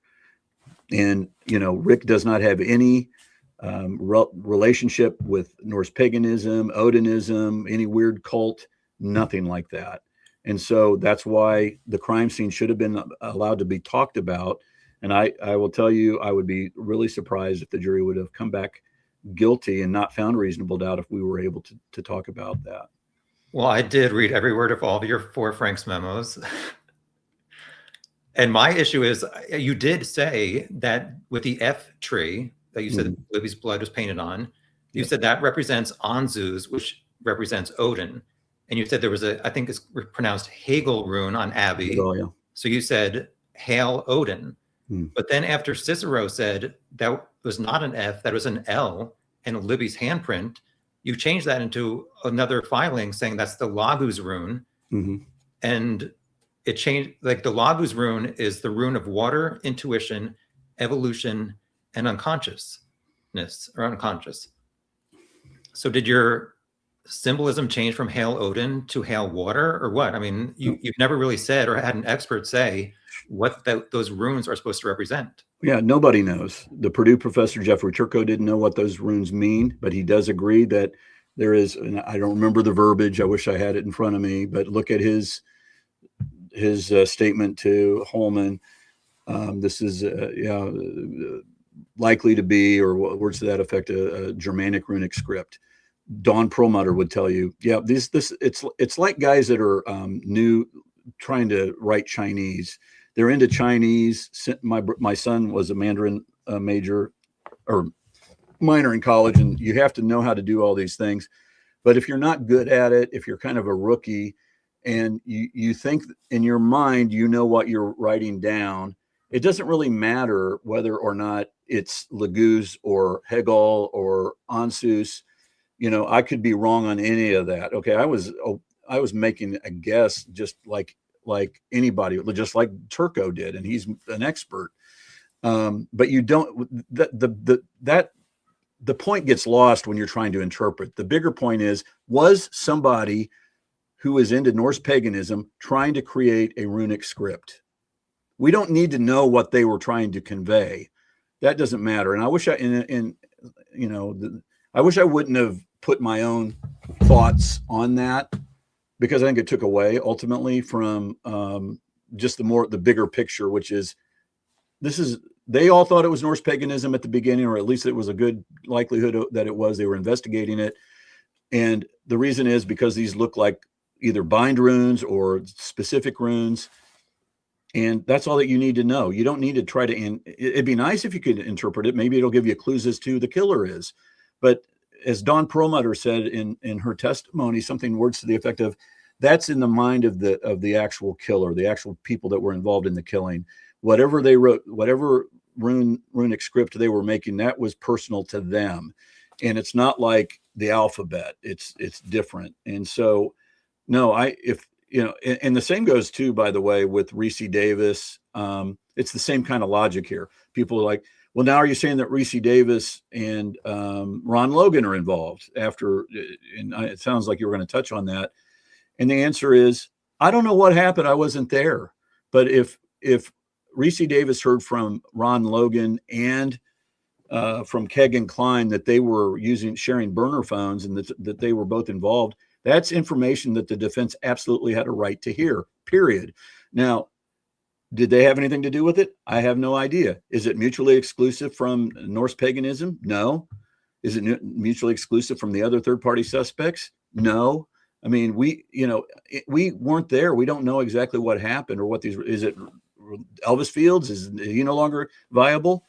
It's not my burden to prove, but I do know for a fact, and I know you will agree with me, we had a right to any exculpatory evidence where Keegan Kline is telling Ricci Davis whether he did or didn't. But if Ricci Davis writes it out, then we had a right to see that stuff so that we could do an investigation. And Nick clearly lied to me in February of this year when he said that we gave you everything that we had. And so that's a similar concept as what you're saying. Are you changing your mind about what rune was on the F tree? To me, also the F tree, by the way, that was not a handprint. I mean, it's out. I don't know what this person was trying to say. Was it an F? Was it an upside down L? I saw somebody sent me one recently where it's you can kind of see it, and they overlaid something on it, and it looks like another type of rune.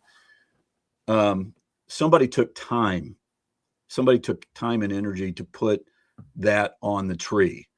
And, we know from the Fort Wayne video that, I don't know if that's out there on the internet. It is that you can see Patrick Westfall, and I'm not saying he did this or whatever, but you do see Patrick Westfall, and he doesn't deny it. He's at the tree and he's doing something with his hands. Okay. Well, you said in the Frank's memo that he was doing that around the same height as the F tree. And you said that the F tree was around 4 feet off the ground, but he's 6'5", reaching as high as he can, which is like 8 feet. Yeah. I was wrong on that. Right. I realized that later. And he said he wasn't painting. He said he was doing an offering, like a coin or something like that. That's fine. He's touching a tree, and we're saying that somebody touched the tree over there with blood. Okay. And they're doing an offering, and it's stuff that a jury should have heard. That's what I'm saying. And, let the jury, if it's nothing there, what is the state worried about? Why are they worried about it? If they have such a rock solid case, this should all be laughed at. Like, the jury should literally be laughing at us and saying, Rick Allen, beyond a reasonable doubt, was guilty of this crime. That's what a jury should be thinking. And all this other stuff is hocus pocus. But the jury did vote him guilty. But they did not hear about all the evidence that we had. Yes, I understand that they did. My point is, if the prosecution had such a rock solid case against Rick Allen that there's no reasonable doubt that he's guilty, none at all, then why do they care about us bringing in an expert that Nick would probably say is a joke or whatever? Why did he hire his own expert? He had his own Norse pagan expert from Minnesota that he used taxpayer money to pay for. Why did he not let us bring that in? Because he knew that it's obvious. He knew that they would hurt his case because it wasn't a rock solid case. It wasn't even close to that. But without anybody else to point the finger at, I mean, I've seen this in 31 years of doing this. You're up against it. When you don't have a person to point the finger at, you're in trouble. But officers Click and Murphy testified at the third-party hearing in the summer of 2024. They could not place any of those Odinists at the crime scene. So how would the jury think that it was Odinists at the crime scene if these two officers are saying we can't place any of them here? Yeah, I mean, I think Judge Gull and apparently a lot of other people expect a videotape to exist that shows everybody at the scene. They don't have that of Rick Allen. What we do know is that one of the third-party suspects, Brad Holder, had a rune on his hand that resembled that of Abby. Okay. What we do know is that Brad Holder lied about how many times he met Abby. That's enough for us to get in there. Okay. And yes, typically you don't have, well, I shouldn't say typically. There's no DNA of anybody there. So nobody knows who was there and who wasn't there. And I find that to be bizarre that there's no DNA there. It seems to be, I could speculate that's because there was gloves and forethought of whoever was involved in that. They didn't leave anything behind because they took their time to do it the way that there wouldn't be anything left behind. But Murphy and Click, I don't agree with Click on everything that he even said. He had his own opinions about what happened, and I thought they were, I don't want to say, I just think they were out there. I totally agree. That does not, what he said was that Abby and Libby saw this ritual in the woods, laughed, and the Odinists were upset that they laughed at them, and then they killed them for that. To me, that makes no sense. It's pure speculation, and I love Todd Click because I think he's an honorable guy. Again, had Todd not reached out to the prosecutor, McClelland, we would never have had, the videos of Elvis and Messer and all that. So, and this is what I love on I'm not in lockstep with anybody. I didn't agree necessarily with what Click had to say, but Click did do some really unbelievably great investigation that he doesn't get credit for either. You asked Tom, well, how do they put Elvis Fields at the scene? Well, there was some cattle trucks that went through Delphi that alleged, that Todd Click found somebody that said, yeah, Elvis used to come over here and get extra work, and we used to pay him to clean up the trucks. And I think on occasion he would go up with the truck. And that truck, there was a truck that happened to go up in that area that at that point in time, that weekend. And I can't think of the name of the company, but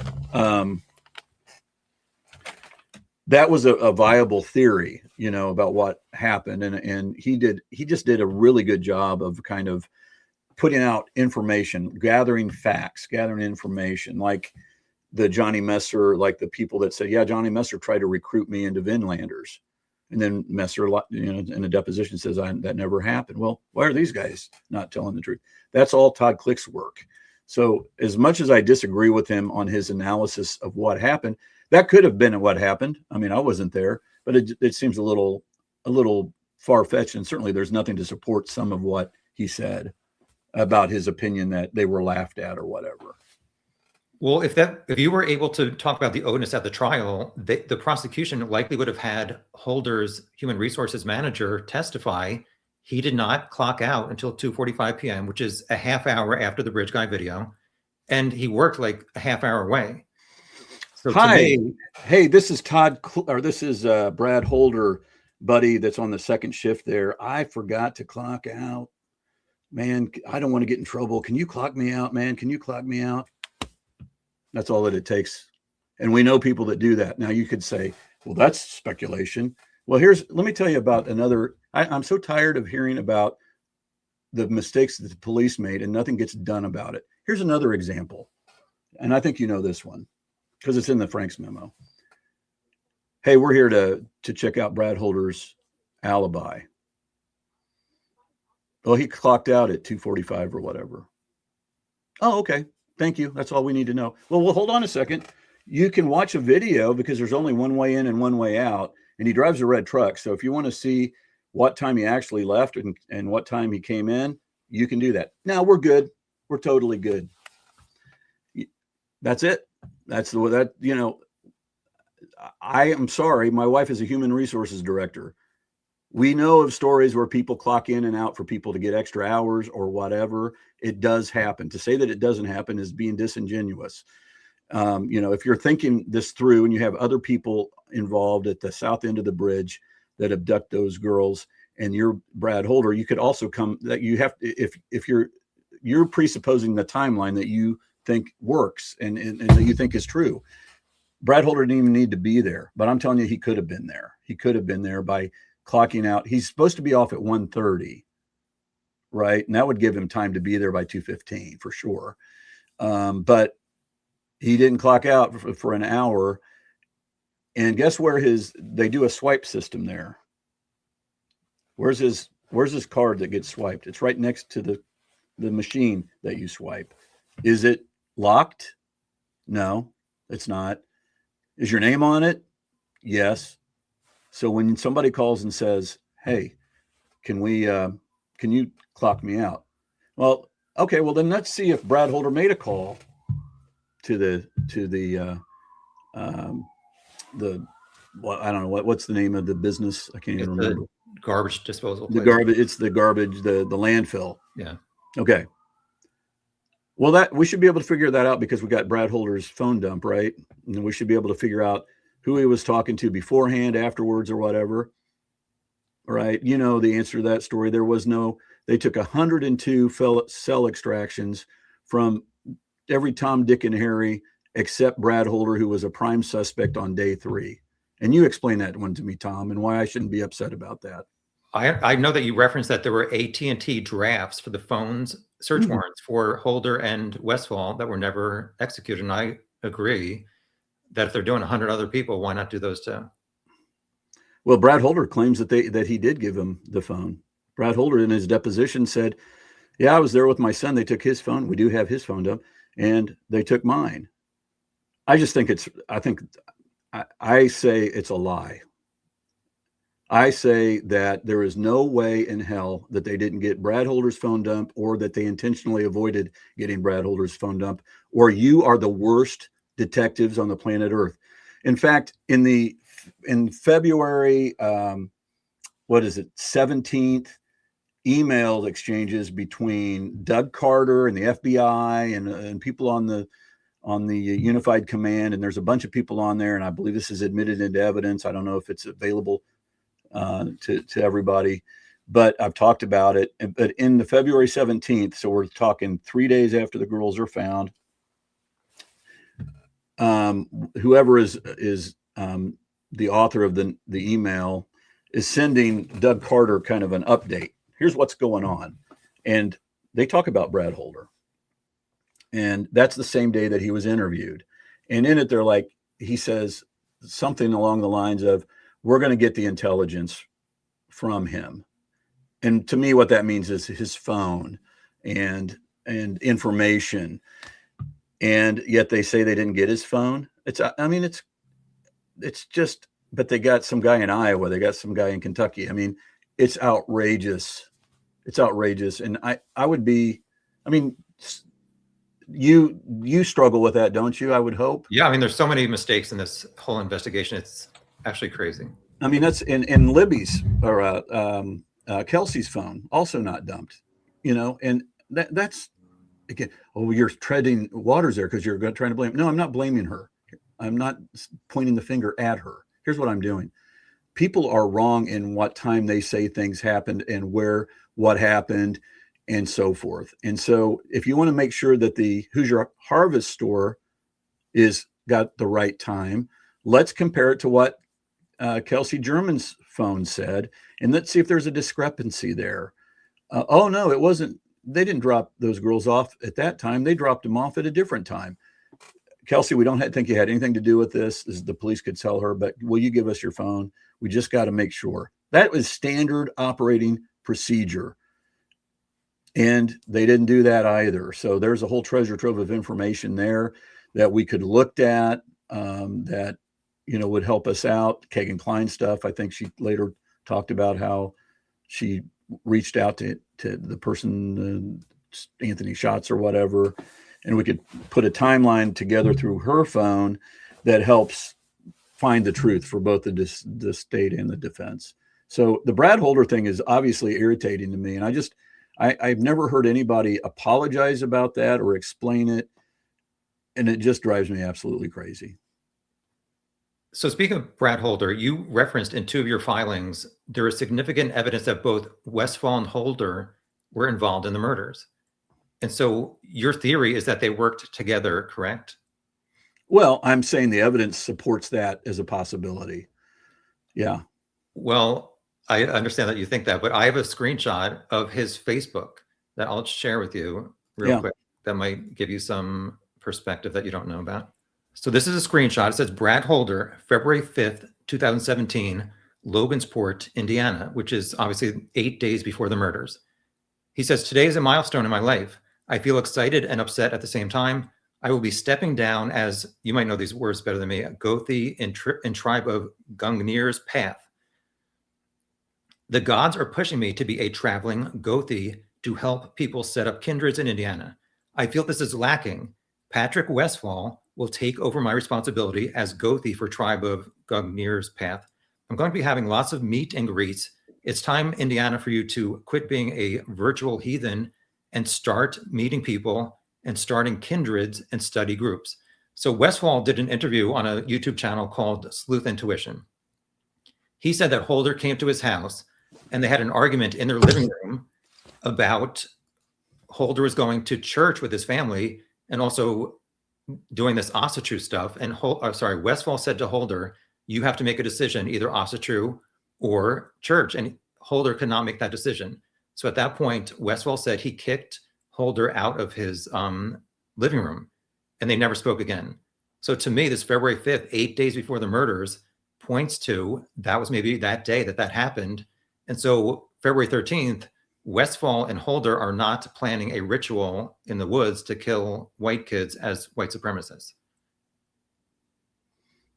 I don't know what happened between the 5th and, I got clients that one day their girlfriend hates their guts and calls the police on them, and then the next day they say, "Baby, come back." These again, we're talking about human beings here, and Brad Holder coming back and saying anything. There's all kinds of possibilities out there of what happened, and what that tells me, by the way, is that Brad Holder was very actively involved in that. He was not quitting Odinism and Norse paganism. He was into it. And, I don't know why he would say that. And Westfall said what he said. I mean, I don't think there's any other than Pat Westfall saying that. And I've heard that he has said that. There's no other evidence of that other than Pat Westfall's own words. Okay. And so that's not anything really of value to show what did or did not happen. You talk about Amber Holder. What does she say? She says Brad Holder had other photos of girls, not that one, but different ones of girls on the forest floor. And what Brad told me is that he and Patrick Westfall had a falling out in the woods by a river over stuff related to a ritual. Okay. Holder told you that in his deposition? No, Amber Holder did. I thought you meant Amber Brad. Holder did. And again, Tom, I know it gets repetitive. When you see that on August the 10th and you're Jerry Holman, and I ask you, please go out and investigate this. Here's the 12-page report where Amber Holder has said, think about what I just said. Amber Holder, who doesn't know anything about anything, is interviewed by police. And here's what she says. They had a falling out, Valentine's Day time frame, over a ritual kind of gone bad in a woods. Okay, that's a major big deal. Did Jerry Holman, when I gave him that 12-page report on August 10th, 2023, did he say do this? Oh my gosh, that's a big deal. I mean, we need to go to interview Amber Holder. Thank you for giving this to me. This is what common, decent cops do, law enforcement officers. When I've encountered them, they appreciate, they're on a quest for the truth. But that was not, you read that deposition, the last 10, 20 pages of that deposition on August 10th with Jerry. That's not what's going on there. And did they ever go talk to Amber Holder? To this day, the answer is no. They are not interested in the truth. Now, Amber Holder, they might be able to show that she's a complete nut job. I don't think she is. She's a very brave person. But that's what Amber Holder told Kevin Murphy. Yet nobody has explained. At some point in time, Tom, all these coincidences have to add up to something, and if a jury hears all of these coincidences, it adds up to reasonable doubt. And isn't that considered hearsay? And Judge Gull said hearsay is not allowed for the nexus. She doesn't know what hearsay is, Judge Gull. Come on. She doesn't know what hearsay is. I mean, and by the way, many judges don't, and many lawyers don't, because it's hearsay changes from courtroom to courtroom to courtroom. And this is where you, as a non-lawyer, but any lawyer that's watching this, they will understand what I'm saying. You go into one courtroom and something is hearsay, and you go into another courtroom, it is not hearsay. And you think, oh, there's rules out there. Plus there's so there's that. And we trial lawyers know how to get hearsay, what might be labeled hearsay, into evidence. There are hearsay exceptions. I'm not offering it for the truth of the matter asserted, Judge. I'm offering it to impeach, because I asked Brad Holder on the stand, did you tell Amber Holder this? I never said that. Okay. Now I am not offering it to prove the truth of the matter asserted about what he said. I'm offering to prove whether he said it at all. And there's, Judge Gull, I wish she would have written what normal judges do on a big case or even a small case, is when you have such a big situation, a big issue as whether you're going to let third-party suspect evidence in, you write down in a very detailed format each piece of evidence that the defense wants in and why it is admissible or why it is not admissible. This piece of evidence is not admissible because of hearsay. That way, then we can react. But what judges do, judges like Judge Gull, they won't put anything in writing because then the Court of Appeals doesn't have anything to look at. And it's just it's lazy, but it's also strategic in my mind for a judge to do that because they don't want to get overturned, and it helps them not get overturned. So yeah, that stuff would have come. It's relevant. That's the first rule to getting something into evidence. It's relevant. Does it tend to make something true or not true? It's everything that I'm talking about is definitively relevant. Then is it admissible? And until, okay, you got me going here. So Okay. Unless you have an actual hearing, like Judge Gold, she did in one of her rulings say admissible evidence. Okay. Nobody's objected to this evidence. Judge, you are just guessing as to whether it's admissible or not because it's not even in front of you. Because the normal way that it goes down in most courts is, Judge, I moved at this time to admit Exhibit B. Objection or no objection, and then you argue it. Or what happened next, Trooper Murphy or Detective Murphy? What happened next? Well, he told me this, objection, hearsay, and then you have an argument over it. But what you don't do is say, well, I believe it's going to be inadmissible, so I'm not going to let it in. It's lazy judging, and it's inappropriate, and it does not allow, again, the defense to get its case in front of a jury. Can we just start by getting in front of a judge? I asked multiple times for hearings over the conflicts that we were having over discovery. Nothing. And then you just tell me, I think this stuff's inadmissible. I'm not going to let it in. Oh, I'm glad you think that. That's terrific. Or you can follow the rules, have a hearing, and we can do it the old-fashioned way. Well, she did give you those 3 days of hearings in the summer of 2024. You felt those weren't sufficient? It's not the way that it should have happened. First of all, Tom, let's go back. I'm sure you've heard me complain about this. Let's go back to April the 28th, Sunday morning at about 11:30 a.m., 2024. We're about 2 weeks from trial at that time. I believe the trial was May 15th. And Brad had asked questions about that trial lawyers ask, how do you want us to deal with peremptory challenges? Or where's Rick going to be housed? I don't remember everything. She answered that question. And then at the bottom of that email, and I'm sitting here on a Sunday morning at this very spot where I'm sitting right now, and I'm reading this, and I just shake my head. I couldn't believe what I was reading. She basically said, I don't know what the defense is going to do, but if you're going to try to introduce third-party suspect evidence, I know what the law is on that.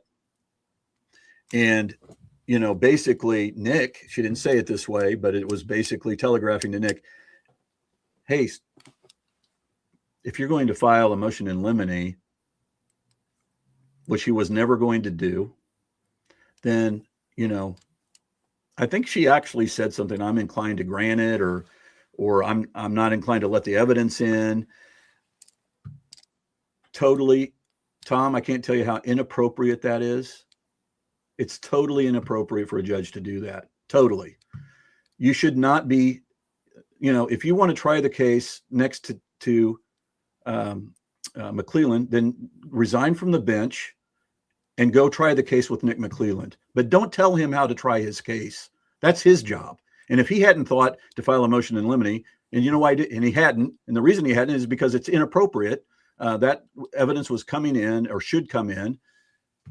But don't give him the headline of file a motion in limine. And that in and of itself was what led to the continuance, at least in part. And so then you asked, at least she gave you the 3 days. I think I said this earlier, and I'll repeat it. A judge that I very much respect, and as do many, many others, told me this. those hearings should have lasted as long as they needed to last, and they should have gone through the proper process like any hearing, not that insane free-for-all that we were going through the last, especially 2 or 3 hours. I've never been involved. It's so wrong what was going on there. And, on top of that, that's just wrong. Like normally it's, hi, Judge, this is going to take about a month because we have lots of witnesses. Okay. Mr. Baldwin, are you sure it's going to take that long? I mean, maybe I can fit it in 2 weeks. I'll tell you what I'll do, Judge. This is how normally it could operate. Let me write down every witness that I have and every piece of evidence I'm going to try to introduce on this third-party suspect motion in limine that Nick filed. And then I will have a better sense of how long it's going to take. But I'm going to tell you to do it the right way, the proper way. It's going to take a week or two. And then if you're a judge, this is what you get. You're getting paid no matter what. Okay. But I heard Judge Gull all the time say, I've got a busy calendar. I got all these murder cases and this and that. Okay, that's fine. But this is Rick Allen's case. This is his case. And in his case, it may take a week or two to go through this motion in limine. But let's not go through this ridiculous, I don't know, it's not a farce, but it's just ineffective means of trying to give the judge information about who these third parties are, why the evidence is admissible, because that's a proper time to have that, because the judge could be on the bench during the objection and say, well, Mr. Baldwin, why is this not hearsay? And then you make your arguments. But instead, we get it was a very short few sentences, grant a motion to exclude Norse paganism granted. Not an explanation, not a detailed laundry list of what we wanted in and why it wasn't allowed in, just a very generic, sad order consistent with the sad orders that we received over the course of the time that we were on that case. All right. How much more time do I get with you? Keep going. All right. I'm good. I'll try to make it quick.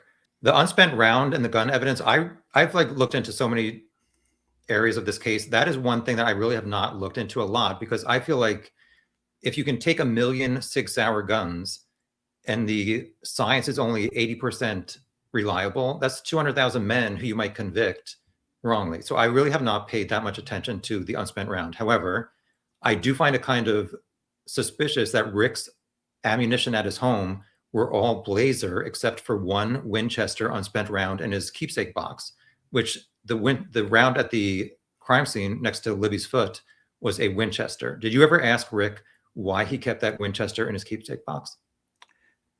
You have to first believe that Winchester was in that keepsake box in order to even need to ask that question. Again, here we go with if I were a detective, I'd be videotaping everything and there'd be a big hoo-ha about that. And, I have all kinds of struggles with the way that the police memorialized their work. And to me, that keepsake box is very suspicious. And I didn't ask Rick, because there's no way okay, wait, let me see. Do I have one here? I have a keepsake box here in my office. It's somewhere over here. I have no idea what's in there. There could be a bullet in there. There really could be. But I start with the premise that the bullet was not in there, and you've got to do a better job of proving it to me. So, for me, Tom, I have a very simple way of explaining why that bullet and the gun did not match. And I don't even have to go through ballistics. I don't have to bring in, our expert witnesses. I don't have to do any of that. Here's the answer. Here's the way to explain it. So the bullet that they claim was between the girl's feet, that they introduced into evidence, they say had markings on them, and there's grooves and lands, and you look at it up close and you can see these little lines. All right. They also say that very bullet was cycled through and ejected from a gun. So when it was rifled through, I'm not a gun guy, so I don't know all the correct terminology. Brad handled all that. But when it is ejected through that gun, that particular bullet, whatever gun ejected it, created marks on that bullet. All right. So then they go to Rick's house with this warrant that, based upon what I would say is a very problematic probable cause affidavit, but they still get in there and they're excited to see this Sig Sauer gun that Rick has. And so the first thing they did was, okay, we know these are ejector marks on this bullet. So we're going to do the same thing that we think Rick did with his gun with a pristine bullet. The bullet falls out, and much to their chagrin and unhappiness, they look at that bullet and they compare it to the bullet found at the scene, and they don't match. This bullet did not put any markings from Rick's gun. That, my friend, should be the end of the story. That should be it. If you want to compare what they say happened, that should be the end of the story. Yet it wasn't, because they needed to get a conviction here. So they went through this process of putting pressure on the bullet. And now they say, well, even though there's a lot of things that don't match, there's enough things that do match that we buy it. And we think it's good. It's a good match for the bullet. And it really isn't any more. I shouldn't have to go on to anything more than it didn't add up. It didn't work. And they had to fire it to get it to match compared Yes. to the unfired, which, as I said, to me, it's just not reliable enough. However, it doesn't change my final opinion. I appreciate your honesty there. I mean, I think a lot of people weren't able to, they're just not able to be intellectually honest about that. Like, it's like, can't you just say that it's apples and oranges and say, I hope you have something better than that. Next topic is confessions, which he obviously made, whether you want to believe them or not, to many people over about 10 months. So what was your reaction as his attorney when you heard your client is telling people, including his wife and mom, that he committed this crime that you're trying to defend him for? Yeah, when you hear your client is confessing to anything, it's horrific, but especially on this case, because Rick had all the way up until April the 3rd, maintained his innocence. And so when you hear this and you know that, and when you see Rick on April the 3rd, meaning me and Brad Rosie, when we observe Rick on April the 3rd, something is desperately wrong with him. And so as a human being, the thought is, gosh, we got to take care of this guy. We'll figure out what to do about these so-called confessions later on. But what can we do to get Rick and his life improved? Because something really wrong is going on here. Let me juxtapose that way of thinking. So that's why we asked for we're trying to get him out. We probably had already filed the motion, the safekeeping hearing motion, but now we're even more energized to get that on the slate and get Rick out of there. We were worried about our client. We were worried about a fellow human being named Rick Allen. Let me compare that or juxtapose that with Harshman. Harshman knows that Rick is not doing well. Harshman is listening to every phone call, everything. And instead of doing what I think he should have done, which is, this guy's got a mental breakdown going on. Can we get him some help? We'll figure out as police officers, if he's confessing to this stuff, I want it to be done on the up and up. I don't want it to be done while he's on Halidin. I don't want it to be done. Halidol. Yeah. That was Brad's thing. I should know that word, but I don't want these confessions to be done while Rick is in a bad way, while he's on Halidol, while he's in a state of psychosis. I don't want to see this human being suffering either. I'm an officer. Can we get him help first? But that's not what happened. I know people will laugh at that and say, that's not a job of an officer. It's a job of a human being. It's a job. If he's aware of that, then he should have made people aware of that, and so that something could be done. But they used it as an opportunity to get incriminating statements by a guy who's out of his mind. Instead of getting him the help that he needed, they used it as an opportunity. Well, Dr. Martin said Rick was out of psychosis, I think, by May 2nd. And I have a just quick excerpt here. May 10th, Rick's wife, Kathy, said on the phone after he's like confessing to her, she says, "You're not well." And Rick replies, "I'm well." Kathy says, "No, you're not." Rick replies, "Yes, I am, honey." And his mom, Janice, at some point said, "I think they're just messing with you." Rick replied, "No, Mom, they're not." And Rick confessed to 9 people over 11 days, even before taking Haldol, and at least 9 times after he was determined not to be psychotic anymore. So are there any kind of studies that you saw that like Haldol would make somebody to like confess to murders they didn't commit? Yeah, I'm not trying to be coy here. That was more Brad's bailiwick, but I do remember that our expert, Gracian, I believe it was Gracian, or I can't think of her name. She's awesome. Who was we had 2 experts, Gracian and Thinking it's not Betty, but something Polly Westcott. Polly Westcott. So it was either Polly Westcott, Dr. Westcott, or Gracian, Dr. Gracian. I believe they testified that once you have had a psychotic event like that you move in and out of that over time. It's not like, you're well, oh, I'm out of it, I snapped out of it, and I'm good now. You go in and out of that. And, I don't know. And on top of that, I don't know, when you're Rick Allen, what are you, if you're out of your mind, and are you just saying things just to be saying things and you're not thinking clearly? These are things that I don't know. But our experts were really terrific, and they would disagree with the contention that when Rick was confessing multiple times to multiple people, that many of those he was a totally fine person and he was totally fine mentally. That was not the case. Well, when listening to those 8 phone calls to his wife and mom, do you think he's sounding incoherent? Because to me, he's not. They're talking about church and all these other things, and he's specifically saying, "I did it," and they're saying, "No, you didn't." He says, "Yes, I did." I don't think incoherency that's a bad, if I use that phrase or word. It's not that you're incoherent. You're not thinking clearly.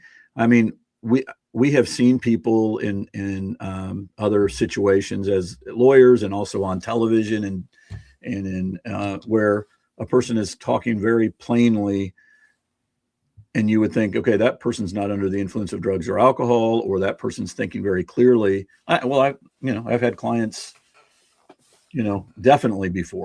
definitely that sat in my office. I mean, this is not just once or twice. This is in a career. You see this. You would never know by just sitting there talking to her. It was the most normal conversation, then out of left field, you hear something bizarre like that. And so when Rick's talking to his parents or his mom and his wife, he can appear to be talking in a very normal way, yet also be completely out of it. And admittedly, I don't know much about this, like psychotic breaks and what the symptoms are, but I can just say, based on what I heard in the courtroom and the files released later, to me, he doesn't sound like he's saying anything. Like you said, he's wearing a tinfoil hat. He sounds okay to me, other than he did say a few times he's having a lack of sleep. He feels like he's losing his mind. But from what I hear, his words are not really reflecting that he's out of his mind. Yeah. Yeah. I mean, I understand why you say that. And I can just tell you that, again, my own experience as a lawyer, and I think you'd have to talk to Westcott, you'd have to talk to Gracian, but I think that the studies and so forth show that you can have what appears to be a normal conversation and still not be telling accurate information or admitting to things that you didn't do.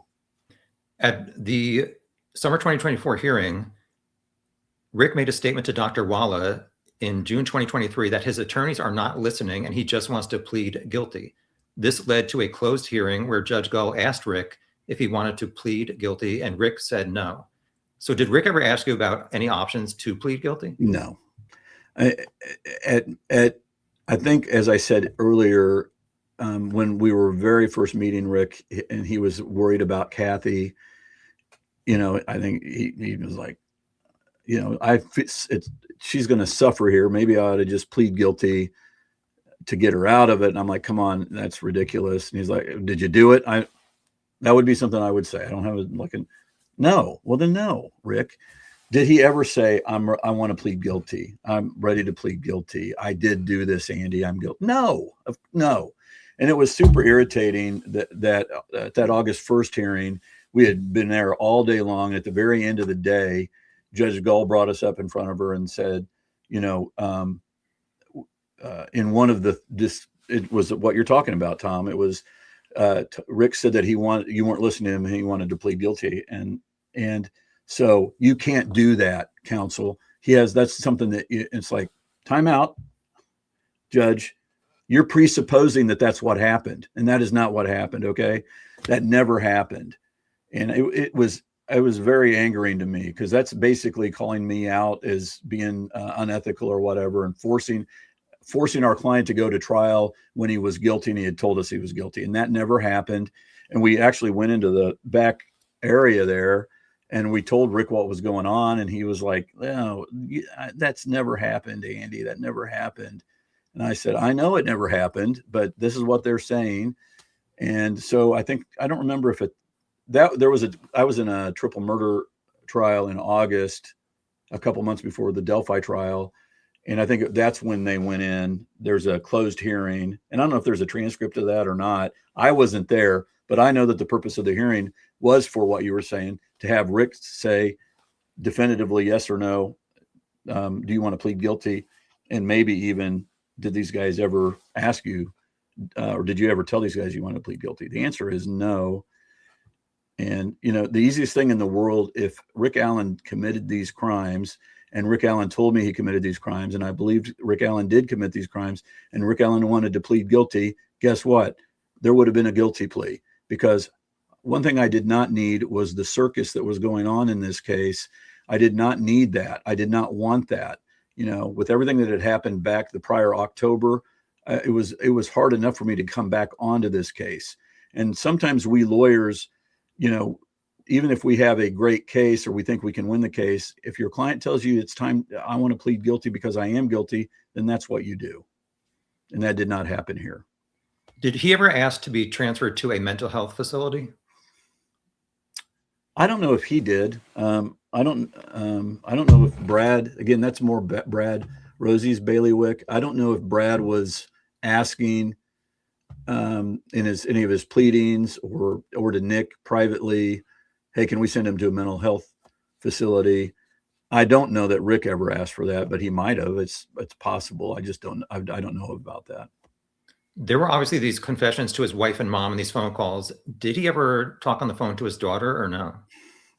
I don't think so. I don't think he, I think he just didn't. Rick is a very unselfish guy. Rick does not, he'd always feel badly about us driving all the way up to Westville to see him. He'd always feel badly, talk about how badly he felt for Kathy having to move out of Delphi. And, I don't think we ever had a conversation with him about this, but my guess based upon knowing him is I want my daughter to go have a nice, normal life without being attached to me or affiliated with me because of what I'm accused of doing. And I don't want to upset her. That's probably the mentality that he had, but I'm guessing there. Speaking of Trooper Harshman, he said Rick did not want his family to see what he had done to Abby and Libby during his trial. Do you know who Rick supposedly said that to? Because that was not on a confession phone call. I don't know. I've heard somebody told me about that, and the same thing that I'm going to go after the prosecutor. I'm not seeing any of that. I don't know. Rick sat next to me most of the trial. I was physically, like, my leg was touching his leg, and I could hear pretty much anything that he would say, and if not everything. And I never heard any of that. As far as the eye rolls that Judge Gull commented on at the sentencing, that was frustrating. First of all, if Rick did eye roll, he had a right to eye roll. When people are up there accusing you of something you did not do, and all the kind of the things that were going on in that trial, I think you have a right to eye roll. Having said that, I sat next to him. I can't tell you I was looking at his eyeballs all the time because I wasn't. So he might have been doing it, but I didn't think so. And Judge Gull never said a word about it. until the sentencing. And what I would like to say, and when you're sitting there trying to be a reasonable attorney and be respectful and stuff, you don't say what you would like to say. It's like George Costanza in Seinfeld, I wish I would have said this. There's a lot of that goes on. And one of the things I wish I would have said, at least in one of the sidebars, would be, Judge, stop rolling your eyes, stop, shake. There was things that she was doing that were inappropriate, when she wanted an objection, she's looking right over at the prosecutor. I mean, it was very plain. Maybe you didn't see that, but I had a front row seat and I was looking at it and I was just frustrated. Like, she had this thing where she did this, and be neutral, just be up there and call balls and strikes.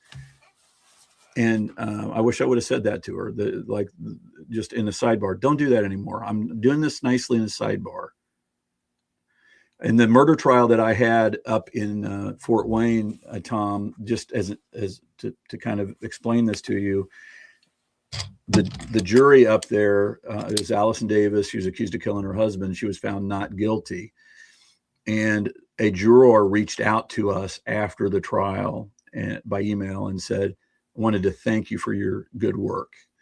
We reached out to her by phone.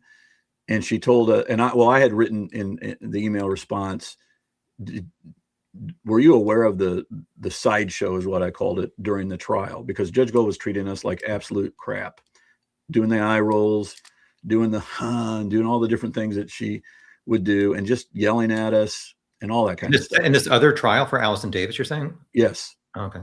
And it was the same type. And my law partner, Max Wiley, when I would complain about the way we were treated during Delphi by Judge Gull, he's a former prosecutor, and he's like, oh, you're probably over exaggerating it. Well, then every day of trial, at the end of the day, he's like, wow, you were not exaggerating. She is treating us terribly. Well, then, okay, well, that's two of us. Well, how about a juror calling us? And then when we would talk to her, I said, did you see the sideshow? And she said, yes, we all saw it. And then here's what she said.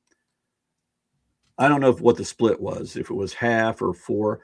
Let's say it was half. Half of the jurors thought, well, she's the judge, and if she's treating the defense lawyers like that, it must be because they're bad people.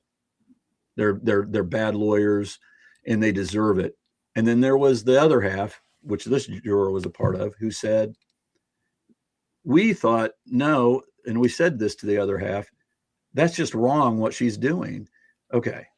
Well, then the same juror said, when the judge went back to talk to the jury after the trial was over, that one of the jurors that did not like the way that the judge operated against the defense flat out asked the judge,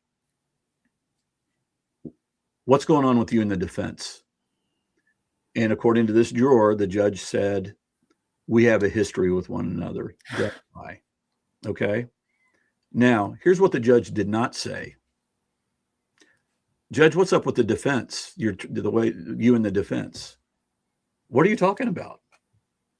I don't know. You're going to have to explain what you're talking about. I'm Judge Gull. What are you talking about? Well, it seemed like you were very mad at them. Oh, I'm sorry that you felt that way. That's not what was going on. She didn't deny it. According to this juror, she just said, oh, we have a history together. Now, just imagine that, Tom. Just think about that for a second, how inappropriate that is, and how it impacted. Thankfully, there were 6 jurors on that, or whatever, some split of jurors that said she should not be treating the defense lawyers this way. So for all those out there that watch your show and they think, oh, there he goes again, talking about this or that. I'm not lying about that. I'm not.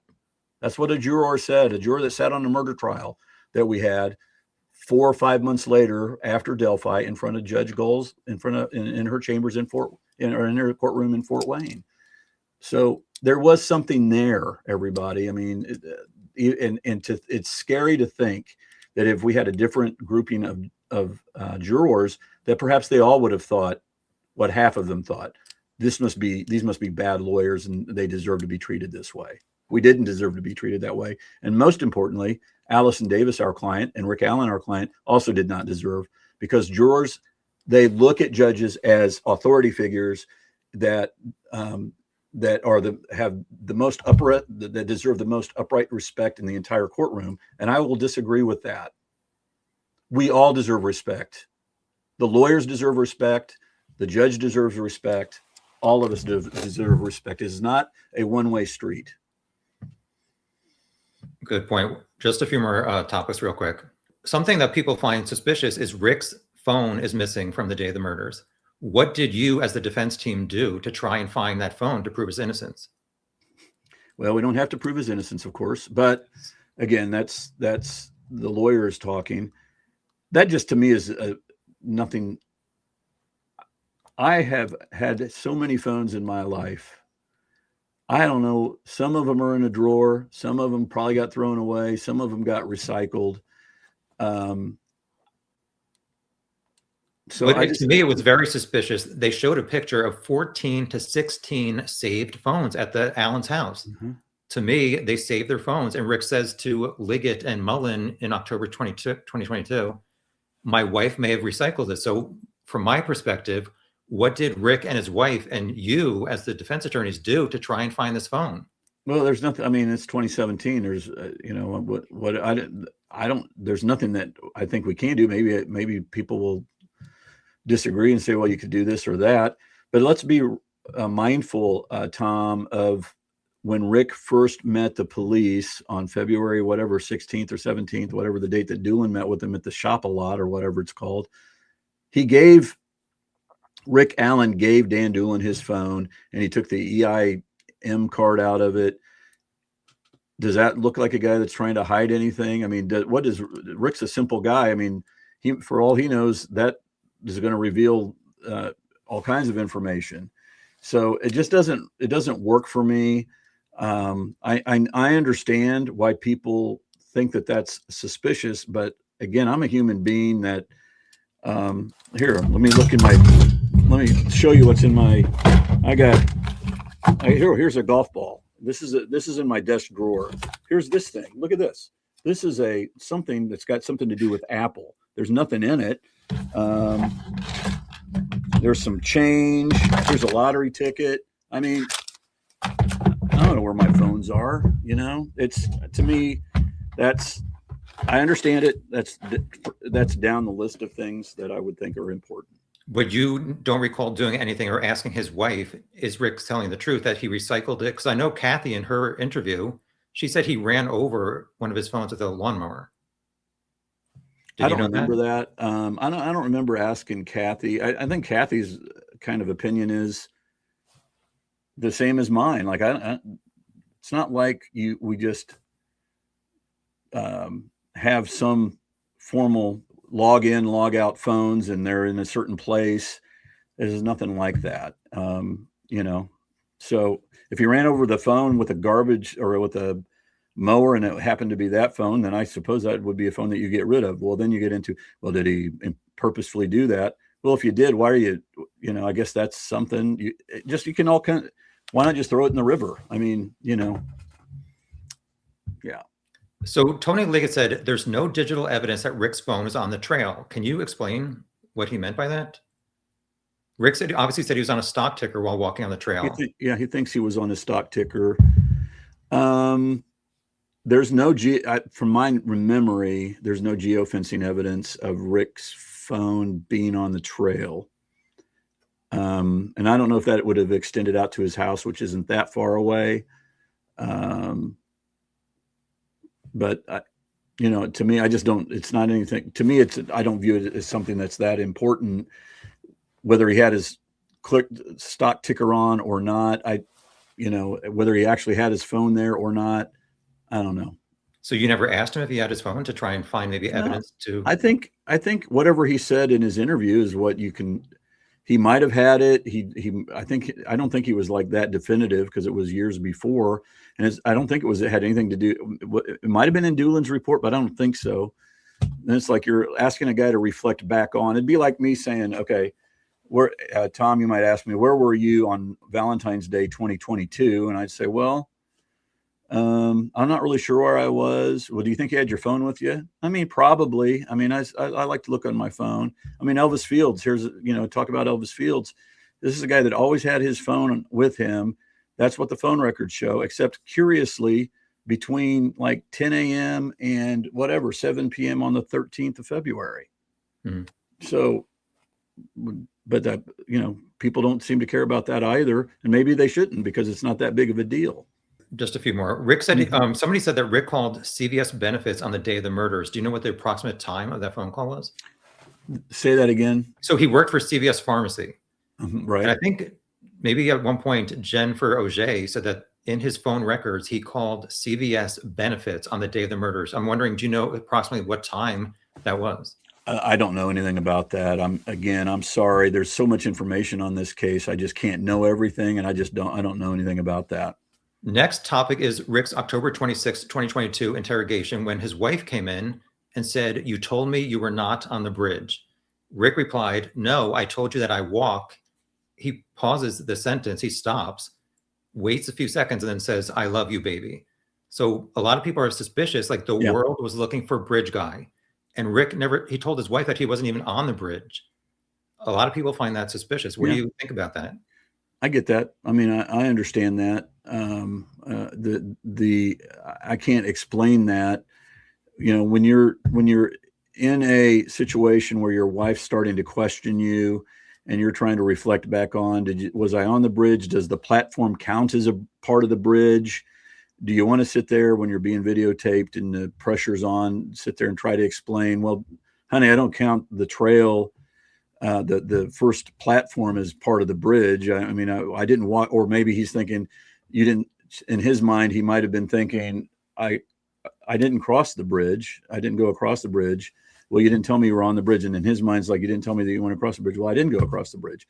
It could be any number of things. And it's one of those things where I understand what you're talking about. That if I'm on your side and you're, believe that he's guilty, I could listen to that and think, man, as a defense lawyer, I would make all kinds of hay out of that. But I just, again, Rick was under a lot of pressure. Imagine big Jerry Holman is in this room with you and he's yelling at you. I don't know, maybe I hadn't yelled at that point, but of course, Jerry told me also that when they interviewed Brad Holder, and I said, why didn't you guys give him the treatment like a guy that actually might be guilty? And Holman, just to show how much he's like, oh, I don't even know what you're talking about. What are you talking about? I mean, it's just disingenuous. It's so bothersome to me. Like, just say, yeah, we should, we should have done that, Andy. I wish we would have done that. I wish we would have put him in a room. They never even asked him, Tom, about Elvis Fields. Like, how do you get Brad Holder in a room and not ask him about Elvis Fields, not ask him for his phone, not ask him when he said, oh, I've met Abby one time, not say, well, wait a minute, that's not what you told us before. That's what happens in a normal interview. Now we're starting to be worried about you, Brad. What the heck's going on here? But when Rick was in on the 26th, they knew that they were going to arrest him. They lied to Rick, told him, we're going to give you your car back, come pick it up. They immediately take Rick into a room. They took advantage of his, like, just being a people pleaser and not wanting to, for me, maybe perhaps you too, I don't really know you, but if a law enforcement officer told me to do something like that, I would just be like walking out and you lied to me. You told me I was here to pick my car up. I guess I'm not. I don't trust you. Don't bother. I'll go get a lawyer or something.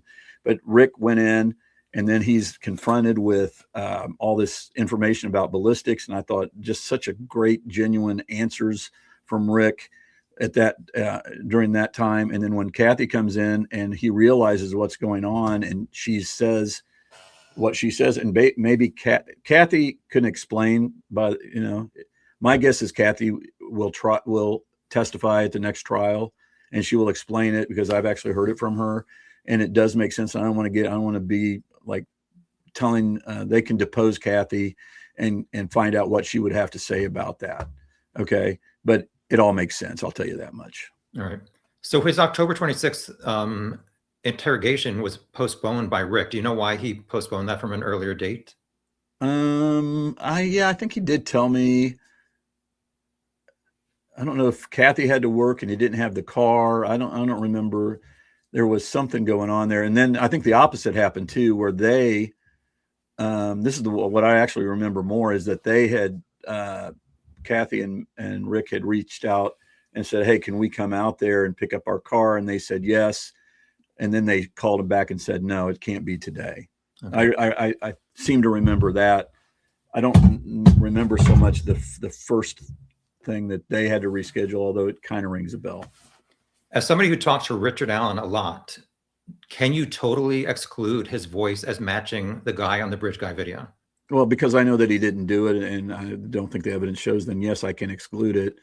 Does you think it's a different tone of voice? What's that? You think it's a totally different tone of voice? No, I think a lot of people called Brad Holder and said his voice sounded like it. Ron Logan sounded like it. You know, my cousin Vinny sounded like it, and maybe not my cousin Vinny, but a lot of people sounded like it. And so, you know, I'm not going to sit here and do what the police do and just gaslight you and say, no, that could never be Rick Allen's voice. It could be. It could be my voice if I'm whispering. It could be other people's voices, because it's not it's, you know, and the quality of the microphone and all of that kind of thing matters, you know, but it's not like this and it's not like this. So yeah, somewhere in the middle there. And yeah, it could be Rick Allen's voice. I just know it's not, because he didn't commit this crime. And I will also say, by the way, I think we've done everybody that just presupposes that whoever is on the bridge, AKA Bridge Guy, is the one that killed these girls. I think that that's a mistake, just to make that was a presumption early on made by police. Okay. And I think that was a mistake. Do I think that it's likely that person was involved? Probably. But when you hear those voices, it sounds, there's lots of people that they think that what's going on there is that the girls, it almost seems like they're not even that nervous. Like it's like a conversational to some degree. Some people think that, and that they're talking to somebody different, that it's not the guy on the bridge. And there's no way to prove that it is or it isn't. My opinion is there's multiple people at that end of the bridge. And, you know, whether the guy on the bridge and even Teresa Liebert said this to me early on when I talked to her. She saw the guy that kind of looks like Elvis Fields earlier in the morning at that end of the bridge. You know, it's a few hundred yards from the bridge.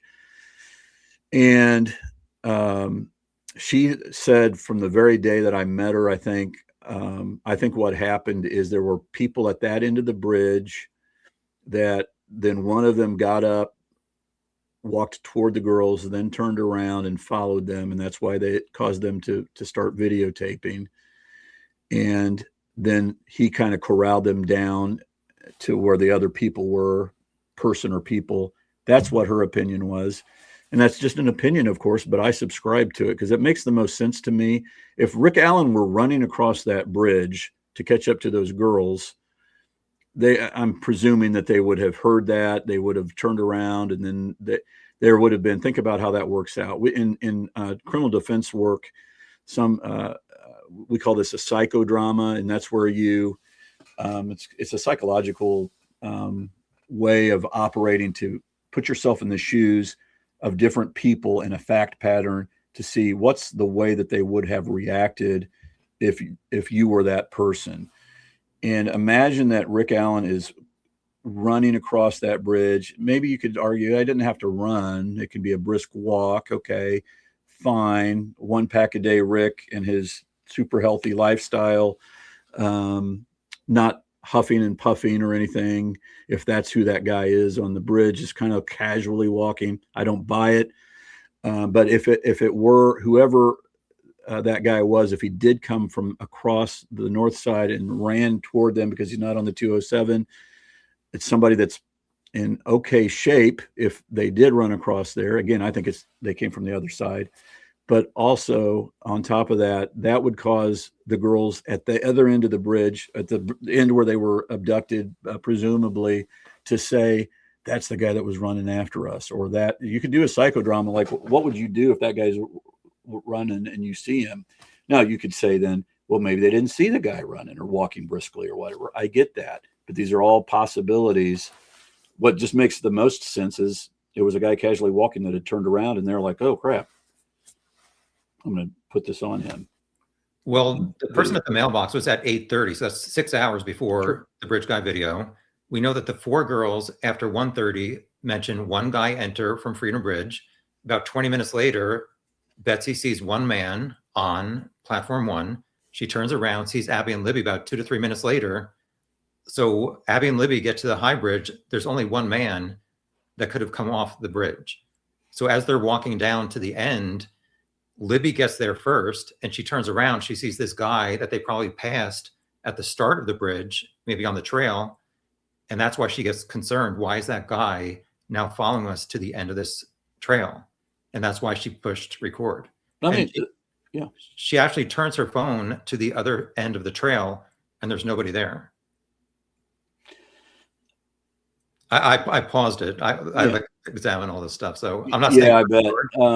I mean, what you're saying is exactly what I'm doing. It's conjecture based upon the way that you view the facts. For you to say that there's nobody else at that other end of the bridge, or however you phrased that a second ago, I just find that to be not accurate, at least potentially not accurate.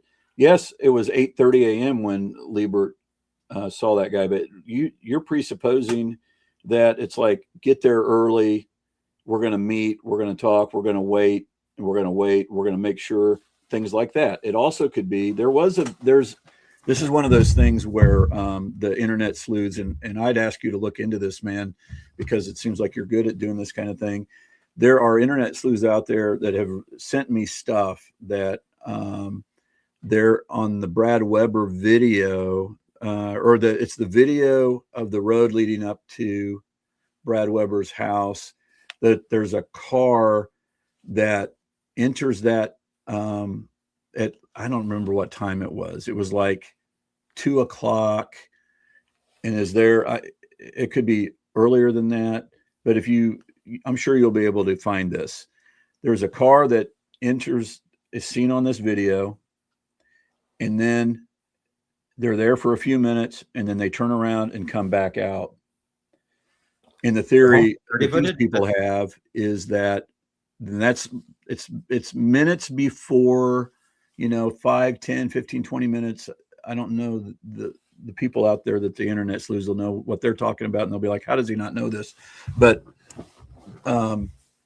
their theory is that somebody dropped people off and then turned around. And it was 5, 10, 15 minutes or so before the girls were abducted at that end at 2:13. So that's another example of the possibility of something that could have happened. I don't know if you know about that or not. Whose camera? It could be a bunch of hooey, by the way. It could be a bunch of crap. I've got a law practice, and I can't sit there and like look into all this stuff like other people can. What camera captured that? It's the one that I don't know what the name, I don't know what to call it. It's off of a I think it's off of a house, and it's facing. You can see it's pretty broad. Like you can see, and I don't know what the name of that road is, but it's the road. It captures the road that I believe dead ends past Liebert's house, and you can see. And there's a couple ways that you can get into Weber's property, and that was one of them. And then there was another road that was less of a road and more of a dirt path or something. And I don't know if that vehicle went, I think it disappeared is what I was told, or I don't know if I saw it. But if you could find that out there, I am sure it's on. I'm not on. I don't know how to do Reddit or whatever. I got to stop saying that. It's just true. At some point in time, trust me, you're better off not on those things. So, but you might want to look into that. Maybe that'll change your mind, at least on the topic of whether anybody else could have been out there. Because if you see a car suspiciously arriving at, let's say, 1:56 and leaving at 2 o'clock from that end of the bridge, maybe you'd be like, okay, maybe there's something to that, and you can add it to your data bank of information. Or actually, Kathy said Rick got his blue Carhartt jacket a couple of years ago. This was in 2022 when they went to some kind of island, Mackinac, or I'm not sure if I'm pronouncing it right. One of the witnesses, Anna, said that bridge guy was wearing a windbreaker. Did you ask if Rick owned a blue windbreaker in 2017? I didn't. We always thought that they were trying to claim it was a Carhartt type of jacket. So we knew that Rick owned a Carhartt. One thing that we wish that we would have done is apparently you can, there's something that you can tell by I've heard the zipper. There was a certain zipper that only came into existence after 2020 or something that might validate that it was Rick got that jacket afterwards. In terms of a windbreaker, who was wearing a windbreaker on March the 14th when he was interviewed, a blue windbreaker, was Ron Logan. If you look at his interview. So I have, and actually, if you look at it long enough, you see the reporter moves her microphone and he has a huge white logo. So that does not, I know a lot of people say, oh, look at Ron Logan on TV. He's wearing the same thing as Bridge Guy. It's not. When she moves her microphone, there's a huge white logo. A logo of some type? Yes. And also Okay. Ron was on the transfer station around noon wearing boots up to his knees, dark blue jeans, not faded, washed like Bridge Guy, a green jacket, nothing on his hat, his gray mustache and his gray hair, prescription glasses. To me, Bridge Guy does not sound like a 77-year-old grandpa like Ron Logan. I thought he sounded a little bit like him, but the whole thing about creating an alibi with your pre-creating one with your nephew and then saying, well, the reason was I didn't want to get arrested for driving while suspended or whatever. That just always struck me as odd. But, and there's this conversation about the pings that Ron Logan was pinging around 10:30 down somewhat near where the girls were found. There's all kinds of reasons to think that, we should have been able to talk about Ron Logan. It's his property. I mean, I've never been in a trial where you can't at least make mention of the person whose property it is on and all that kind of thing. So that was a little bit odd. And then you get the Ricci Davis stuff that I've talked about. And I question everything related to everybody, but particularly guys like Ricci. Okay. I don't just go in and buy everything that guy sells. Now at one level, I he did tell me the truth about the letters to McClelland. I know that he did. Here's what happened. After the trial was over, after the sentencing, Ricci had reached out in some form or another and said, McClelland has evidence that I sent him. You need to come see me. And I don't remember exactly how that happened, but I went up and I saw Ricci, and it was in February of 2025 this year. And he told me that when he first met me, the only time he had met me was in March of 2024. I think it was March. He didn't really trust me. He didn't tell me that Keegan Kline was at the time in his block, for example. What Keegan told me then was a lot of, you should watch the video. This is in March of 2024. Watch the video from 2017 when Ron Logan was in my cell or in my block. That explains everything. Ricci was he didn't really want to talk to me that much. But the reason I was there in 2024 with Ricci is I found a document that Ricci Davis had written that turned into a report that said, hey, Ron Logan confessed to me that he committed these crimes. Oh, wow, that's interesting. So when I saw that report, it wasn't until March. This is an example, by the way, of where I'm not really sure when we got that report. I don't know if it was part of Steve Mullen was always sending us stuff like all the time after we got back on the case in January. And I don't know if this was new and they had just turned it over or if it was part of an old hard drive that we were going through. It doesn't matter.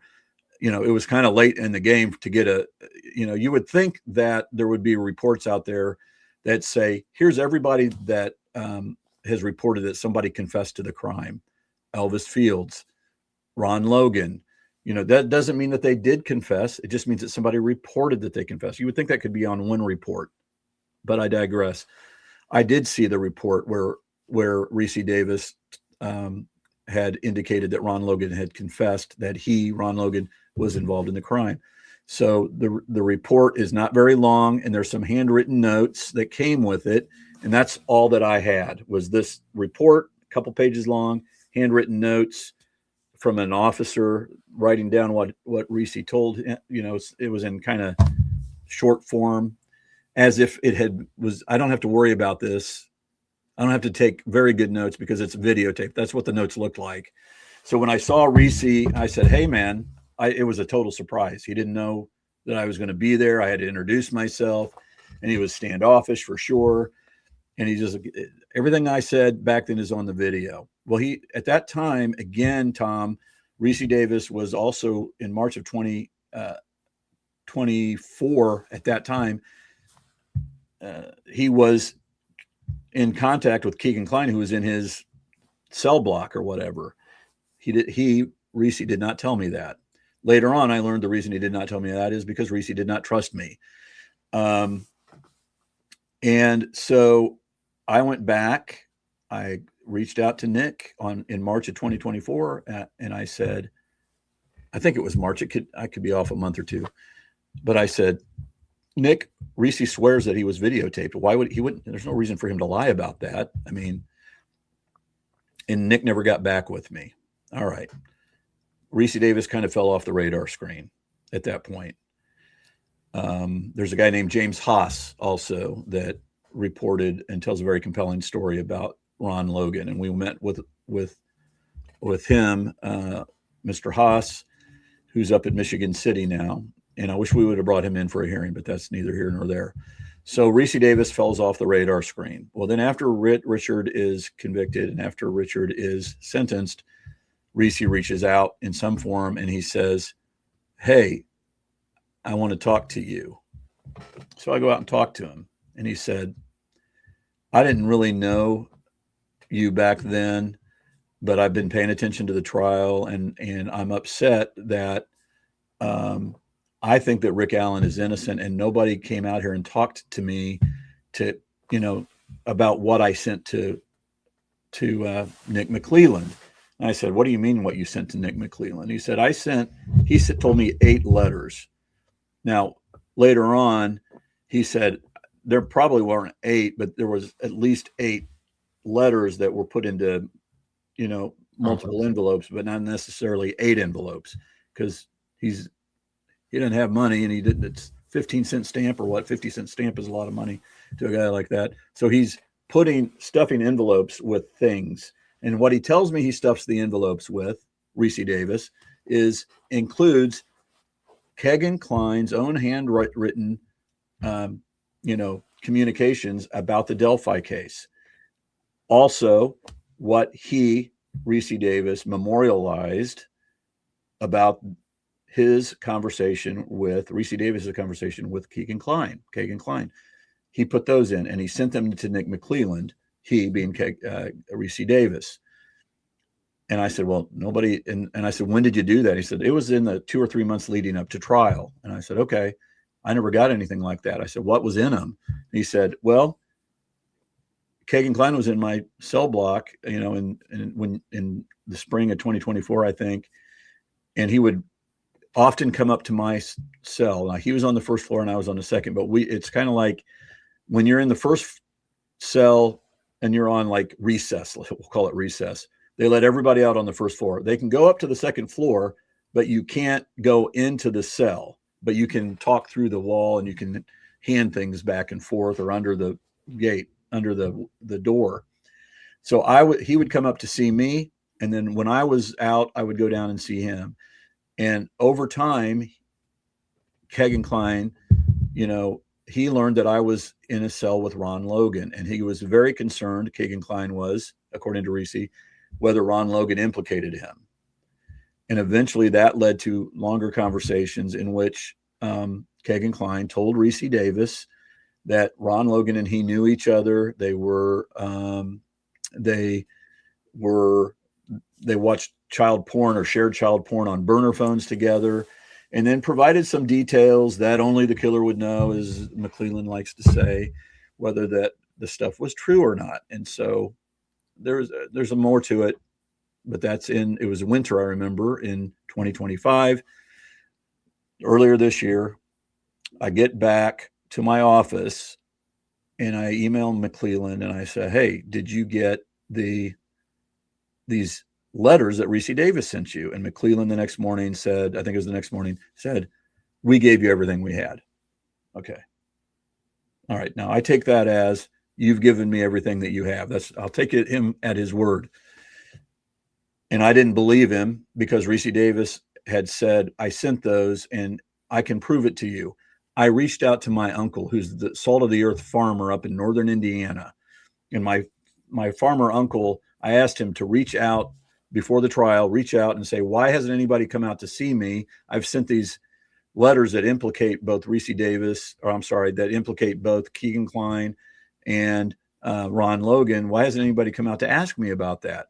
So I drove up to the uncle's property way in northern Indiana, and I got there about 8 p.m. and it was dark as night. And the uncle comes in after a hard day of work. He's like 70 years old, and he's like, this guy is as honest as the day is long. He's like, oh yeah, I did call out there to Jennings County, and they told me that they had gotten the letters, and that Carroll County.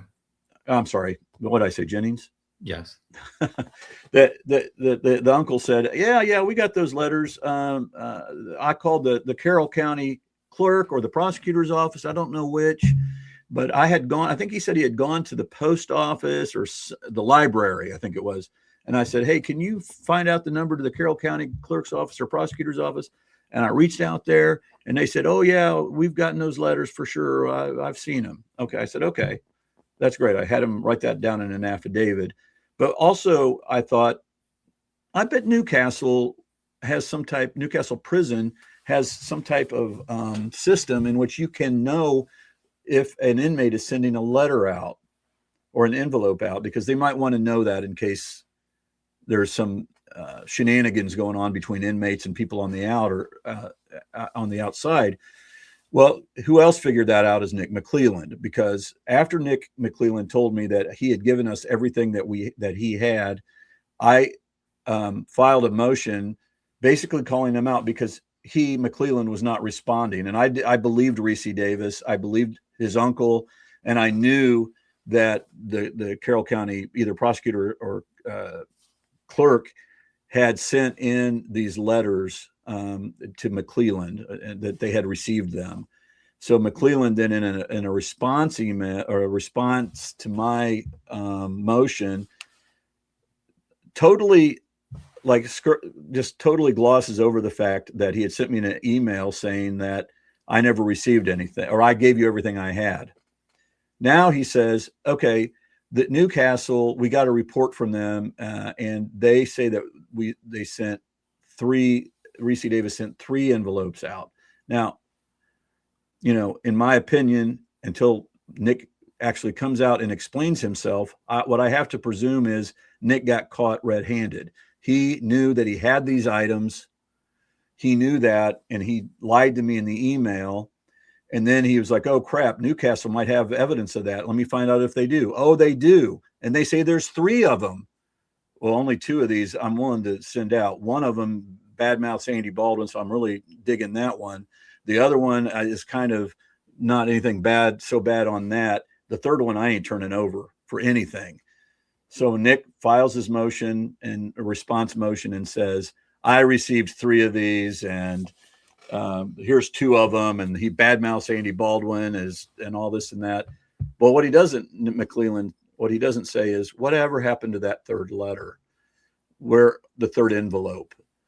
And that should bother people. I mean, at a minimum, he should have said, I didn't see this stuff until after the trial. If that would have been a better excuse or lie or whatever, is to say that. But that's not what he said. He said, here's 2 of the 2. We did get them. Here's 2 of them. And I'm Nick McClelland, and Judge, you don't have to worry about me because you're not going to do anything to me because you never have. And I doubt that you ever will. And so I don't have to explain myself. Well, I think I asked for a hearing. Like, can he explain himself? Where's this 3rd letter? Now, why is that important? And here's why.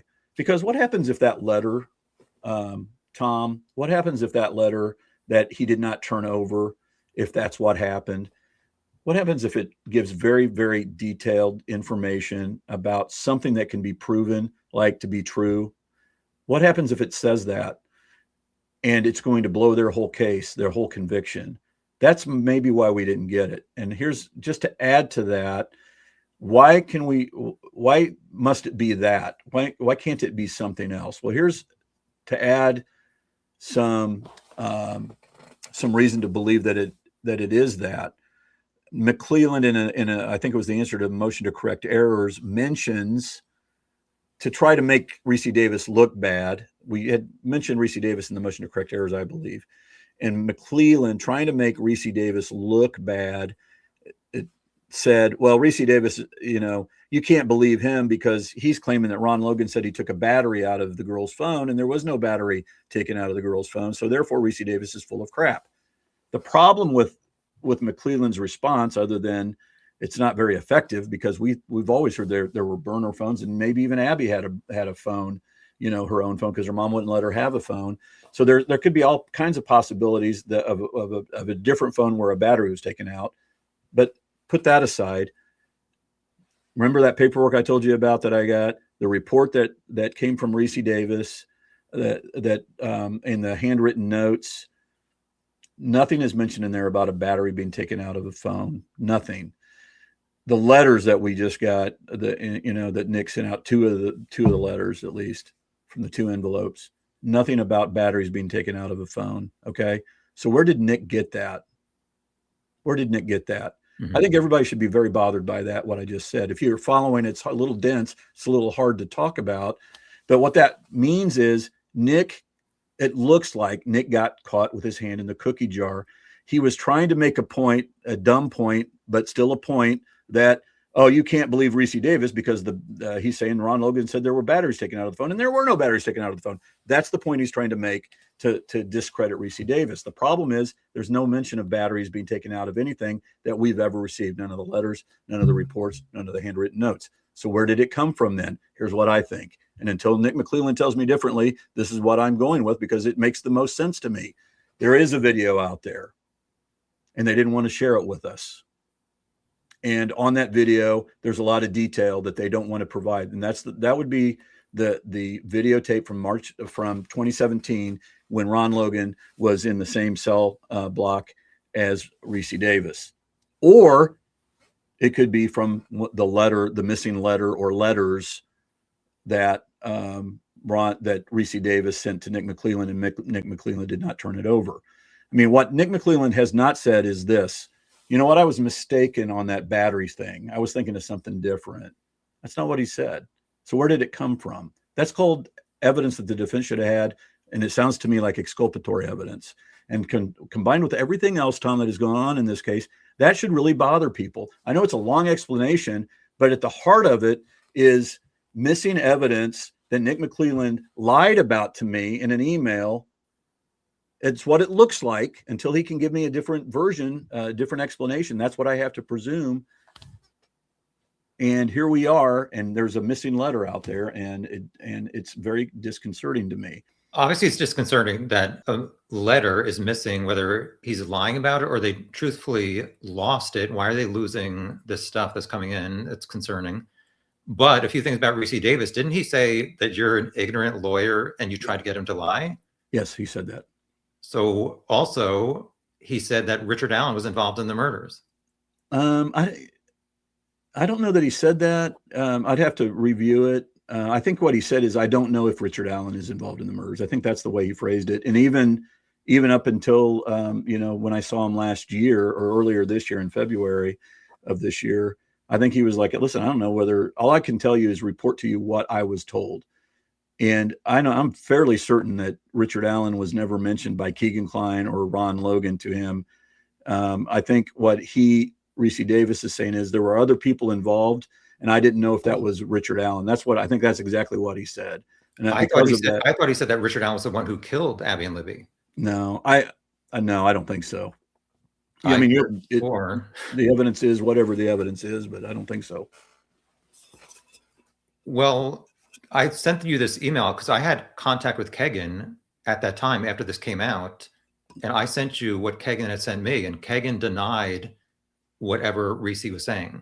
Yeah. He said that Ricci is a known liar. Right. He tries to do this with other prosecutors to lessen his sentence. And there was some evidence that McClelland presented where Ricci did email another prosecutor's office. So for me, like the facts that Ricci's supposedly saying that Kegan and Ron confessed to him, they don't add up to the crime scene facts. I understand what you're saying about But Ricci to me has never said, I don't, he's always said, I don't want anything. I don't want anything. Well, he sent the email or the letters initially to the prosecutor and not to you. Yeah, because he didn't up until March of this year and after the trial, he said, I didn't know whether Richard Allen was in. This is exactly the way that it went down when I met with him in March of 2025 after the sentencing of Richard Allen.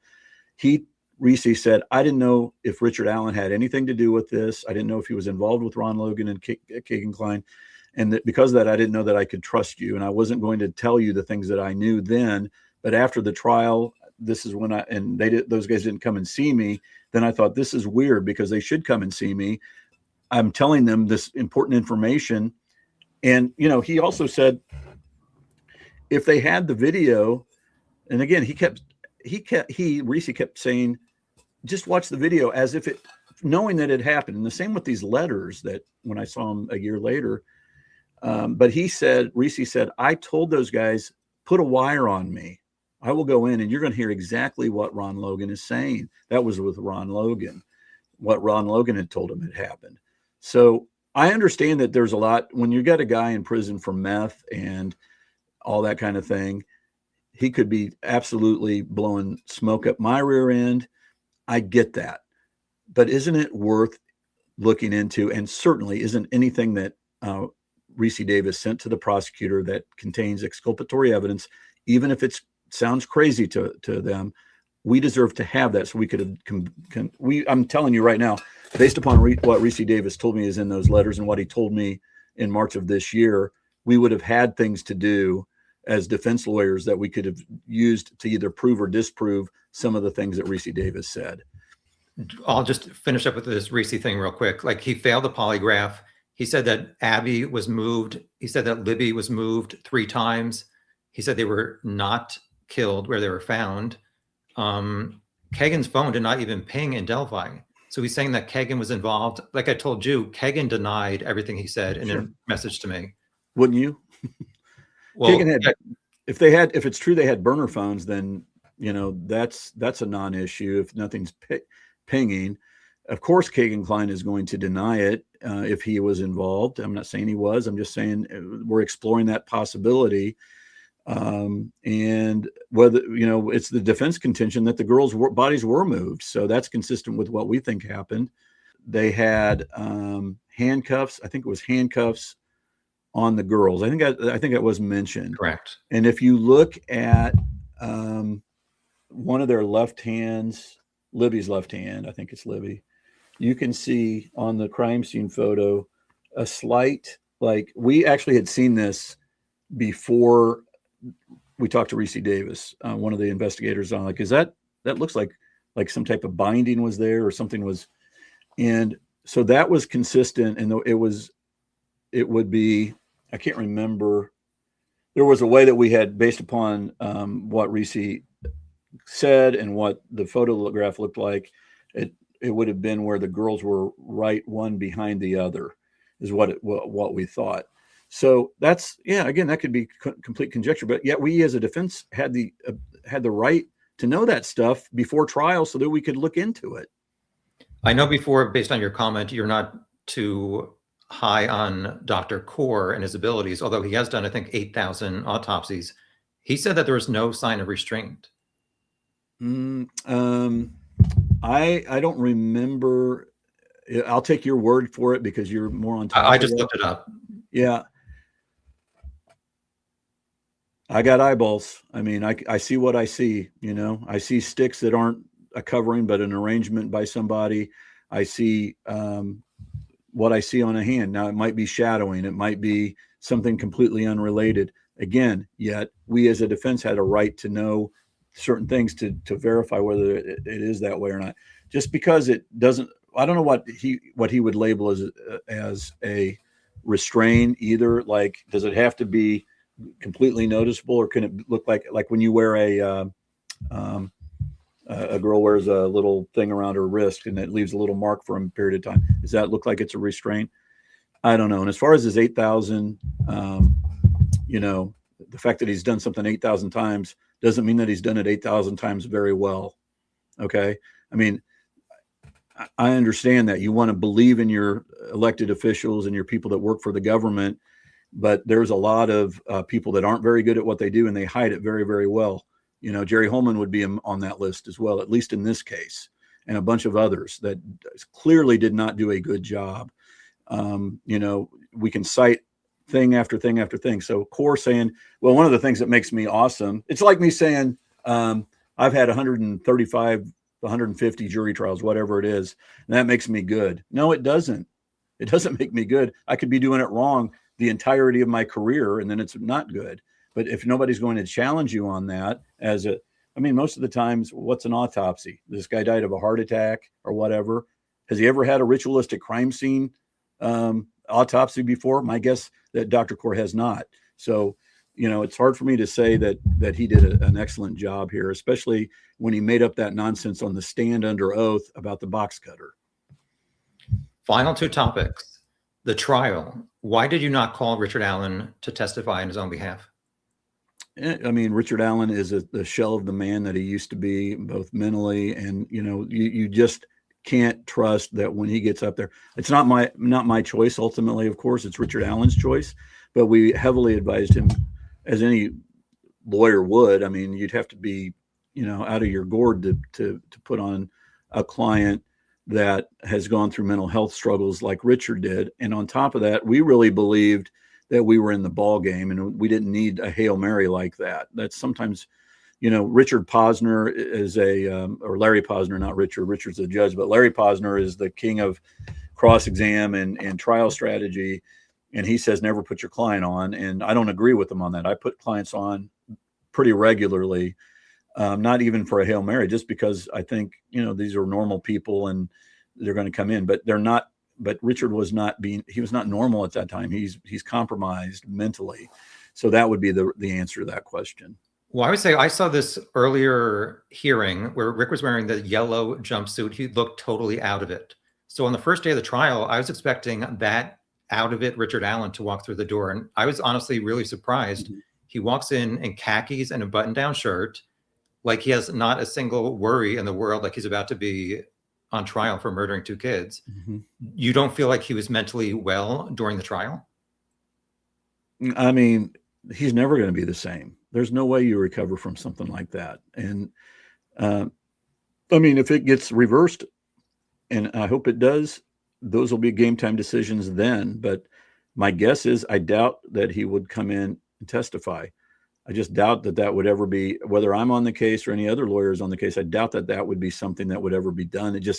It's, you know, again, you said, and I appreciate you saying it, you're not a lawyer and you're looking at it from maybe more of a juror perspective, how they might view it. And I appreciate that because I'm always interested in it. I wish I could be a juror on a trial one time, just so I can kind of see how that works and see it through their eyes. And I'm kind of able to do that on this case through you a little bit today.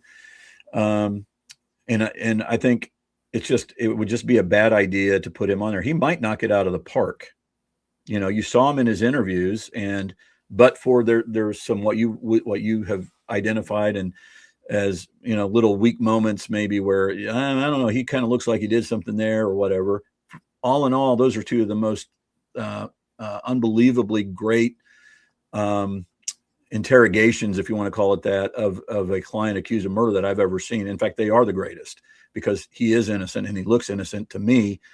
And I think a lot of people that watched it felt the same way. Some were on the fence and then they saw it and they're like, I don't think he did it.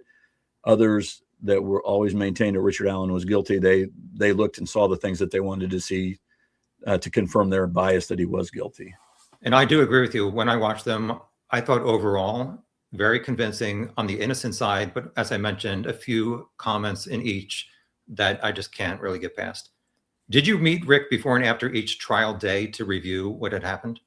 No. I would say the life of a trial lawyer after the day of trial is this. You drive back, for us, at least on this case, it was drive back to Logansport. We had an Airbnb, chill for an hour, grab some dinner, and then work. And Rick was not going to add a whole lot of, there's not anything that he could add for us. I mean, when you're representing somebody that you truly believe is innocent, what can he say? You know, I mean, there's nothing he can say. Like if it's a self-defense case, he could say, well, here's what you don't know, or remember that the person came at me with a knife or whatever, and we need to hear his story. But when it's somebody that's not there, that has nothing to do with it, you know, he just has to trust that we're going to be doing our thing. And the way we do our thing is by staying on task and doing what is necessary for the next day.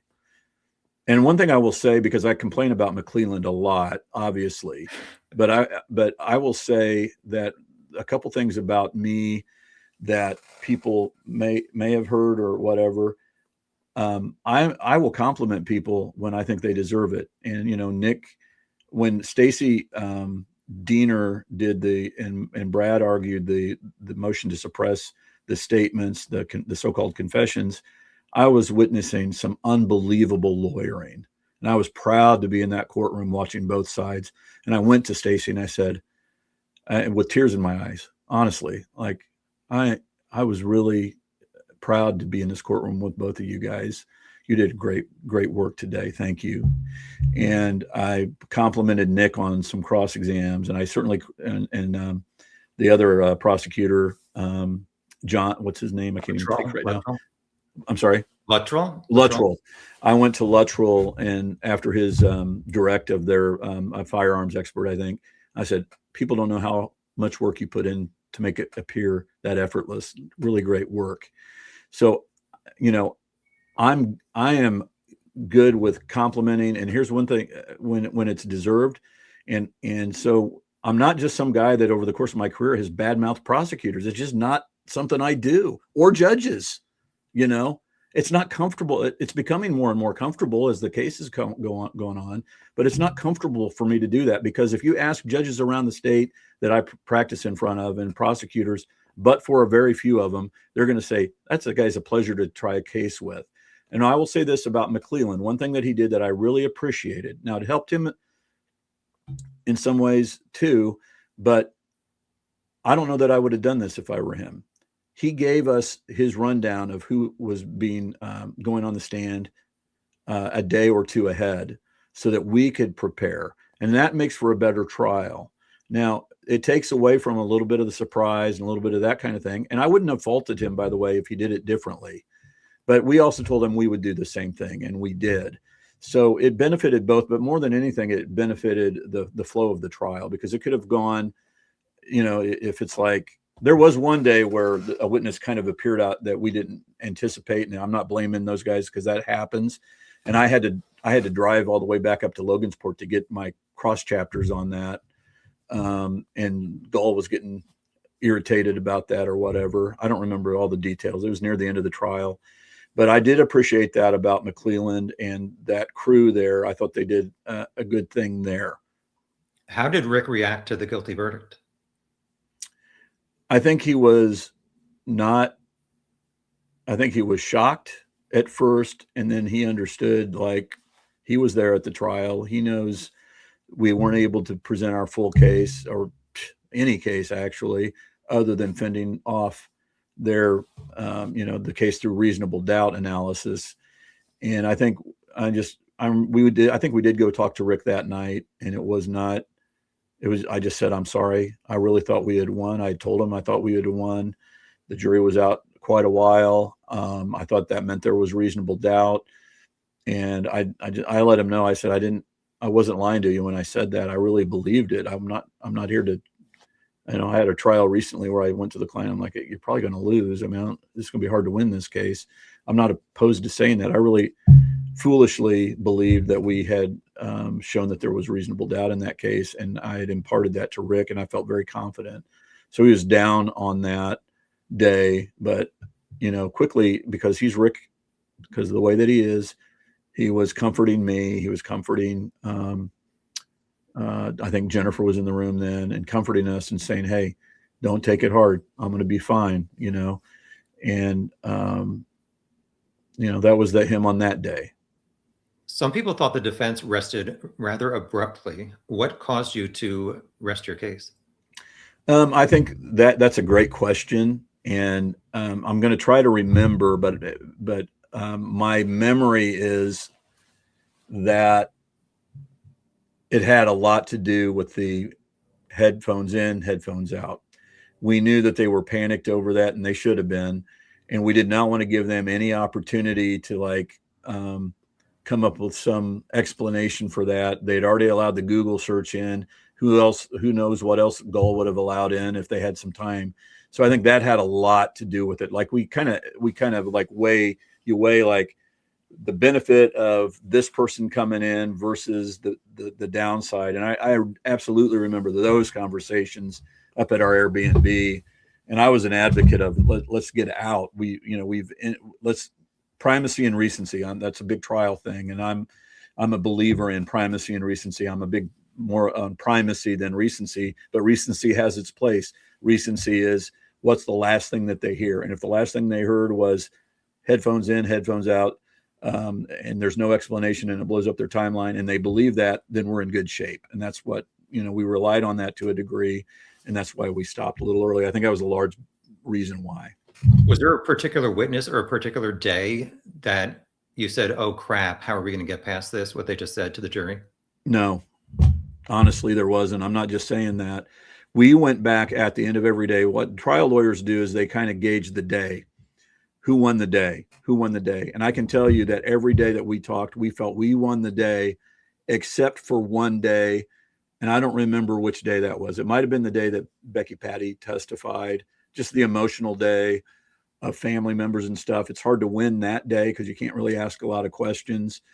But I felt, and Tom, you were there. So you probably are like, you're crazy, Andy. How did you think you won every day? But part of it is an optimism, that innate optimism that trial lawyers have. But also we just really believed it. Like we, part of it is you're there and you're looking at the jury. Like you saw my cross-examination style. I open up to the jury when I'm trying to make a big point. And when you're doing that, you can look at them and their heads are shaking. And, when Jerry Holman on Saturday morning was cross-examined, I ended that cross-exam way too early, man. I mean, but it was 11:30 or so on a Saturday. And I felt like I had pummeled him pretty good that morning. And the point had been made. But you know what? I didn't get into the 207 photo. Where's Rick Allen? That would have been an easy. I call them cross chapters, because you notice I don't have questions written out. I just have topics. And so that allows me to engage in listening and reacting. Like Jerry Holman, the first question out of the gate was something along the lines of, when he was making his ridiculous, I believe Richard Allen was he was looking down. What made you think he was telling that he was lying? Well, he was being deceptive because he was looking down, and that's when, he was looking down the whole way. So I'm not married to a script. So Jerry, you were looking down this during much of your cross exam. So were you being deceptive? And, when you don't have it written word for word and you're not married to your script, you get to have those types of moments. Or, hey, Steve Mullen, you think it's funny that you lost evidence? You think it's funny? It's not funny. That allows you to do that. And that's experience that allows you to do that. But I don't remember what your any particular day, but then you go back and you reflect and you're like, I let Holman go too quickly. I had my clutches in him. I needed to finish him off on that day. And I did not, because I got worried. I was worried the jury is getting angry at me because I was taking too long and the point had been made. So yeah, when you're looking at the jury and you're thinking these things through, Tom, you make some decisions like ending abruptly or whatever. One more trial question, then a few various, and we should be done in about 5 or 10 minutes. I really appreciate you going this long. Yeah. So during a sidebar, Judge Gull said a Cass County jail video, quote, his conduct on that video is horrific, end quote. Like Rick was threatening to kill guards. Can you do like a throat slitting motion? What was that all about? Oh, I don't really want to talk about that just because I don't think it adds anything to the conversation. Rick, when you're falsely accused of a crime, you can get angry. Okay. And I think Rick got angry, and I think it was what I would label much ado about nothing, but it's the type of thing that if a jury sees it, it just gives them the opportunity to like, oh, okay, well, I'm feeling better about myself now. And so I get I'm a pretty laid back guy actually, but when I do pop off, you know, in courtrooms that I practice in, it'll be like, hey, did you hear what happened? Andy really got angry today, and it'll be something big, but in the end, it's not that big of a deal. It's just something that happened. And I view it that way. I don't remember particularly what you're talking about exactly, but I kind of remember it a little bit. And I just think it was not that big of a deal, but we did have to fight to kind of keep whatever it was out.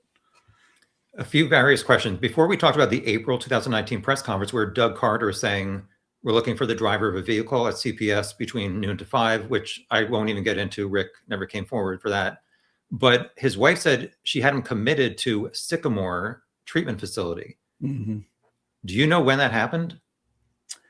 No, I don't know the exact dates. It was, if we're talking about the same thing. Well, was there two different ones? Because she seemed to mention something in 2019 where Rick put a gun in his mouth and she called police. But there's also a news report that said that happened in 2015, not 2019. Were there multiple instances where police went to his house?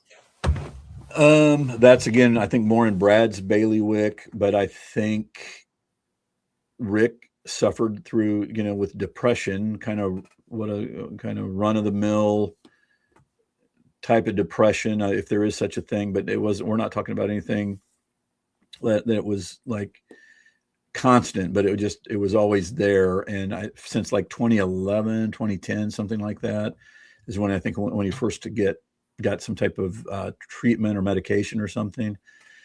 I don't remember exactly when, but he had always had, I think the jury heard it. I could be wrong, but that he had depressive moments or, you know, periods. So I don't know when those were. Yeah. The reason I ask, because everybody wants to know, April 2019, they're putting out the young guy sketch and people want to know, did that trigger Rick to go to some facility worried that there's more focus on the case? Well, if that sketch looked anything like Rick Allen, that might be a good thing to speculate on. But actually, if Rick Allen actually committed these murders, he should have been jumping for joy that sketch came out, honestly. So I understand people want to look into that stuff and like, or was he feeling guilty or was he worried about getting caught and all that? And I just think the guy for 10 years had depression, and it had zero to do with Delphi, zero. So Rick did mention that he may have been wearing a skull cap that day. He was photographed at a bar early on wearing a dark green skull cap, which I have a photo. I don't know if you want to see, but looking at the list of the search warrant items taken, there was not a green skull cap. Have you looked into this green skull cap and where it went or any significance? I was looking in my closet just yesterday we have criminal defense team. That's the name of Baldwin Perry Wiley. That's our firm, of a particular winter hat that I really enjoy. I cannot find it anywhere. So to me, if the thought is, did he get rid of that? Well, then why didn't he get rid of the bullet that they claim? And why didn't he get rid of his gun that they claim? And why didn't he get rid of the jacket? Why didn't he get rid of the car? That's a big one. So I think you have to I understand why you're saying it. I do. But to me, I just don't view that. Now, maybe I'm wrong because you're a juror potential, you know, and that matters to you to some degree. Otherwise you wouldn't be asking the question. So I don't want to just poo-poo it. I'm putting it in my brain that it matters to some people. I really am.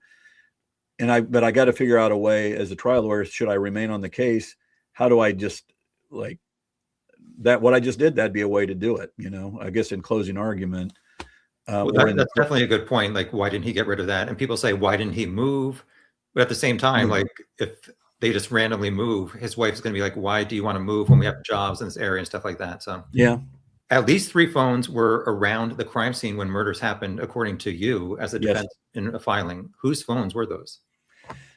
I don't remember their names, but what you would think is that there would be reports done, and I don't know that there was ever any reports done. There might have been. It was 3 people. But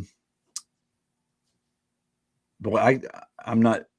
I wish I could tell you there was a moment. Here's what happened in this case. Often we would get so like up and like frenzied about a situation. And there was this, like Brad Rosie was down here in my Franklin office when we discovered that document and the map that you might call it a geofencing map or whatever. And we were just like, what, how can this be? And and then I don't remember exactly. We were trying to locate these people because we didn't have any reports or anything. We had a phone number, but then we had to figure out, is this the same number from 2017? And I think once the judge just decided that we couldn't get into that stuff, it just became, that had to go out of our brain. But I still believe in that. Like, we should have been able to talk about that. One was a young guy who lived nearby. One was, it was his dad's phone, but he was using it. I think we actually talked to one of them, if I remember correctly. The dad lives in Texas now or something. And I know you might be like, how do you not remember this stuff? I mean, this is your client's life and all that. But once Judge Gull said you can't use geofencing, man, I'm telling you, it just goes out our brain. If I could go back and look at notes and look at, I'm sure we took video of we took video of our brainstorming session so that we could go back and remember things. And if I went back, I could probably tell you kind of what the flow of that situation was over the course of a week or so. And then we filed our filing that mentioned that. That's true. Everything I said in there was true.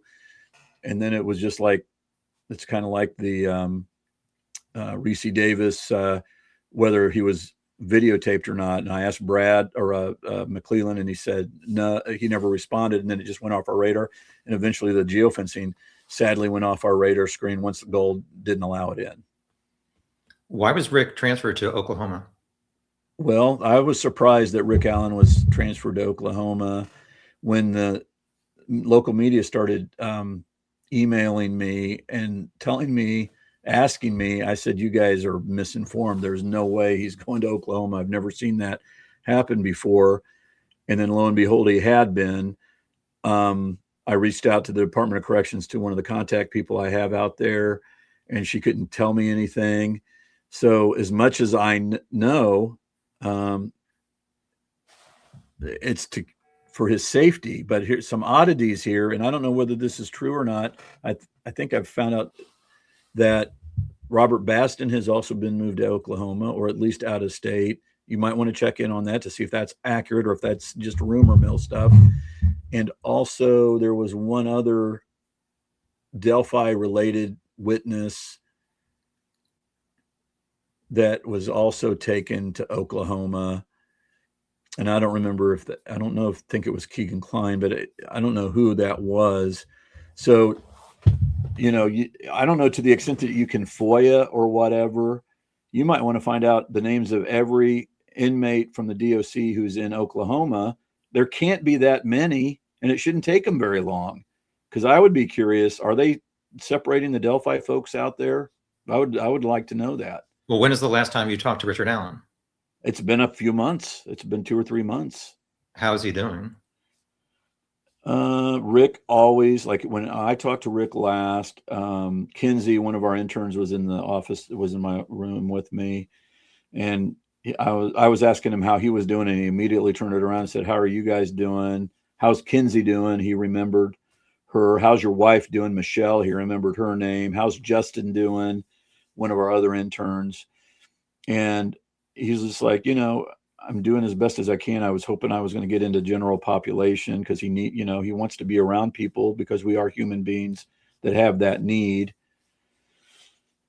And, but then I haven't seen him or talked to him since. In fact, on my to-do list is to send him a letter for Christmas, and I just haven't gotten around to doing that. I feel badly about that. I guess my final question is, I've heard this term factually innocent. And I know you've talked about a lot of things during this very long discussion. Sure. Why you think Rick is innocent. Can you define factually innocent and why overall you think Rick is factually innocent? Sure. Factually innocent means you didn't do it. You had nothing to do with it. You had nothing at all to do with the crime. It's a man accused of child molesting by his angry stepdaughter that doesn't like her dad to be married.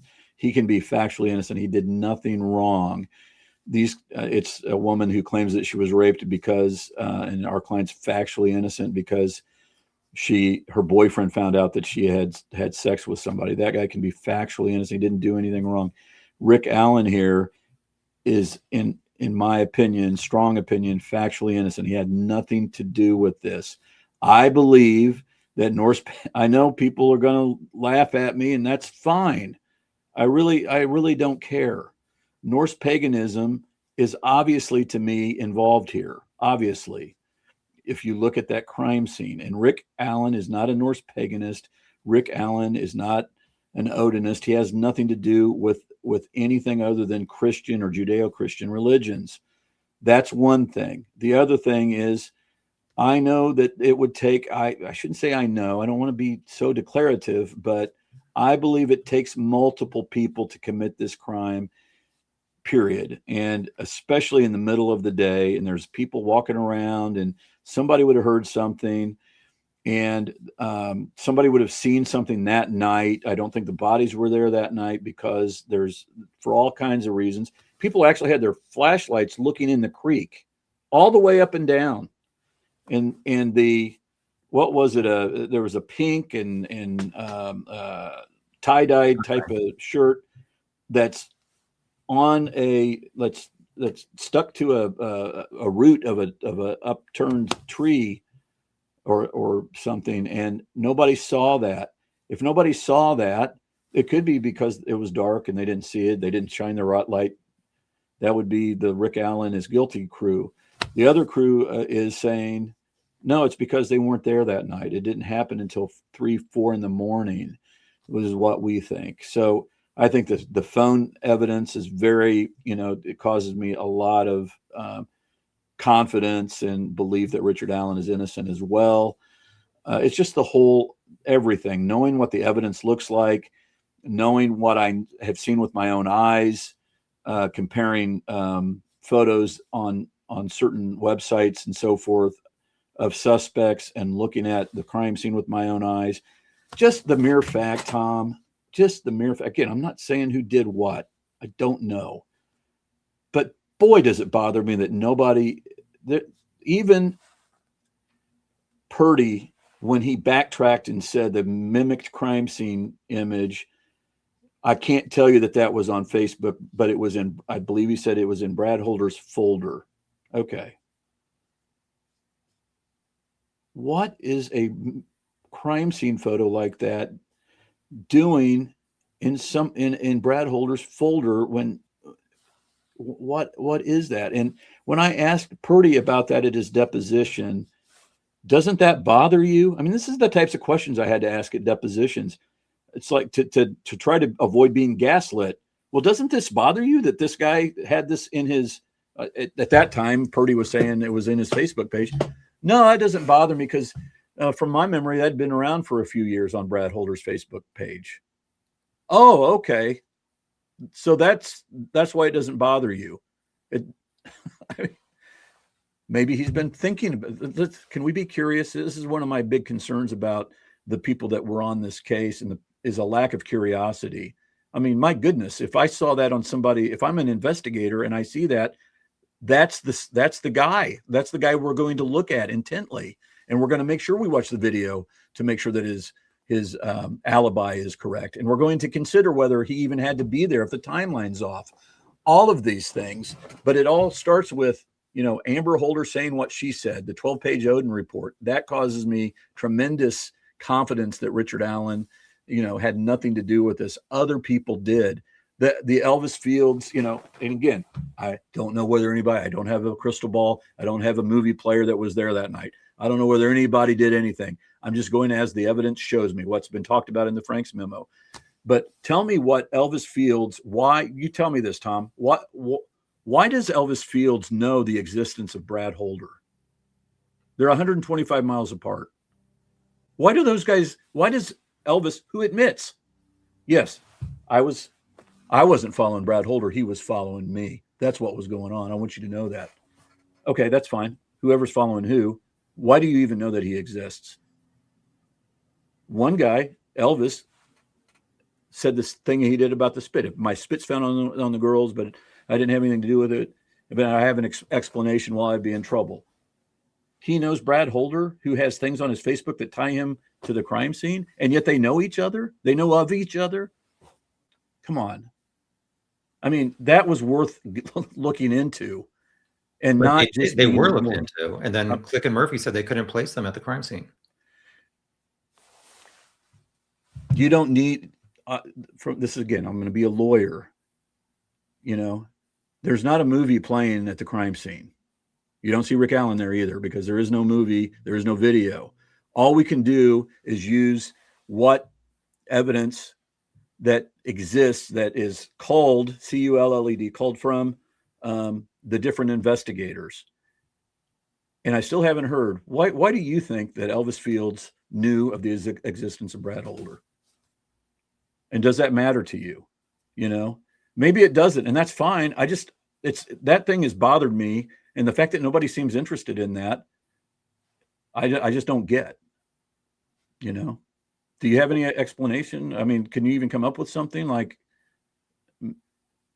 it's just a giant coincidence? I don't know.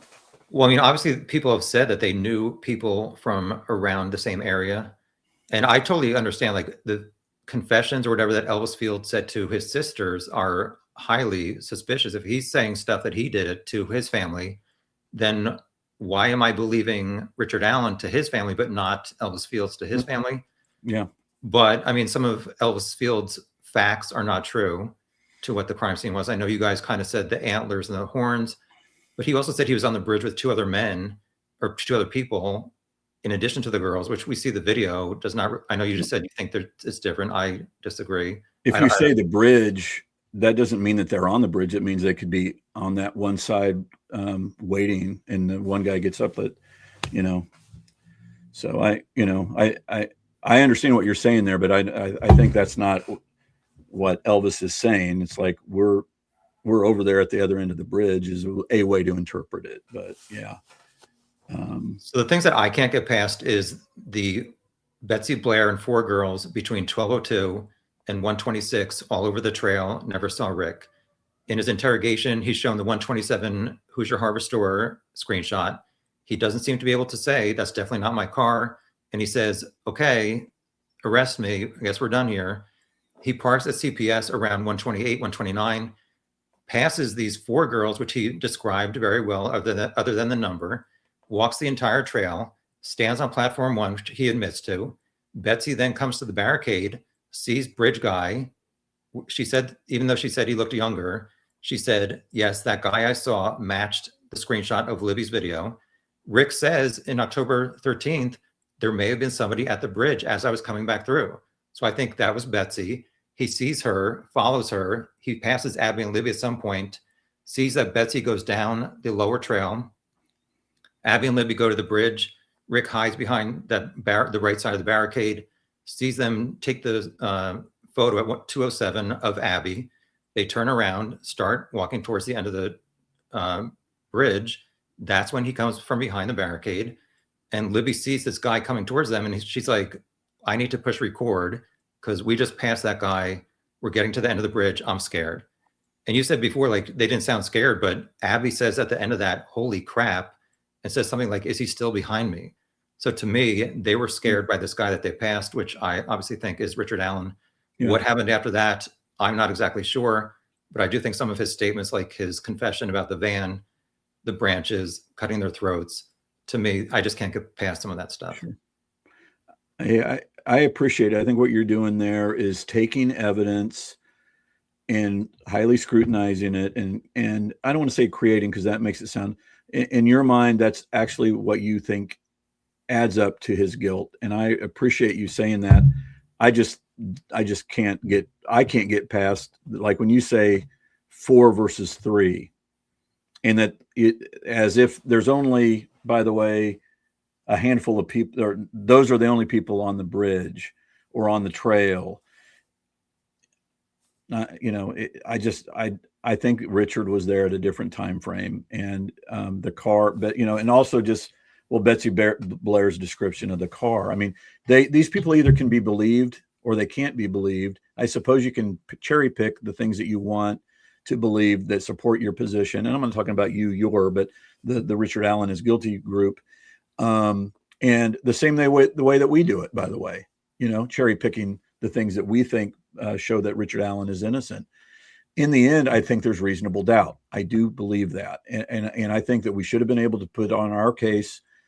And I think the law allows for us and requires it, not just allows, but requires us to put on our case. And when there is nobody to point a finger at or no other options out there, this is the type of result you get. And had we just been able again to just put on, hey, we have our own explanation for these sticks. That could have been all that you needed to change the tide. And you can actually, when you talked about a minute ago, factually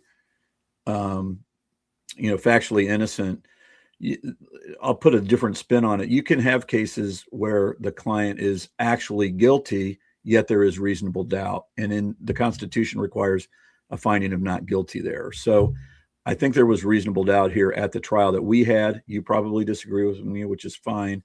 And I need to be mindful of what you said, because again, you're a juror and I can't just discount that. It's easy for me to get angry and say, how do you not see what I'm seeing? But the reality is there's going to be people like you on a jury in the future. I just hope that they can hear the whole story. Then let me tell you something. If we were able to talk about the third party suspect stuff, I think I'm probably way more satisfied if the jury comes back guilty and said, we did everything we could. But that day has not happened yet. And I don't think if it does happen that we're able to get the third party suspect stuff in, I don't think the day's ever going to happen where he's found guilty. I think there's going to be reasonable doubt. Thank you so much. I think we were at 6.5 hours total. I'm so appreciative of your time. Thank you, Tom. Questions. Well, I really appreciate, and I know that you're not I'm not asking for an advanced copy of what you put out there, but I am worried that things that, I don't know, part of me just doesn't care anymore, like dogging on the judge and all that. I mean, it is what it is. I think you're right to be frustrated with the judge and the prosecution and various other things, and you should feel free to speak up.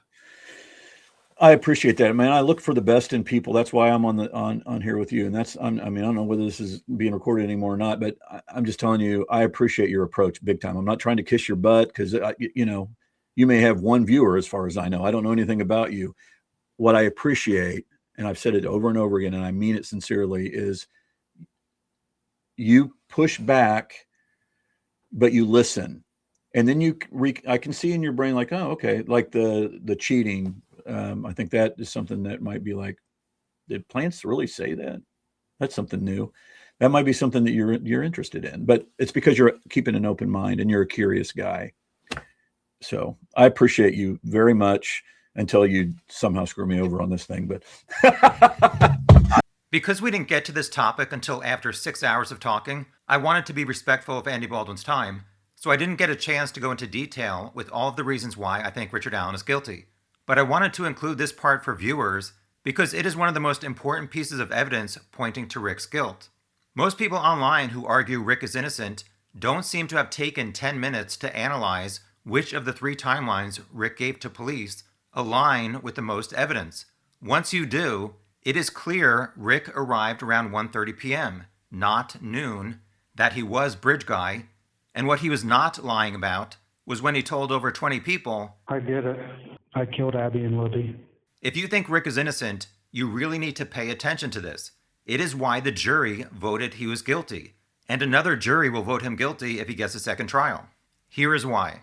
Rick was not seen by Betsy or the 4 girls on the trail between 12:02 to 1:26 p.m., which proves his October 13th, 2022 timeline of arriving at noon and leaving at either 1, 1:30, or 1:45 was a lie. In 2017, 3 days after the murders, Rick told police he was on the trail 1 to 3 p.m. 2 days later, he said 1:30 to 3:30, before it was even known that Libby's video Bridge Guy was recorded at 2:13 p.m. Both of those timelines are at least until 45 minutes after Abby and Libby were kidnapped. But 5 years later, he said he arrived around noon and left at either 1, 1:30, or 1:45. It makes no sense that Rick would arrive at 1 or 1:30 and be on the trail for 2 hours, but never see or be seen by the people who were on the trail between 2:13 and 3 or 3:30 p.m. That's because he was in the woods killing Abby and Libby. Evidence revealed that 3 years after the murders, Rick searched updates on the case and viewed this ABC News article that had the photo of Abby on the bridge with some added text showing that that photo was taken at 2:07 p.m. So Rick knew he had to change his timeline to leaving by 1:45 p.m. because he previously told police he went to the bridge but he never saw Abby and Libby. To fully grasp how Rick's noon arrival on the trail was a lie, here is a deeper dive of the walking routes taken by Rick, Betsy, and the 4 girls. First up is Rick. 5 days after the murders in 2017, after DNR officer Dan Doolin talked to Rick for a few minutes in the Save-A-Lot grocery store parking lot, Doolin wrote in his report, quote, "He parked at the old Farm Bureau building and walked to the new Freedom Bridge. While at Freedom Bridge, he saw 3 females. He noted one was taller and had brown or black hair. He did not remember description, nor did he speak with them. He walked from the Freedom Bridge to the High Bridge. He did not see anybody, although stated he was watching a stock ticker on his phone as he walked." End quote. This does not even mention if Rick revealed he stood on Platform 1 of High Bridge. Also, Doolin testified he was the one who mislabeled the CPS building as the old Farm Bureau building, but he said that he confirmed with Rick that Rick parked at the abandoned building across from Anderson's, which is CPS. 5 years later in 2022, Rick told police that his route on the trail was he entered at Freedom Bridge, passed 3 girls near the start, walked to Monon High Bridge, stood on Platform 1 to look at fish, and initially told them he did not see anybody other than the 3 girls, but later on in the interview, he revealed there may have been somebody at the bridge as he was coming back through, but gave no clarification when asked for further details. Then he sat at bench 6 at the Mears intersection for a few minutes, and then he left. Rick has never said that he went off the trail other than to stand on Platform 1 and sit on the bench number 6, which is about 30 feet from the Mears intersection. Next, I'm going to review Betsy's route on the trail. Betsy's SUV was captured on the Hoosier Harvestore video, arriving at 12:02 and leaving at 1:15 p.m. The Mears parking lot and the CPS lot are both less than 30 seconds from Hoosier Harvestore. Betsy testified that she often walked 3 loops for exercise. She walked the entire trail twice during this first time, then she drove to the library for a bathroom break, and then returned for her final 3rd full loop between 1:46 and 2:18 p.m. Her route included partially going down the lower trail, as shown in this diagram that Betsy drew of her trail route. So between approximately 12:03 to 1:14 p.m., Betsy would have passed bench 6 at the Mears intersection 7 times, but she and Rick never saw each other anywhere on the trail between 12:03 to 1:14. Also, Betsy drove by CPS at 1:15 and did not notice any cars in the lot. When she drove by in the same direction at 2:19, she said she only noticed a car because it was unusual for cars to park by the building and not the start of the trail. Rick admitted that he parked near the building and not at the driveway entrance. Finally, the route of the 4 girls. They took a photo at the start of Freedom Bridge at 12:25 p.m. They walked the entire trail, passed bench number 6 at the Mears intersection, and took this photo at Monon High Bridge at 12:43. They walked down to the creek, back up the same way, walked the entire trail past bench 6, and took photos at bench number 2 at 1:26 p.m. They never saw Rick between 12:25 to 1:26. Soon after their 1:26 p.m. photos, the 4 girls passed a man who resembled Bridge Guy in the same spot that Rick said he passed girls, and that man was wearing clothes and head coverings that Rick said he could have been wearing. I made a few illustrations of the trail to explore the possibility that Rick arrived around noon. As you'll see, it was impossible.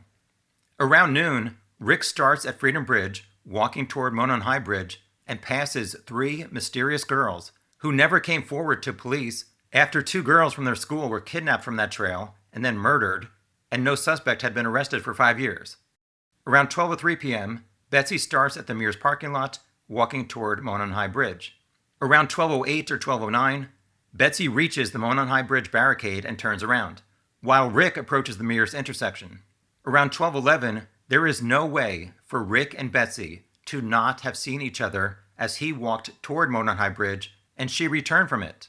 Around 12:13, Rick would have been arriving at Monon High Bridge, where he walked onto Platform 1 to look for fish in a muddy creek, while Betsy would pass Mears Bench 6 for the second and third times before walking to the start of the trail near Freedom Bridge, which she would have reached around 12:21 and then turned around. At 12:25, the four girls took this photo at the start of Freedom Bridge. As they approached the start of the trail around 12:28, Betsy would be passing Bench 6 at Mears for the fourth time. Let's assume since Deer Creek was muddy, Rick could not see fish and got bored after about 10 minutes, and around 12:30, he started to walk back to the Mears intersection. He should have passed Betsy, but she never saw any man between 12:02 to 1:15 p.m. Around 12:35, Rick would have gotten to bench number 6, where he said he sat. Around 12:38, Betsy was on the lower trail as the four girls passed the Mears intersection. None of the five females ever saw Rick on bench number 6, where he said he sat. At 12:43, the four girls took this photo of the High Bridge. Rick would have gotten bored sitting on the bench while Betsy approached the start of the trail near Freedom Bridge. Around 12:48, Rick would be walking toward Freedom Bridge to leave, while Betsy would be coming from Freedom Bridge toward Mears. Five females did not see Rick between 12:02 and 1:26 p.m. Like a vegetarian burger from Burger King, that is impossible for Rick to have been there and not be seen. Even if you argue that Betsy was maybe on the lower trail when Rick walked past Mears intersection headed toward the High Bridge, that still does not answer how Betsy and Rick would not have seen each other during her full 2 loops, or how Rick and the four girls would not have seen each other as those four girls walked from the start of the trail to the High Bridge between 12:25 and 12:43. The only explanation is because Rick was not on the trail until after 1:30, like he said 5 days after the murders, and 5 years later when he could not deny this was his car headed towards CPS at 1:27, not away. This is bench number 6 where Rick said he sat after the High Bridge. Betsy passed this bench 7 times between 12:02 and 1:14, sometimes within about 10 feet, and she never saw Rick and he never saw her. You could maybe say that she was distracted by looking at her phone once, but not all 7 times. And Rick would have seen and heard someone walking on the gravel about 10 feet away. The four girls passed here around 12:38 and 1:20 p.m. They never saw Rick, and he never saw them during this time. This trail was not paved in 2017 and was narrower in certain spots. Betsy and the four girls all covered the full trail distance between Freedom Bridge and the High Bridge twice between 12:02 and 1:26 p.m. 6 people, Rick, Betsy, and the four girls, were not all looking at their phones while walking a narrow trail less than 10 feet wide and not noticing another human being passing within a few feet of them, when the visibility straight ahead is several hundred feet in some areas. Rick was not seen on the trail between 12:02 to 1:26 p.m. because he was home drinking 3 beers, according to one of his confessions, and then driving past Hoosier Harvestore at 1:27 p.m.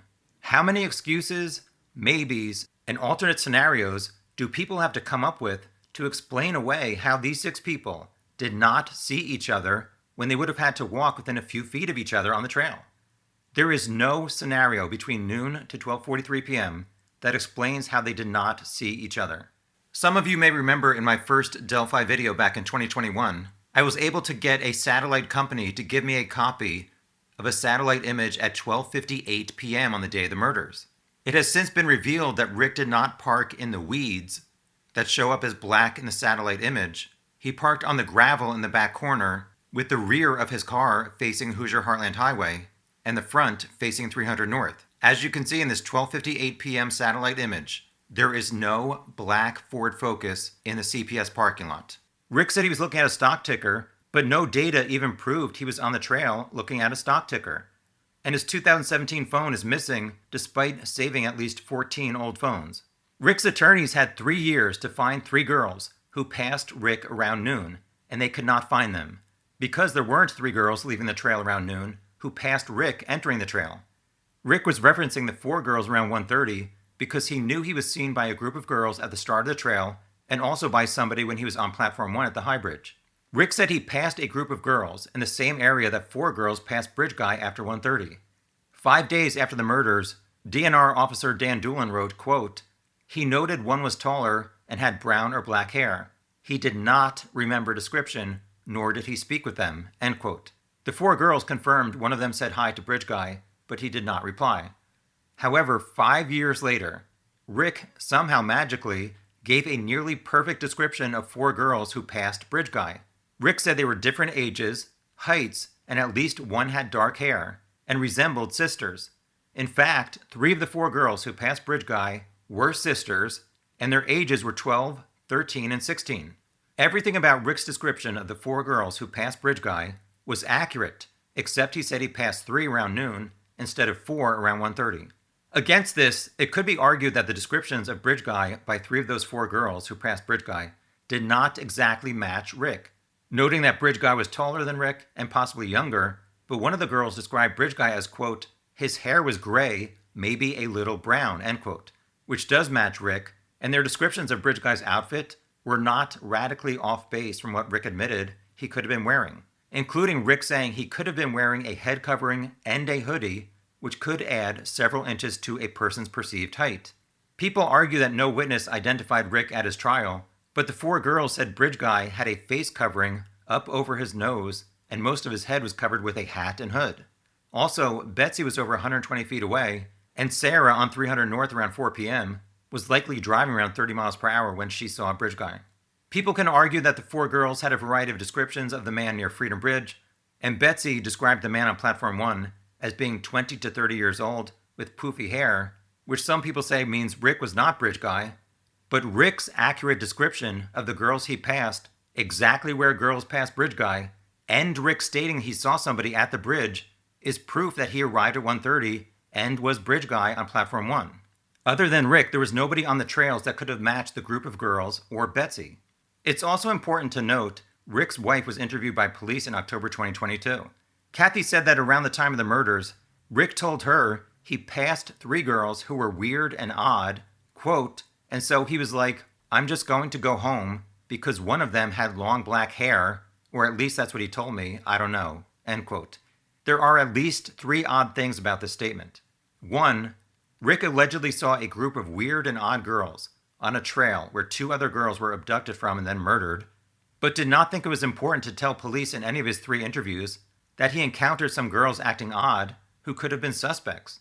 Number 2, a 44-year-old man, Richard Allen, told his wife he left a trail because a teenage girl had long hair.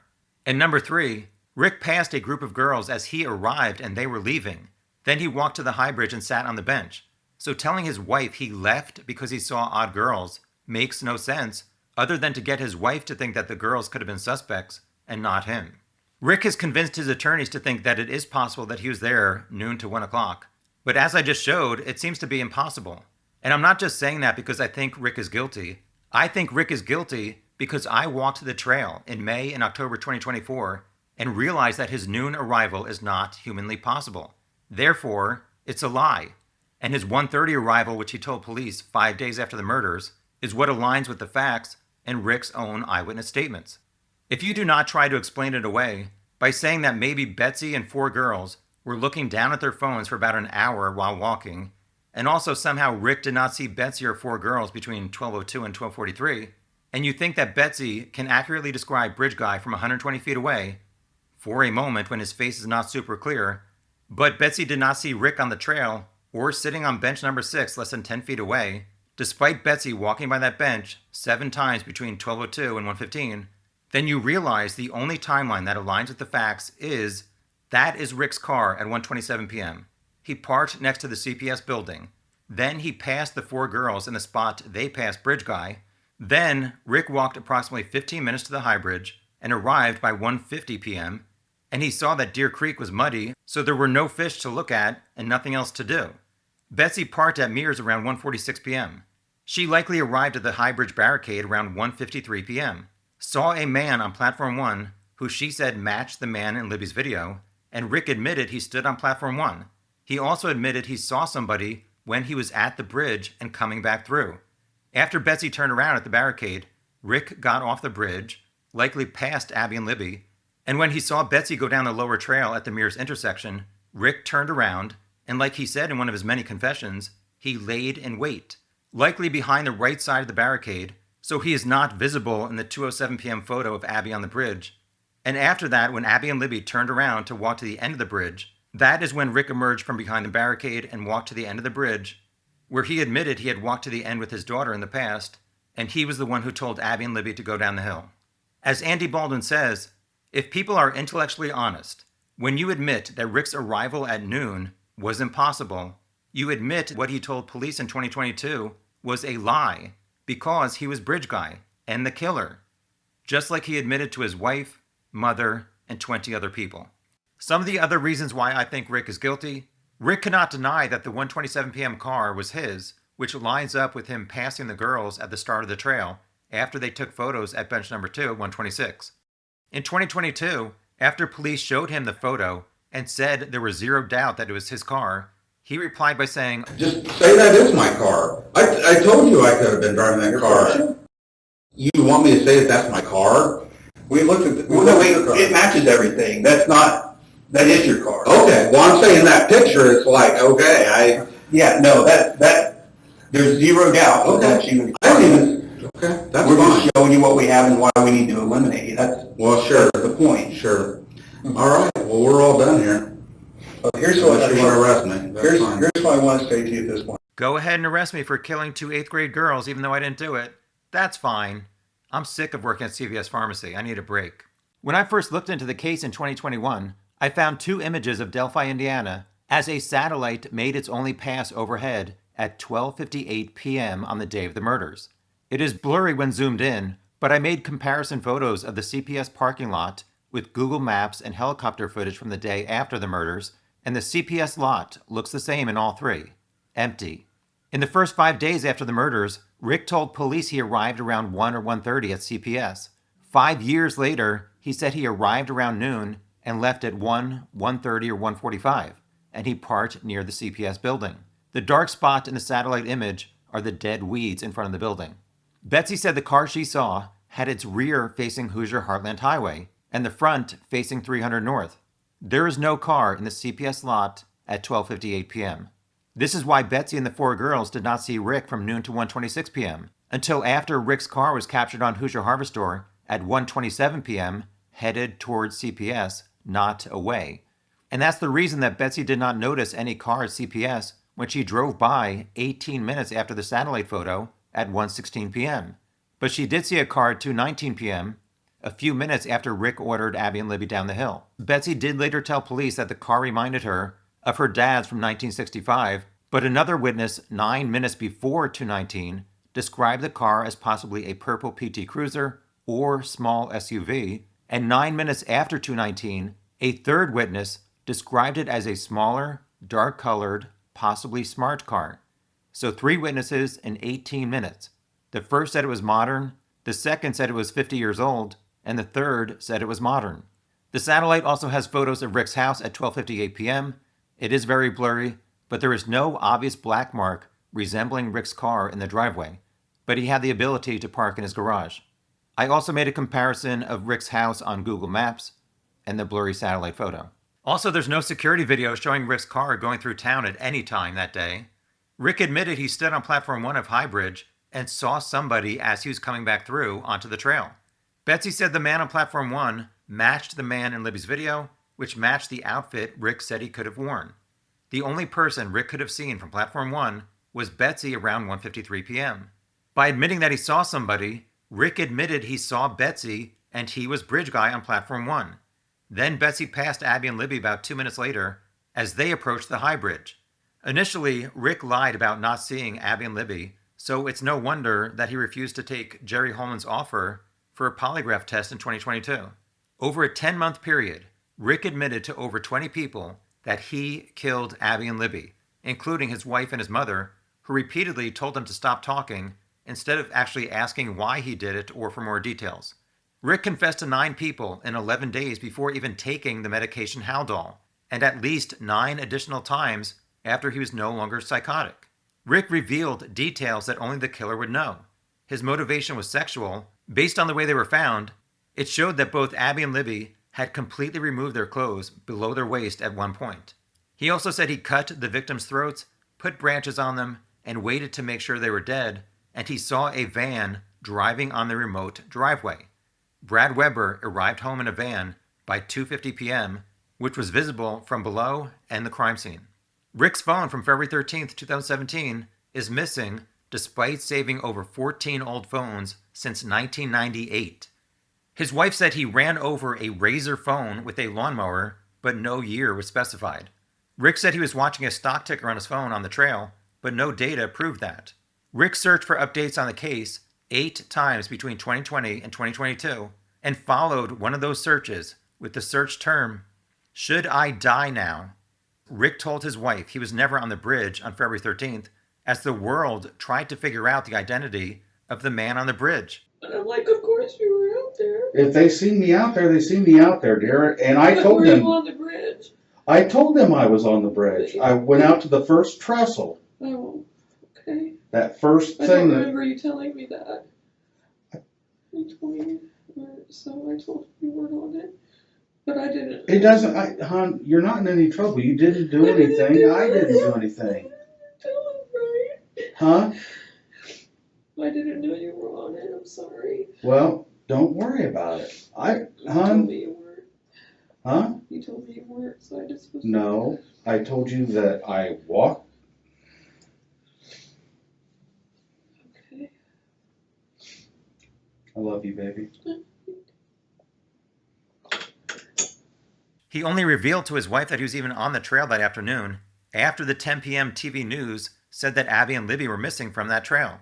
He told his wife not to help the search for Abby and Libby because police would blame them, despite it not even being known that Abby and Libby were dead at that point.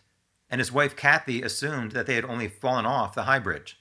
There was an unspent round found next to Libby's foot that was a Winchester brand, believed to have been cycled through a 6-hour gun.